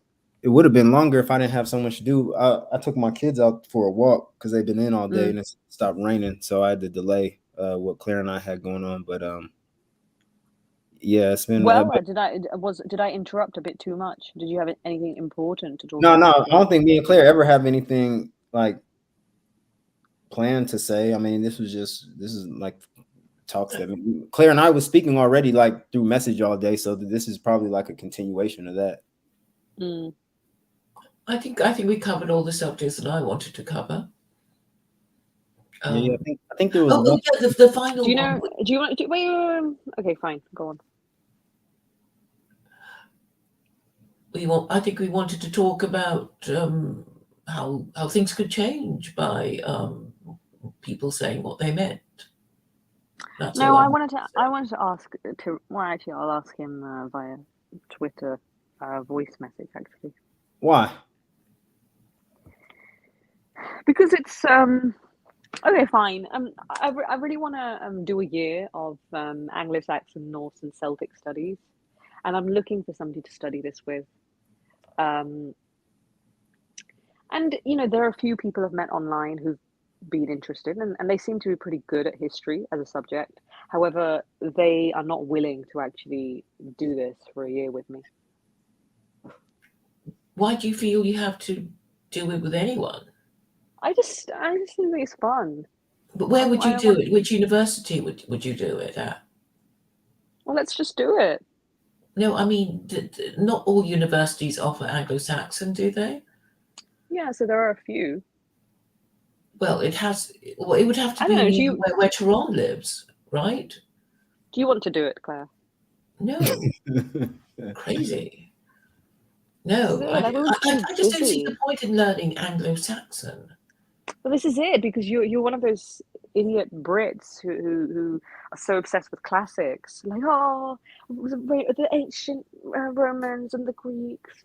Oh, let's talk about Plato and Socrates and how they contributed to British thought. They were barbarians. Yeah, Anglo-Saxons were barbarians. So why learn that? This is it, but people go on about this debate in British journalism, right? The British values debate, like what are British values? And then you've got a load of sort of kind of right-leaning racists online who say that this British values debate, it's just too ideological. Like, to be British is something more racial, right? And so obviously that has completely been rejected in kind of mainstream British society, possibly for good reason. I'm not necessarily opposing that, but I think that the key to all of this race stuff, the genetics, the history of Britain, it is in Anglo-Saxon, Norse, and Celtic studies. It's not in classics. It's not in the Iliad and all these stupid little books about ancient Roman Greek teachers bumfucking little boys. I don't know what read Beowulf. I mean, in translation. I mean, if that's what you want to do. No, you're not helping, Claire. No. Okay, I don't think they're going to like you for knowing more Anglo-Saxon. I don't care about them liking me or not. I'm just interested in it. I need to know. In fact, I would love to find out. I would love to refute them on it. Maybe they're not. They don't have everything right. Right? Refute what about Anglo-Saxon? Why are you having a meltdown, Claire? I'm not having a meltdown. I'm just asking you why you think learning Anglo-Saxon would help anyone. I mean, there's a reason why it died. No, there's no reason why it died. It's a stupid reason. Why did it die? Well, how did it die? Superseded by Norman French, wasn't it? I mean, And that's the North Celtic studies would language. include. It'll include the study of the Normans. What are you talking about, Claire? And who are? Because you want to learn Norman French as well.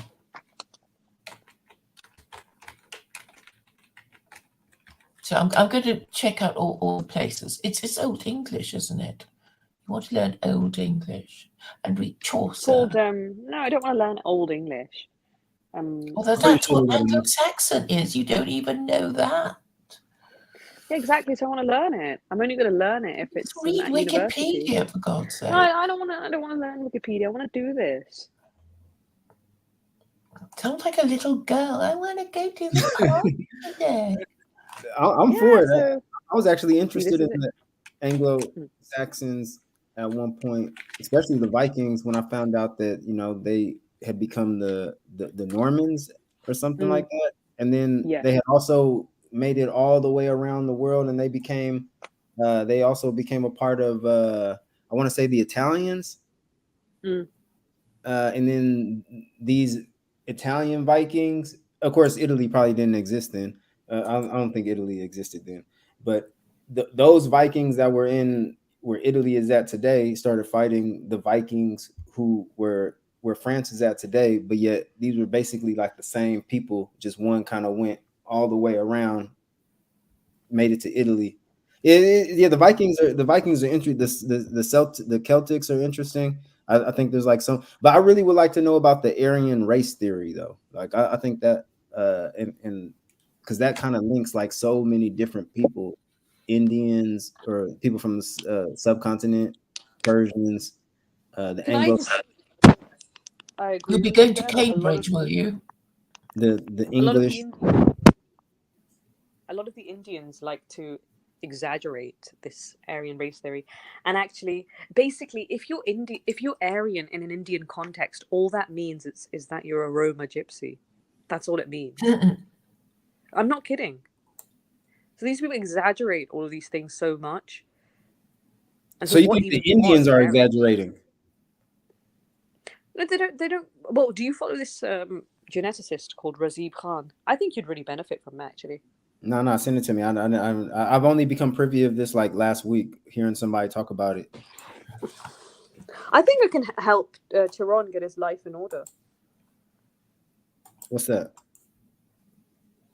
I will say my life is in order. I could just be doing a little bit better, from my perspective. No, I will. I'd like to get yours in order, Gazelle. No, that's what I can't do that. You know. I want to get everyone else's life in order first. So it's a lot easier to tell other people how to do what's right than your own self. I'll tell you that much. It's definitely easier to dictate that. No, but I want to do it with everybody. Like I want to study this thing at university with you. I've sent you Razif Khan's username on Twitter. He's got a website called Brown Pundits. So he discusses all things related to South Asia in a very kind of politically incorrect manner. Let me see. I think I know this dude. He got he's quite famous. He can be quite abrasive, I feel. But yeah. All right, I'll check him out. But yeah, that Aryan race theory, I've been finding that very interesting. Just seeing how many Europeans adopted it, the Brits, the Germans. There's some other figures I found out who are extremely interesting, like Arthur de Gobineau, if I'm saying his name right. Yeah, but all of these people, they have a different understanding of what the Aryans even were. Like, in the Indian imagination, the Aryans are just dark-haired white people, right? They're still swarthy. You're saying the Aryans were dark-haired white people? Yeah, in the Indian imagination, they are. Really, they don't see them as being their color? No. This is it. Like, Aryan race theory is stupid because the Aryans, they differ in what they look like according to each group that posits this theory. Right. Did the British have a identity? I mean, we know the Germans definitely did. but did the Brits have a theory on what the ideal Aryan was supposed to look like? Well, there's this British Jewish guy called something Tugendhat. I may have mispronounced his name. That's his surname, by the way. And so his son is he's got quite a big post in the British Army, I think, and he's a Conservative Party politician. But anyway, this guy, he wrote some book about how Nazism, it was English in origin. Yeah, see, I've heard that. Yeah, that the Brits used the Aryan race theory before the Nazis when they were to justify what they were doing in South Asia, or at least to explain it in a weird way. Maybe not justify it, but yeah, because that's what I heard. So what you heard is exactly what I heard. But I didn't know that. I don't know anything about how the Brits used this theory or how they even understood it or what the mechanics were.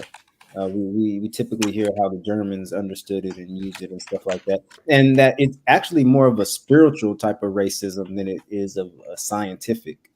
You know, so that aspect is actually what made me interested in it. You know, and that actually there's a lot of metaphysical, Helena Blavatsky, like Europeans were actually very much influenced, Americans too, very much influenced by these by metaphysical, spiritual, even in the so-called scientific age. Came across some people who were way more famous than that evolution guy, Charles Darwin, in his day, who were writing a bunch of garbage, basically fiction, and Europeans were eating it up. Like as Claire mentioned earlier, like you could look at the aristocracy or the elites as a minority, and I do believe a lot of what is presented as Europeans or such and such people were. I mean, it's in Muslim society as well. When you read Muslim, you would get the idea like everybody in society were engaging with certain works or certain scholarship, but then you find out like it was only a certain class of people, and that what was going on in wider society was definitely a lot dumber than that. So, yeah, all of this I found to be interesting. Same here. I find it really interesting, and I just want to be able to actually see the primary sources on it, because when people talk about it online, it's always like a secondary or tertiary source, or it's like their own view on it. And where is the information even coming from in the first place? That would be interesting to me. Yeah. Well, I don't know. It seems like when it comes to West history in the West, nobody really asks for sources like they do with like other histories, more ancient or older. It seems like when it comes to recent history, fairly recent history, at least within the last. What's fairly recent to you? Like you're in Nazi Germany? I would say like within the last 200 years, it seems like people aren't really requiring sources. Where did you get this from? From who did you read this? Where did they get that from? What's your source? It seems like only when you get into real like ancient texts or people like, especially when it comes to Islamic sources, you're always having to cite your sources. Average people in regular conversation, you're not doing that though. Definitely. Yeah, but with the Islamic sources, come on, like it's hadith, which I don't even trust. So it's like they've got this myth around critical thinking, actually. I know, hence why they push back on the historical critical method so much. But they use it when it's applied to Christianity or any other religion. Sure. Which I find to be extremely hypocritical. But yeah, I wouldn't mind doing that. Just let me know. Are you trying to do a university course though? I mean, what kind of university courses do they have on this? Is it an online thing? No, it's not online. What, I gotta go to class? I got to sit. Yeah. You're in Birmingham. Yeah, but we'll move. We can start a commune. No. Well, you can live somewhere and I can live somewhere, and then we can be study buddies, and we can learn everything about this. We can talk about Norman conquest, blah blah blah. One of the things that really annoys me is this Norman conquest thing, where so in like mainstream British imagination, they always say that like we have a really strict class system in the UK because of the Norman conquest. you know, the Anglo-Saxons went and the Normans came in, and they had this really hierarchical sort of class system, and that's what it all dates back to. But then when you actually study who the Normans were, they were no different to the Anglo-Saxons. Norman, like people think that Norman means French, right? But Norman literally it means North man. It's people from Norway, like they are Norwegians, Vikings basically. who Exactly. settled in France. Exactly. So it's just a freaking. It really annoyed me, and you'll see people in the British intelligentsia just kind of repeat this because, you know, it's just easy, you know, to repeat the existing paradigm, and people think you're clever for it, but it's actually historically inaccurate to do so. And plus, how can it be that the modern British class system, you know, dates all the way back to like the 11th century? Like, what the fuck? Well, I mean, you compare it with the Scots and the Celts, and it's like they were conquered by the English because the English had a class system and they didn't. Yeah, but we don't know this for sure. Well, See, I mean, these are the things that I want to explore. I can explain to you why the English did better because No, your they were explanations conquered. don't help. You're just going to talk about secular Quranism. No, I'm not. So I'm saying that the English had more to do with the Romans who conquered them and civilized them and imposed on them some idea of social order and hierarchy. And yeah, but I'm sure for that reason there is alone, it historical made debate them about this stronger whole than Roman the Scots, and the Welsh, and the Irish. So okay, so you don't agree. So why don't you agree? Yeah, but I don't know why I don't agree. I need to see the primary sources. This is why I need to study this discipline. Well, I think we all they know always that talk the about how the Romans Romans were civilized you know, the very English and this and that. hierarchical because they had to be, being an imperial nation and well, operating their armies to conquer people. Why we never hear about the Jutes? The Jews in Britain. The Jutes. Jutes. They're kind of extinct now, aren't they? Didn't they come over with the Anglo-Saxon? Did they just blend in or mix in? I'm on Wikipedia now, so because I didn't even know who they were.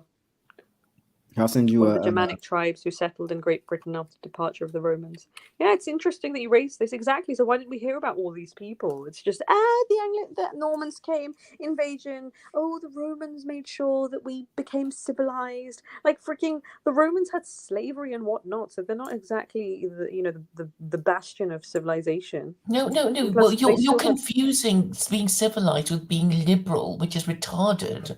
No, because to be civilized, okay, civilization comes from the word Kiwis, which means city. So do you know what you should have just married Abdul Hakim Murad, because you guys would be like going gaga. No. Why can't you be serious? You always want to make some stupid trivial point when it's not trivial. Yeah, it is. Why are you talking about? Why are you talking about Tim Winter? I'm making a point, but whenever a serious point is made, you want to change the subject. What is it about you? You didn't hear my full point. My full point was that Abdul Hakim Murad, just like you, loves word etymologies. So both of you can be philologists and talk about it all day long. No, I don't want to talk about it all day long.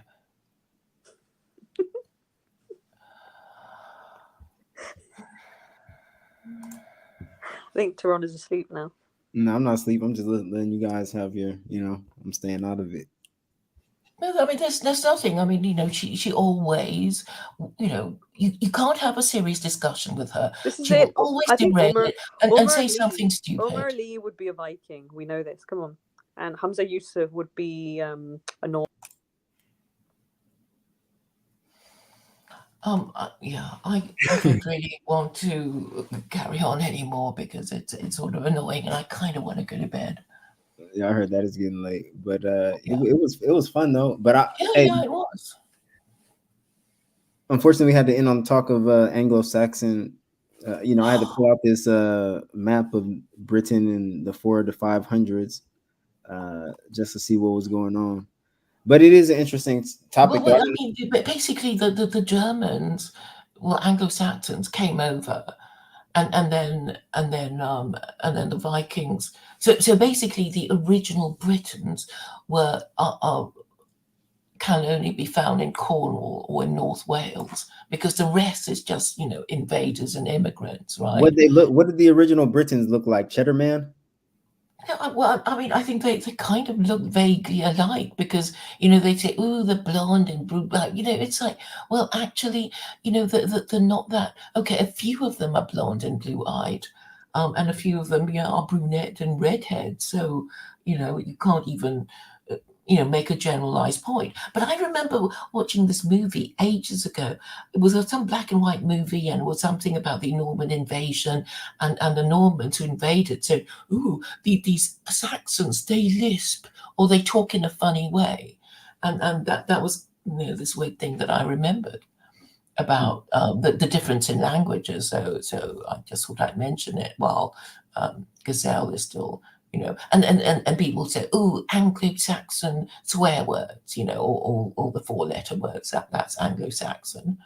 But they're the same race. I mean, that's the thing about the Anglo-Saxons. I mean, it's like Saxons are in Germany, Anglo-Saxons are in Britain, but they're the same race. Okay. You mean the Angles and the Saxons are, because they were separate people, right? See, this topic, I mean, Gazelle wasn't too far off. This topic is pretty interesting, though. Like, I mean, maybe you've studied it before, but it's something new to me. I actually bought a book on Roman Britain. It's part of a larger series. I only bought the first volume, but yeah, it's on Roman Britain, and I looked in it a bit, and I found it interesting. If I have time to dive into this topic, who knows? But if Gazal does, yeah, I'll be interested in hearing what she finds out. Yeah. I mean, I just think, unless you really want to learn the language, I knew somebody who did study Anglo-Saxon, I think at Brunel College. But I can't. You're not, I don't think you're a history person in general, though. You like politics, a bit of sociology. I'm not a history person. I mean, as it pertains to the two subjects that I just mentioned, but I don't think, Oh, but the Normans and the Saxons. I mean, no, just about politics and sociology. I think you're interested in history as they pertain to the subjects you're most interested in. I mean, you kind of can't escape history to a certain extent, but I don't think you're like I don't see you as a history buff or anything like that. Like, okay, well, I say I am because I'm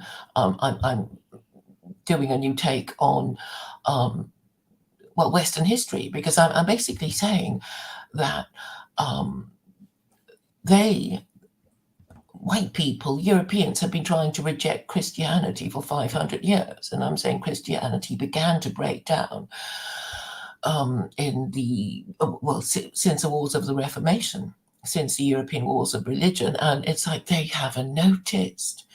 They've been fighting each other because they couldn't agree about their religion, because basically the wars of the Reformation was about whether the Pope should be telling their king what to do. And then they kind of forgot about it, because they stopped using the system of monarchy, because they became a republic, and they started becoming a republic because of you guys in America, who you basically said, no more king telling us what to do, and also we're going to reject the religion that supports the divine right of kings. i.e. Christianity, which is why the founding fathers basically said, we're separated the church from our state, and we're not going to be having this Christianity, ever intruding into our country again. And that's why to this day, America has no official religion. Right. But I'm saying it should have been Islam, because Jefferson owned a copy of the Quran, didn't he? He bought a copy in 1765 when he was only 22 years old. And I think he used it to support the First Amendment, because the First Amendment was what became of the Virginia Statute of Religious Freedom. Yeah, that's a very interesting point that you've brought up many times, and I've heard arguments for both sides of that, and I don't know exactly what to make of that. Well, I mean, it's difficult to argue against it because there is this the White House Quran, and it's still there. So, apparently he wrote in the margins and whatever. But And didn't then Jefferson also fight Muslims though? Didn't he have a problem with the Barbary the pirates. Barbary Corsairs? Yeah, the Barbary Yeah, pirates. apparently he read it in order to better negotiate with them because the Barbary pirates were causing a problem for American shipping, and eventually he managed to sort them out. But I'm also saying, after the American Revolution, there was French Revolution, which was again about rejecting Christianity and monarchy. And if you've been to Paris and New York, you will there's a little Statue of Liberty, and it's just a smaller version of the American one, but it's the same one basically. And then in 1917 there was the Russian Revolution, again rejecting monarchy and Christianity. So basically, Christianity has been kicked out and replaced by liberalism for during the last 250 years. Or liberalism grew out of Christianity in Europe. Yeah, and it's like they still don't know. It's like, look, it's been going wrong for 500 years, and you're still clinging on to it because you hate Islam, and you think, it's like, well, it's okay, because the First Amendment can be attributed to chapter 2 verse 256 of the Quran, and Muslims can own it, can say, look, this is what you thought was an American liberal achievement is in fact supported by the Quran, and maybe it's not so obvious from Muslims because they've been distorting their religion for such a long time. They've been distorting their religion for centuries and centuries, and that's why they are not the ones in charge, because their punishment was to be the victims of Western imperialism because they couldn't follow their own book properly by their distorted versions of it. And I thought that's a neat little story for historians a historian to write about. That would actually make America more Islamic. If you want to go by this theory, that the First Amendment is supported by Chapter 2, verse 256 of the Quran. So that's my little idea. What'd you do? Kick out Ghazal? Yes, I just wanted to finish my point before I let her on again because she does interrupt. Okay, there she's back again. I switched my screen. I see that she's okay. Okay. Well, I was just going to make a final point, and also I do agree that Claire is also a historical thinker. Okay, I mean, I believe she is, but obviously, I guess because she always speaks so negatively about history when it's referred to my channel. I don't think you're hating on my channel, Claire. I just know that my content really isn't for you. But I always took that okay, well, maybe she's not really all that historical like that. Not saying that she's not a historical thinker, but only. No, yeah, I agree with you. That's a good distinction, that she's not that much into history as a subject, but she still is a historical thinker, as like she just showed us now. Thank you, Gazelle. Thank you for noticing. Okay, you're welcome. I think we might have had a breakthrough. Well,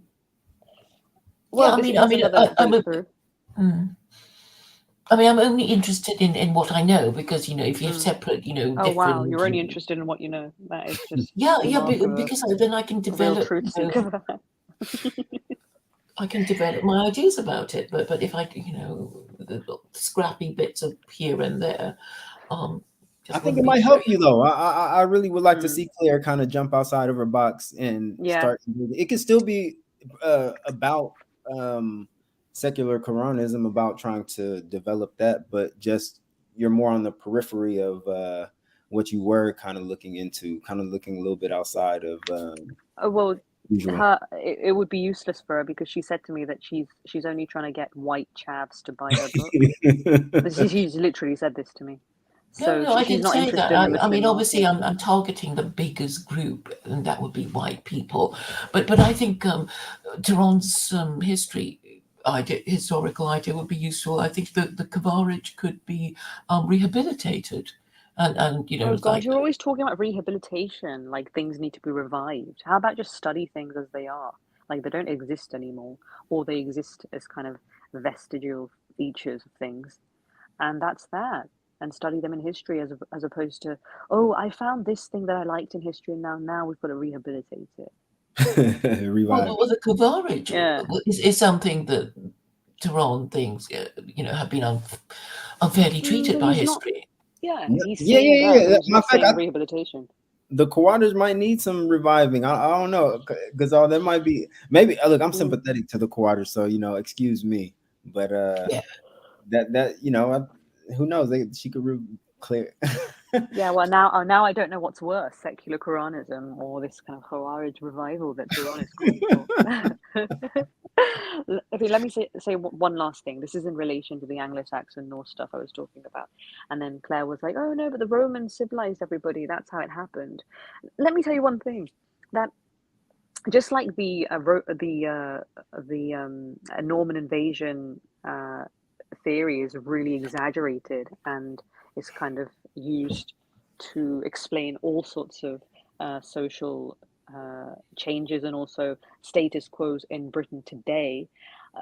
There are plenty of other myths. For example, the word Britain, like the average classics person, so people who study the ancient Greeks and the ancient Romans, they say that, well, Britain etymologically it comes from Britannia, right? So that's the Roman word for Britain.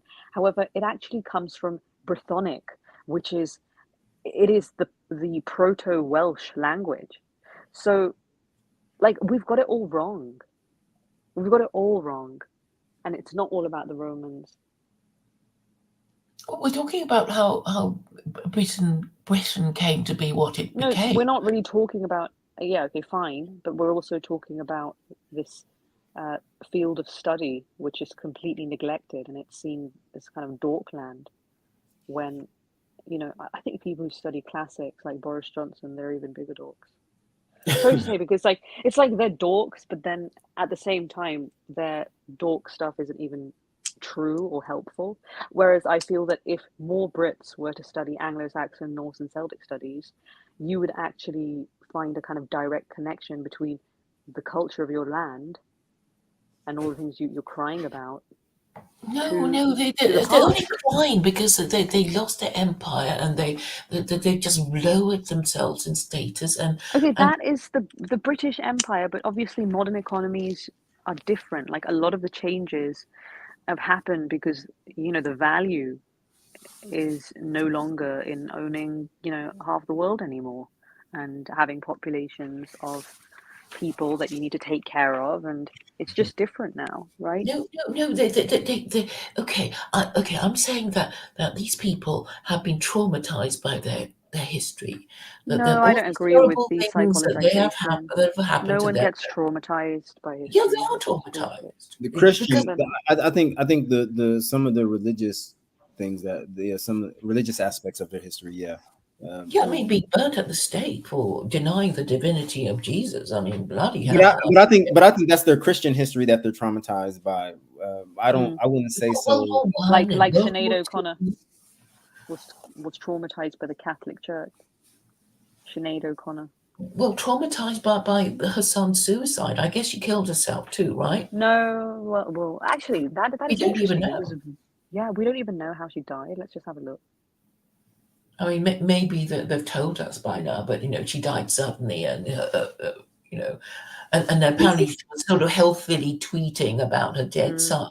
And then her death is not being treated as suspicious. London's Metropolitan Police said not suspicious. Killed herself. Who is this? Sinead O'Connor, a famous singer. Oh yeah. Somebody told me. Roxana told me yesterday she died. So what happened to her? We haven't found out. Yeah, it doesn't really say that. Yeah, they've just said it's a natural death and that it's not being treated as suspicious. However, I agree with Claire that I suspect that it's suicide because her son committed suicide in like 2018 and he was 17 years old. And then she converted to Islam officially in 2022. And I think that the day before she died, she tweeted images of her and him. Yeah, so I think that all of that is fake. I think the fact that she could publicly say things like her mum molested her when she was younger, that just creeps me out. So it just makes me think, well, maybe she's the one doing all of that. Sorry to say, I know this is like really out there. And, I just think she's just some LGBTQ PRSD deviant kind of person. Mm-hmm. And none of her story makes sense. And I also think she kind of embraced. Her son died in 2022, but she converted in 2018. But I think she was already having all of these issues, and the reason for her conversion is a kind of escapism. That's what I feel. Because like suicide is haram in Islam, so if she was really a devout Muslim, she would not do that. Especially if she's posing as a devout Muslim. Not that she wasn't just. There's a difference between somebody who's a kind of Muslim in their personal life and they commit sins. That's fine, but she's actually out in the open claiming that she's finally got the truth and she's a really religious person. And Muslims keep retweeting this Sinead O'Connor story, and it's like, you didn't even listen to her music, so why are you acting like you really knew her? Oh, just because she started wearing a hijab in the last years of her life. Mm-hmm. But she didn't one of your tweets said that there was a kind of gay undertone even to her conversion? Yeah, because she wearing rainbow colors. No, but there was somebody in a space that I was in. They corrected me and they said to me, that's a Rastafarian. Yeah, I was about to say. Yeah, I want to call you out on that too. Get all the colors confused.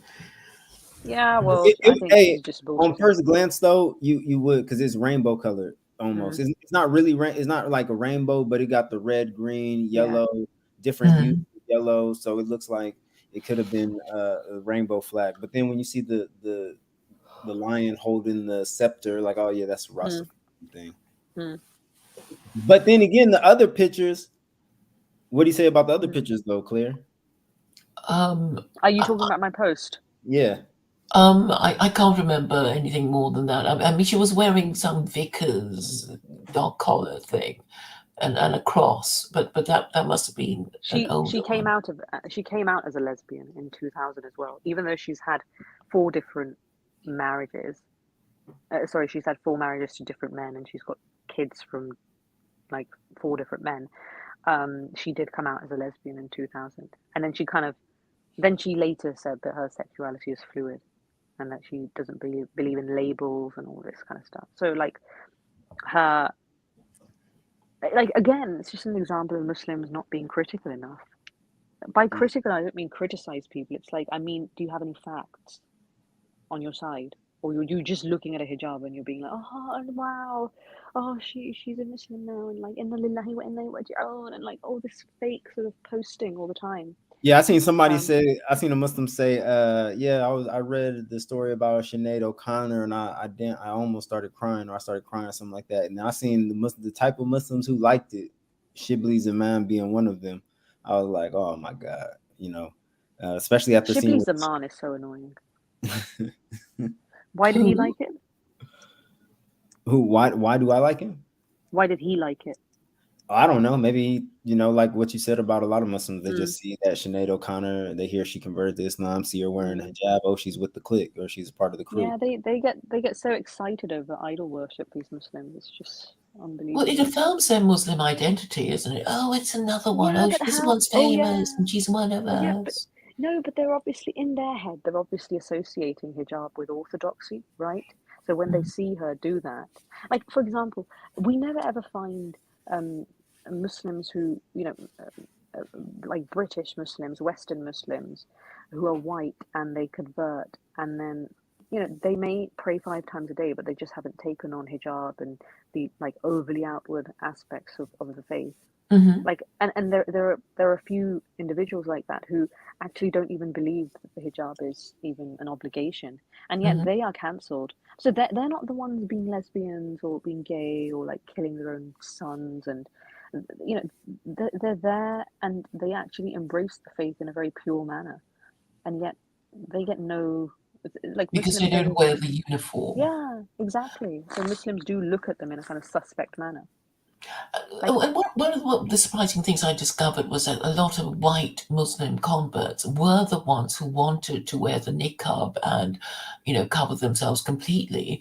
And it turned out that the reason was that, although they converted to Islam, they still lived in their old, the neighborhood that they, were born in, and basically they didn't want to be recognized and spotted and said, "Oi, Shirley, would you, be joining us at the pub later?" So that's why they wanted to be covered up. Apparently, I don't know how true this is. Okay, well, good for them, but my focus is not on them. I'm saying something different here, which is like Muslims. Hijab is so important to Muslims that Sinead O'Connor, who's a freaking lesbo, with like 5 suicidal kids, that is just like absolutely lovely. Like, wow, she's orthodox now because she's wearing a hijab. She can even wear hijab with a freaking LGBT flag, like in that that Good Morning Britain interview. No, but then they won't accept somebody who's devoutly Muslim, but they just don't wear a headscarf. That's what I feel. Like, Well, they people could are just just put like a naturally. headscarf on them, then, can't they?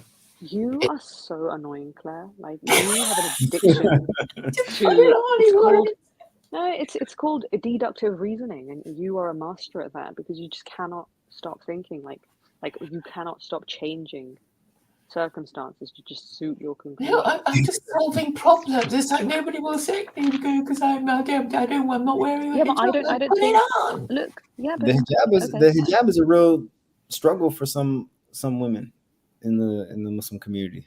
In what sense? In the sense Wearing that it, they, wearing you mean wearing it is difficult, or you mean not wearing it? I, like the same, both. Some if you don't really feel like you should wear it or you don't want to wear it, but you're doing it because it's for religious reasons, that's what you're told. That I could see that being difficult. And if you're walking around in a community where they feel like you should wear it and you feel like you shouldn't, and you're getting a lot of crowd, I can see that being difficult. So Okay, well, I'll do a Claire here, like the former situation that you gave. Well, in that case, they just don't wear it. Just don't wear it then. You won't feel everybody don't obligated. have aren't as decisive as you are when it comes to this. Yeah, Like, I was kidding, by the way. I was kidding. I was just using her oh, he's using her methodology logic. against Yeah. yeah. No, it doesn't work like that though for a lot of people. I mean, maybe it's easy for Claire. Probably easy for me to say something like that too. Being a guy, I don't have to. That's not my reality. But yeah, I do. I'm told, especially by a lot of convert women, like, yeah, the hijab it can be a trial sometimes. Yeah, but I think not wearing one is a bigger trial, especially if you want to stick. Look, either you're not interested in the faith, so you can just not associate with people of the faith, and you can do your own thing. However, if you are somebody who's devout and you want to associate yourself with the faith, you want to go to the mosque, etc., etc., I think it's really hard for Put on the a woman hijab when not you wearing go a to headscarf. mosque. Yeah, that's fine. Obviously, a kind of light scarf on your head, that is a sign of modesty or whatever. Especially you kind of pay your respects in a mosque. But I'm just talking about something a bit different. No, but I mean, okay, going to church, it's like, what? I don't want to see all that flesh. And it's so inappropriate. I'm not saying that people should show flesh. I'm just saying something different, which you cannot grasp. You are saying that women who are conflicted. You're saying women are conflicted. I'm saying that with a hijab, a lot of people can forge this feeling of orthodoxy, even though they might not be orthodox at all. Like Sinead Yes. O'Connor in some of her last videos, she had like this photo of a Hindu goddess Saraswati or some Lakshmi or something in the background. Mm-hmm. But just because she appears on on Irish TV with a hijab on and she kind of represents Islam in a nice way, Muslims will never ever care what she does. She's Yeah, accepted because you, 100%. yeah, because of a celebrity status. Yes, but had she still been a celebrity and had she not worn a headscarf, no Muslim would really take her conversion that seriously. Yeah. Like had So she I had guess, she had become you no, take her to wear let what me they give you this call a example. thong.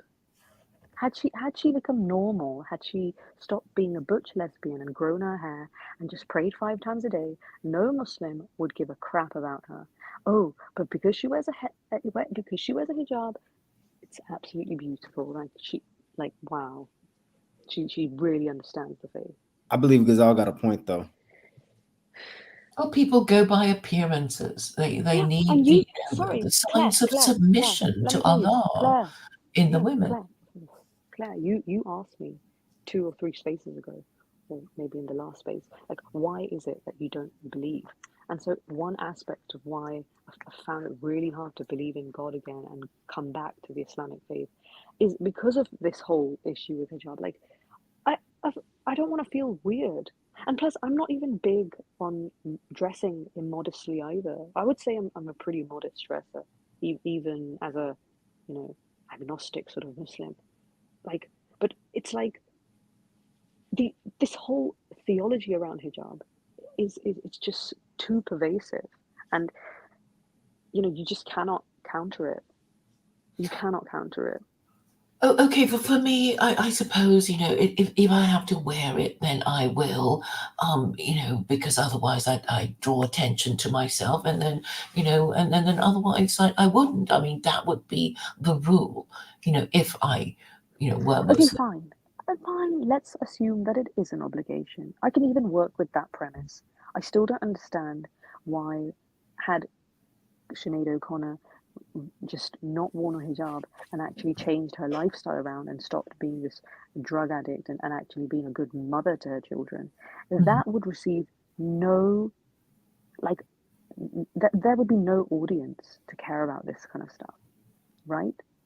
And I'm even working with the assumption that hijab is important, like it's an obligation that we should follow it as Muslims. Well, it's in the I still book. don't understand.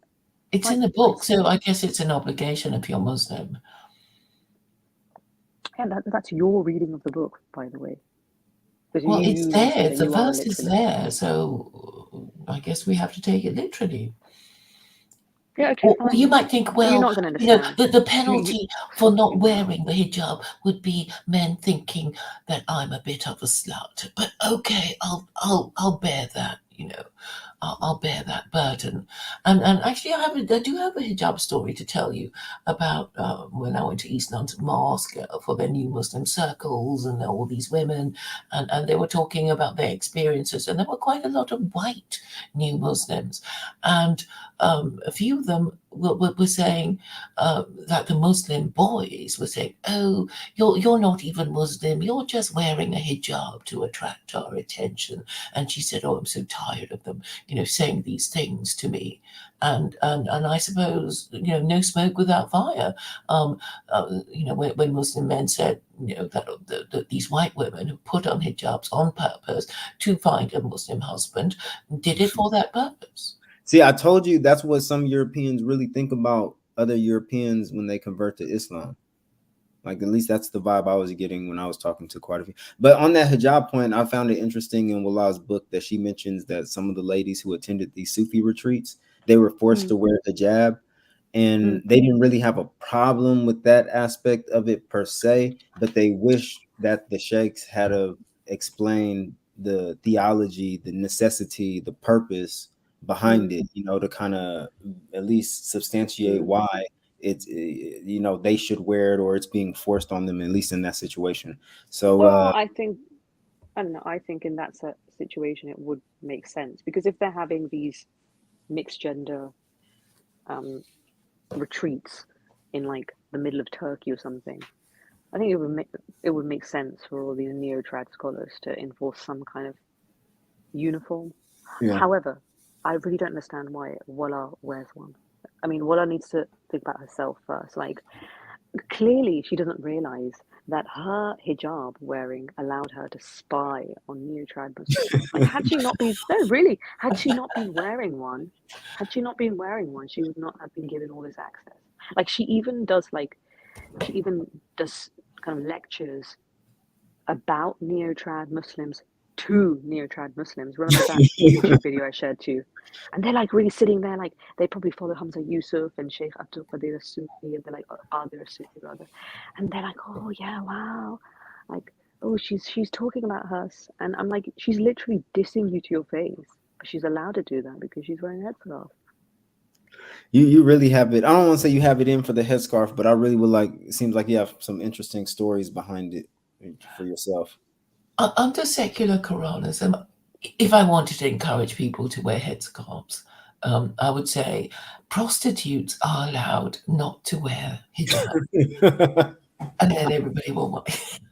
Yeah, so you won't have to wear it then, Claire.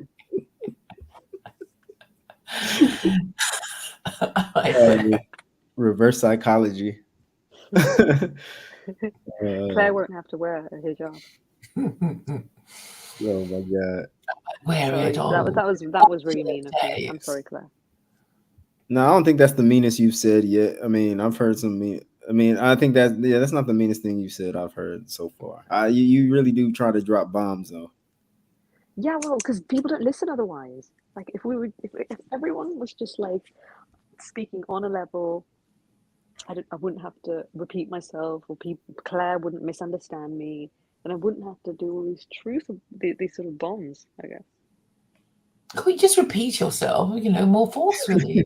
I don't feel like I have to kind of, say, oh, you're fat, and I want to tell this to you because you haven't been listening to me. I mean, I don't need to do that. That's an interesting way to get somebody's attention, though. Sure, but anyway, Claire wears a niqab, doesn't she, according to her profile picture? Is that you, Claire? I have a real one. I have a real one when I was doing stand-up comedy in pubs. A lot of people used to think that was Claire. Mm-hmm. And so did that draw them to Claire's content? Or, like, Claire can't even use, like, pictures of women to draw people to her content because it's just so obscure and I really think they used to ask, like, why are you wearing a hijab? You're not a Muslim. Like, they used to really think the profile pic was hers.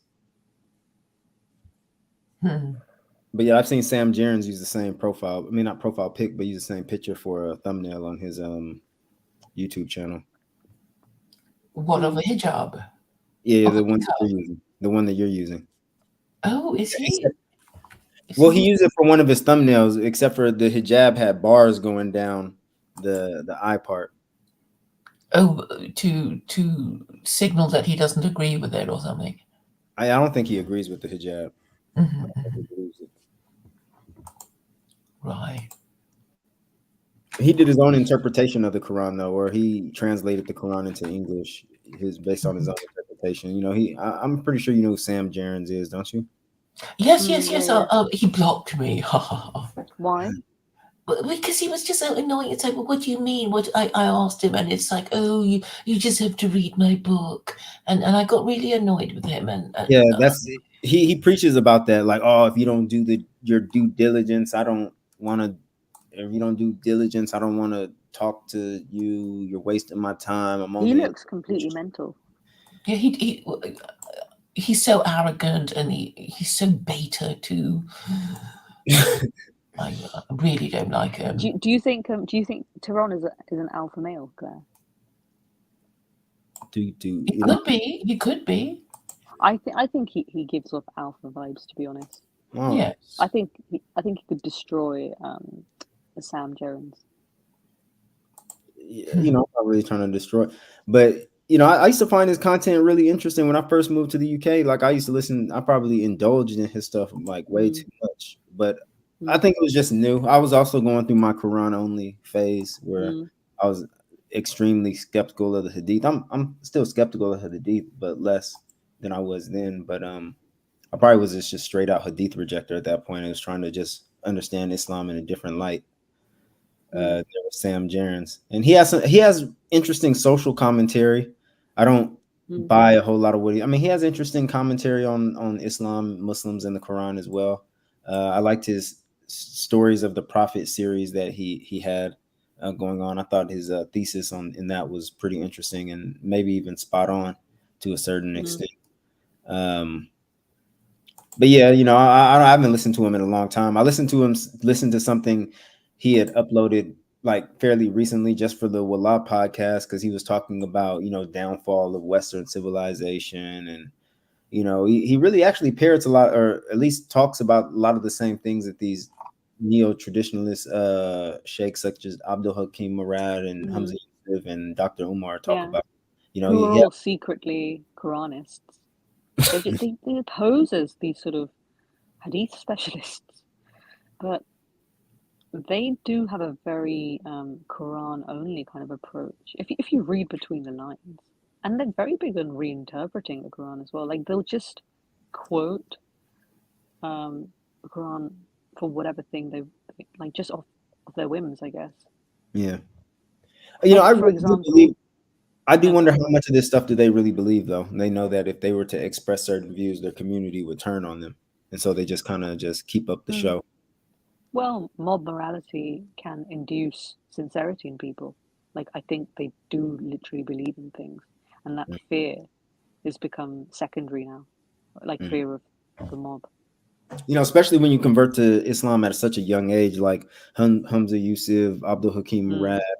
I don't know about Dr. Umar, but a lot of these Western white converts came in at like 16, 17. And, if I think about all the changes I've gone through from 16 to 36, I mean, some of these guys are 56, 60 something. And, I also find it interesting when Jordan Peterson started to really probe into Hamza Yusuf's conversion experience. It seems like Hamza Yusuf was very defensive about it. He didn't want to at least get too much into it from the perspective that Jordan Peterson was trying to go down. And I wonder, is it because he still holds this like sentimental, especially when a lot of things that I used to do when I was 16 to a certain age, has a bit of sentimental value because probably the way I looked at the world at that age, I don't want to say like in a more mystical, enchanted way, but you don't know a whole lot at 16, so you're going to view the world as such. So I wonder if Hamza Yusuf, Abdul Hakim Murad, how much have they grown out of the type of Muslim they maybe were. And I mean, obviously he's a different Muslim than what he was in the 90s and stuff like that, but I wonder how much of these changes has he really gone through. I personally think he's actually not that different. You think that 16 to 66 he's still the same? Yeah, overall, like he still has the same fitra centric understanding of Islam, like everything's fitra, tradition this, tradition that, and then they do like their Quran, like they're liberal with it. They quote it for things like if they're talking about neuroscience. No, I'm just saying like maybe like you come in, you fully buy the Hadith, the Bukhari, Asahi, everything in it is legit, but then you learn a little, you study a little bit more, get more insight, and then you're like, but I can't really express these things to my community. So I'm just like, I've heard from people close to Abdul Hakim Murad that he doesn't buy as many hadiths as you would think he would buy, or he should, or in as many as you think he should, based on his own study. And I just wonder how many more sheikhs are out there like that, Well, it's a shame that they can't come forward with these views. Like, have you heard about that Sunni? I think he was a Sunni Sufi sheikh. Who? Might have been Shia. I don't know, but he was a prominent religious figure. Oh man, I can't remember his name. He apostated not that long. He was white too, but he had left Islam. Man, I'm trying to. Man, I can't remember. David Mayat. David who? Mayat, sorry. Let me see. He's some kind of political activist who gave it up. I think he was my Facebook friend for a while. It was really annoying. Why was he annoying? I can't remember. I just remember a sense of irritation with him. See, is it him? Born 1950, known by the pseudonym Abdul Aziz Ibn Mayat al-Qari. Who are you looking for, Terron? David Mayat? Yeah, I was looking at David Mayat to see if it was him, but I can't remember the dude's name. I seen it on David Coolidge. David Coolidge. The ginger guy. Who apostated or left this on? Ginger. David Coolidge? Oh, David Coolidge is the name of the guy. No, David. I seen it on his Facebook page. He had shared. Was the guy a ginger? I'm trying to find. I can't remember. He might have just had a hat on. I'm trying to see.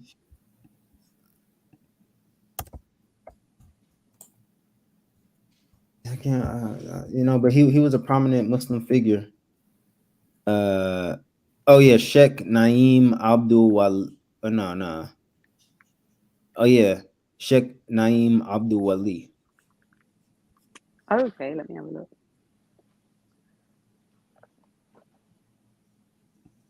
Does he have a Wikipedia? I think so. He should. I remember I looked him up and I was able to find out information about him when I first saw this. So David Mayat basically converted to Islam to fight the Jews. I mean, I know a few, Muslims or white converts who did that, thinking Christianity doesn't protect them from the Jews, so use Islam.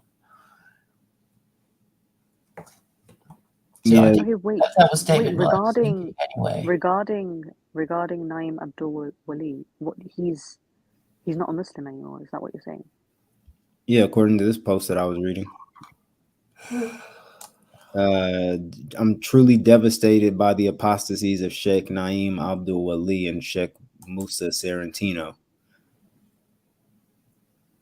My white male convert contemporaries on this Mohammedan path makes my heart tremble with eyes of water. Wow. But David Coolidge is this white Shia though. He's in the Bay Area too. I think he said he worked for Talif. He was on the board.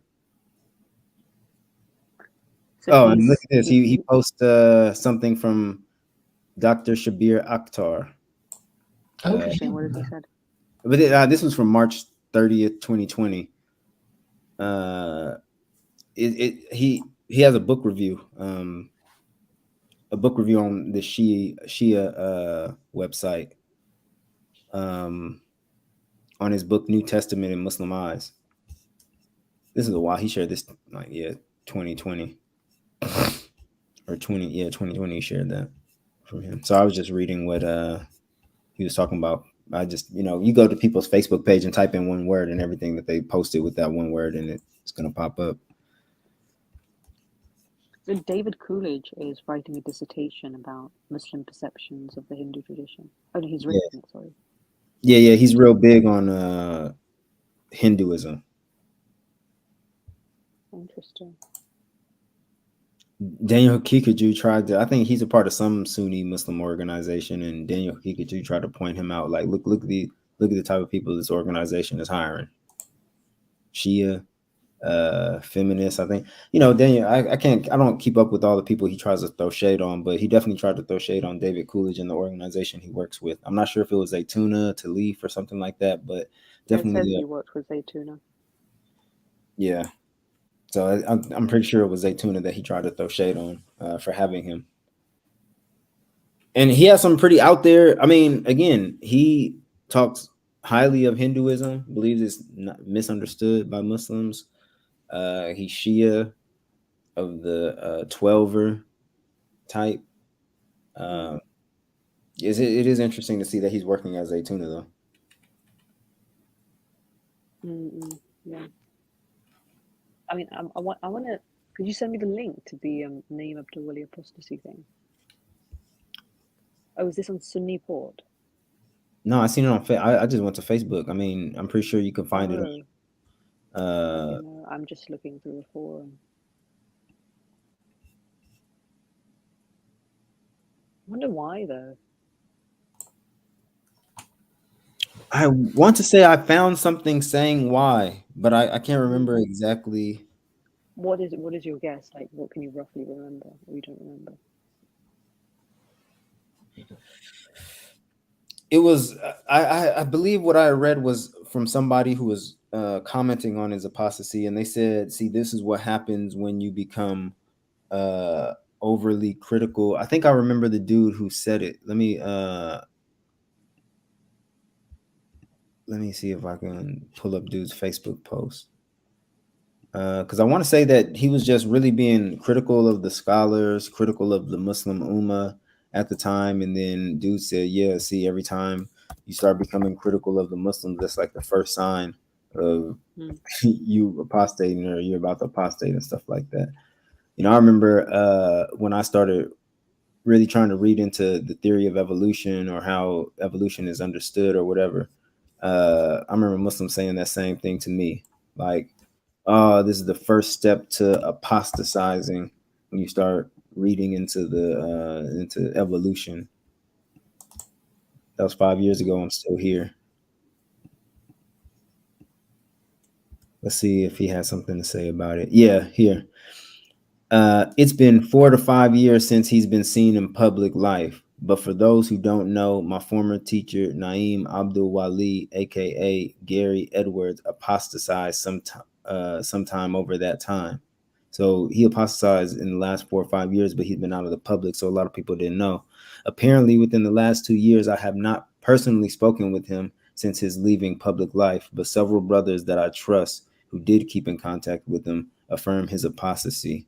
The brother mentioned it could be worthwhile to mention any lessons that can be gleaned from this situation. I was initially reluctant to do so, but the topic was brought up to me again recently, so I jotted a few points. Despite using him as a springboard, much of this can be generalized, and thus I attempted to do so. First, according to one of the brothers who I spoke with, he expressed he began having certain doubts years before leaving public life. Some of those doubts he expressed, but not as doubts, but more so along the lines of things he was trying to work out better ways to articulate solutions to.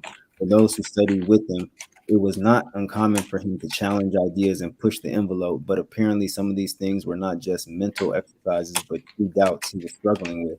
The problem and thus lesson is apparently he did not speak out to his seniors in knowledge to work through these issues. He tried to deal with them on his own. In general, but specifically for students of knowledge in the West, find ways to keep in communication and gathering of knowledge with senior scholars. Be humble and know how and when to speak, when to seek help in understanding complex things that you may be stumped on. Two, as hindsight is 2020, the last 2 years of his public life were like cries for help. His adab with the tradition. Excuse my Arabic is horrible.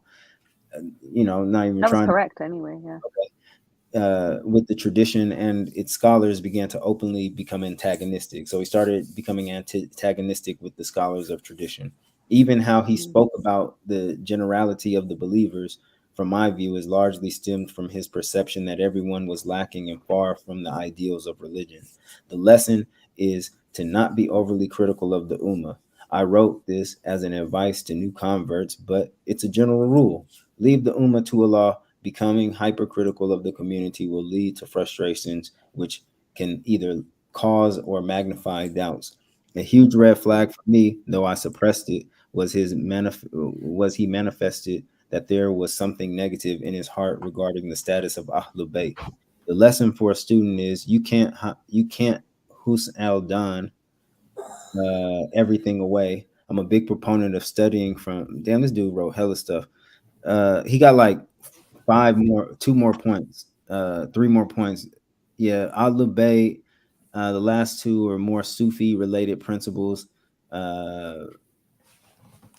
Oh, I asked Oh, him and myself about his ijaza, and he could not affirm affirmatively. Oh, public. Oh, cause the factor of his leaving public life was his ijaza to be a guide was called into question. Yeah, we talk about that ijaza stuff. Well, I talk about that ijaza stuff. We talk about it in an interview. It's I think it was created within the neo-traditional camp, though. Like, has always been like a serious thing within Islamic culture, or I mean, it might have been a thing, but the way they magnified it's it was exaggerated so much, yeah, especially since ijazas have evolved into degrees anyway in places like Pakistan.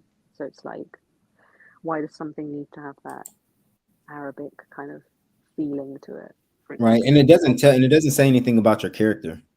You know what I'm Mm. saying? It doesn't say anything about who you are as a person. You can still swindle people. You can still cheat people. You can still lie and all this other type of stuff. Ijaza is just, you got a diploma. You went and did what you're supposed to do. Mm. Yeah. It You, says here on a video, like this is so ironic. He in just eight years ago in 2015, he did a lecture series called the Just Muslim Lecture Series, losing faith in Islam. Like that is so ironic that he left himself. And somebody said in the comments, Sheikh Naeem, aka Gary, is now a gay apostate. So basically, it's like a Poole thing. oh, so he was a homosexual. Mm.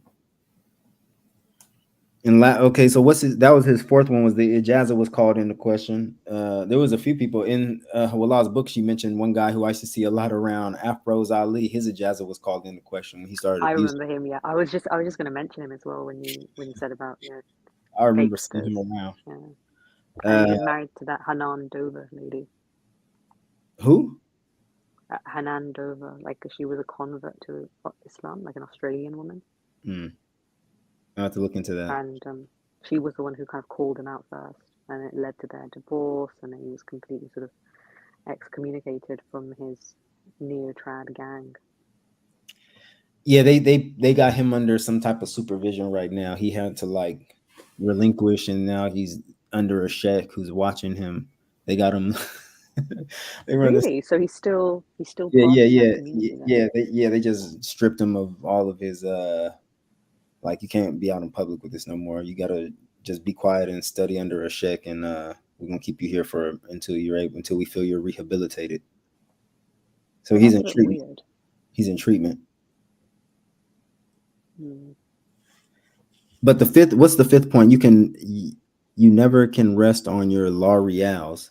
Bad adab with the law, the mashayikh, the believers could lead to divestment of one's attainment, no matter how high you perceive you've reached. And the path isn't over until both feet are firmly placed in paradise. Well, I believe this guy what he's saying though. Ahmed Muhammad, he messes with me too, man. I'm actually surprised some of the things that I share that he liked because he is he's black too. He's a black Muslim. He actually comes from. Send me his username on Twitter. What I'm reading is on because we're friends on Twitter. But what I'm reading is from Facebook. No, I just want to see his Twitter feed to be honest. But like that, well, it's more interesting that Naeem Abdul Wali turns out to be gay, and that's why he left. If that's the reason, sometimes Muslims be saying stuff, but it could be. I think. Well, it makes sense though because this Muslim is. I don't think they're just saying it out of spite because it's very like sort of casually said rather than. Actually, I really like this brother, to be honest, this Ahmed Muhammad guy, because we definitely have very different beliefs, but he don't hate on me though. Like he likes some of my stuff. I feel like he don't hold it to my neck. I feel like with a lot of black Muslims, because I'm really not in this neo-trad Salafi dichotomy that they're stuck in. A lot of them really hold that against me, and so they kind of like don't mess with me. But I'm always flattered when I see another black Muslim don't really get bothered by some of the takes I have. Well, are they? Do you think that black Muslims compete against one another? Do they want to sort of own each other?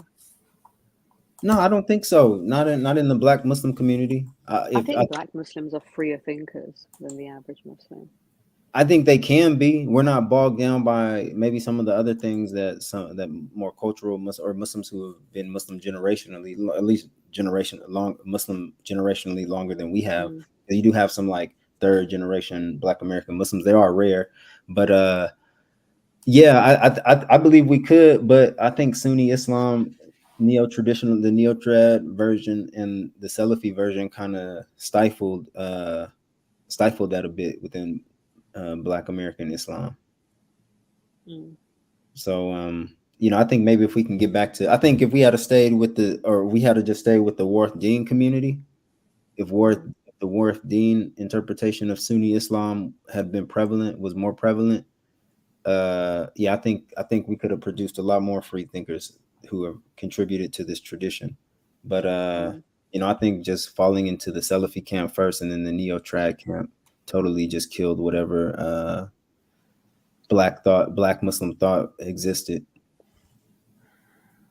I think Abdullah bin Hamid Ali could be, but he's stuck. He's stuck in this right wing. He's stuck on right wing talking points. It would be really difficult to get him out of it though, because I feel like there's a serious case of confirmation bias there. Like he won't stop retweeting Tucker Carlson and that sort of stuff, and I'm telling you, in the outside of the Black American Muslim community, he got respect. Inside of the Black American Muslim community, he got respect. But then he went on this right wing, and then now his reputation in both. I mean, I don't know where his reputation is at, but I just don't see people taking at least his Islamic knowledge serious. Nobody's checking for lampposts. .org or whatever he got going. Yeah, well, he basically works at Zaytuna College, so it doesn't really matter if lamppost takes off or not, because he's still adjacent. But I really felt like at one time he was trying to like set up something apart from Zaytuna, really create his own niche or create his own niche in the Muslim community. I think he realizes the power of staying with the gang. Do you see the mob? So he's got his little cult of neo-trads, and it's just like, if you think that like a game of chess, which is just, I hate gamifying everything, but ultimately that is what it boils down to.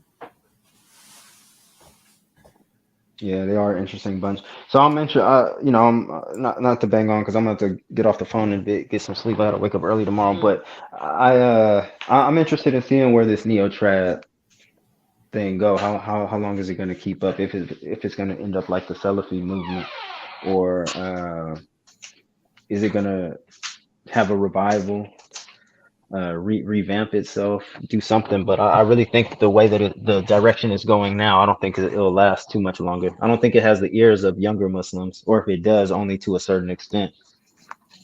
Am I a neo-trad? No. Terron? No, you're like a heretic. You're with the. I mean, it depends. You're not a Muslim yet, unless you're hiding that fact. But you're definitely not a neo-trad, or you're definitely not a neo-trad. I don't think so. What is a neo-trad? She's an atheist in Turkey. Neo-trad. Google it. That's what I had to do when Ghazal told me about. Actually. Oh yeah, read the book. I'll send it to you because she goes over it. And she goes listen over to his podcast.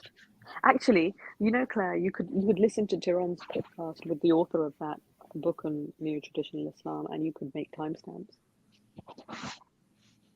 You would actually love it.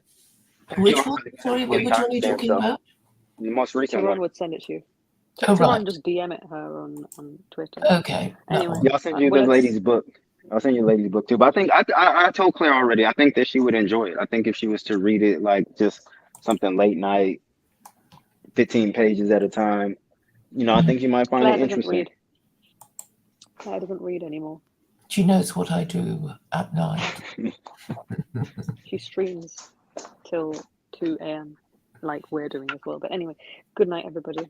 Nice chat. Yeah, good night. Nice to hear your voice later on. Yeah. Finally, it's nice to finally link up.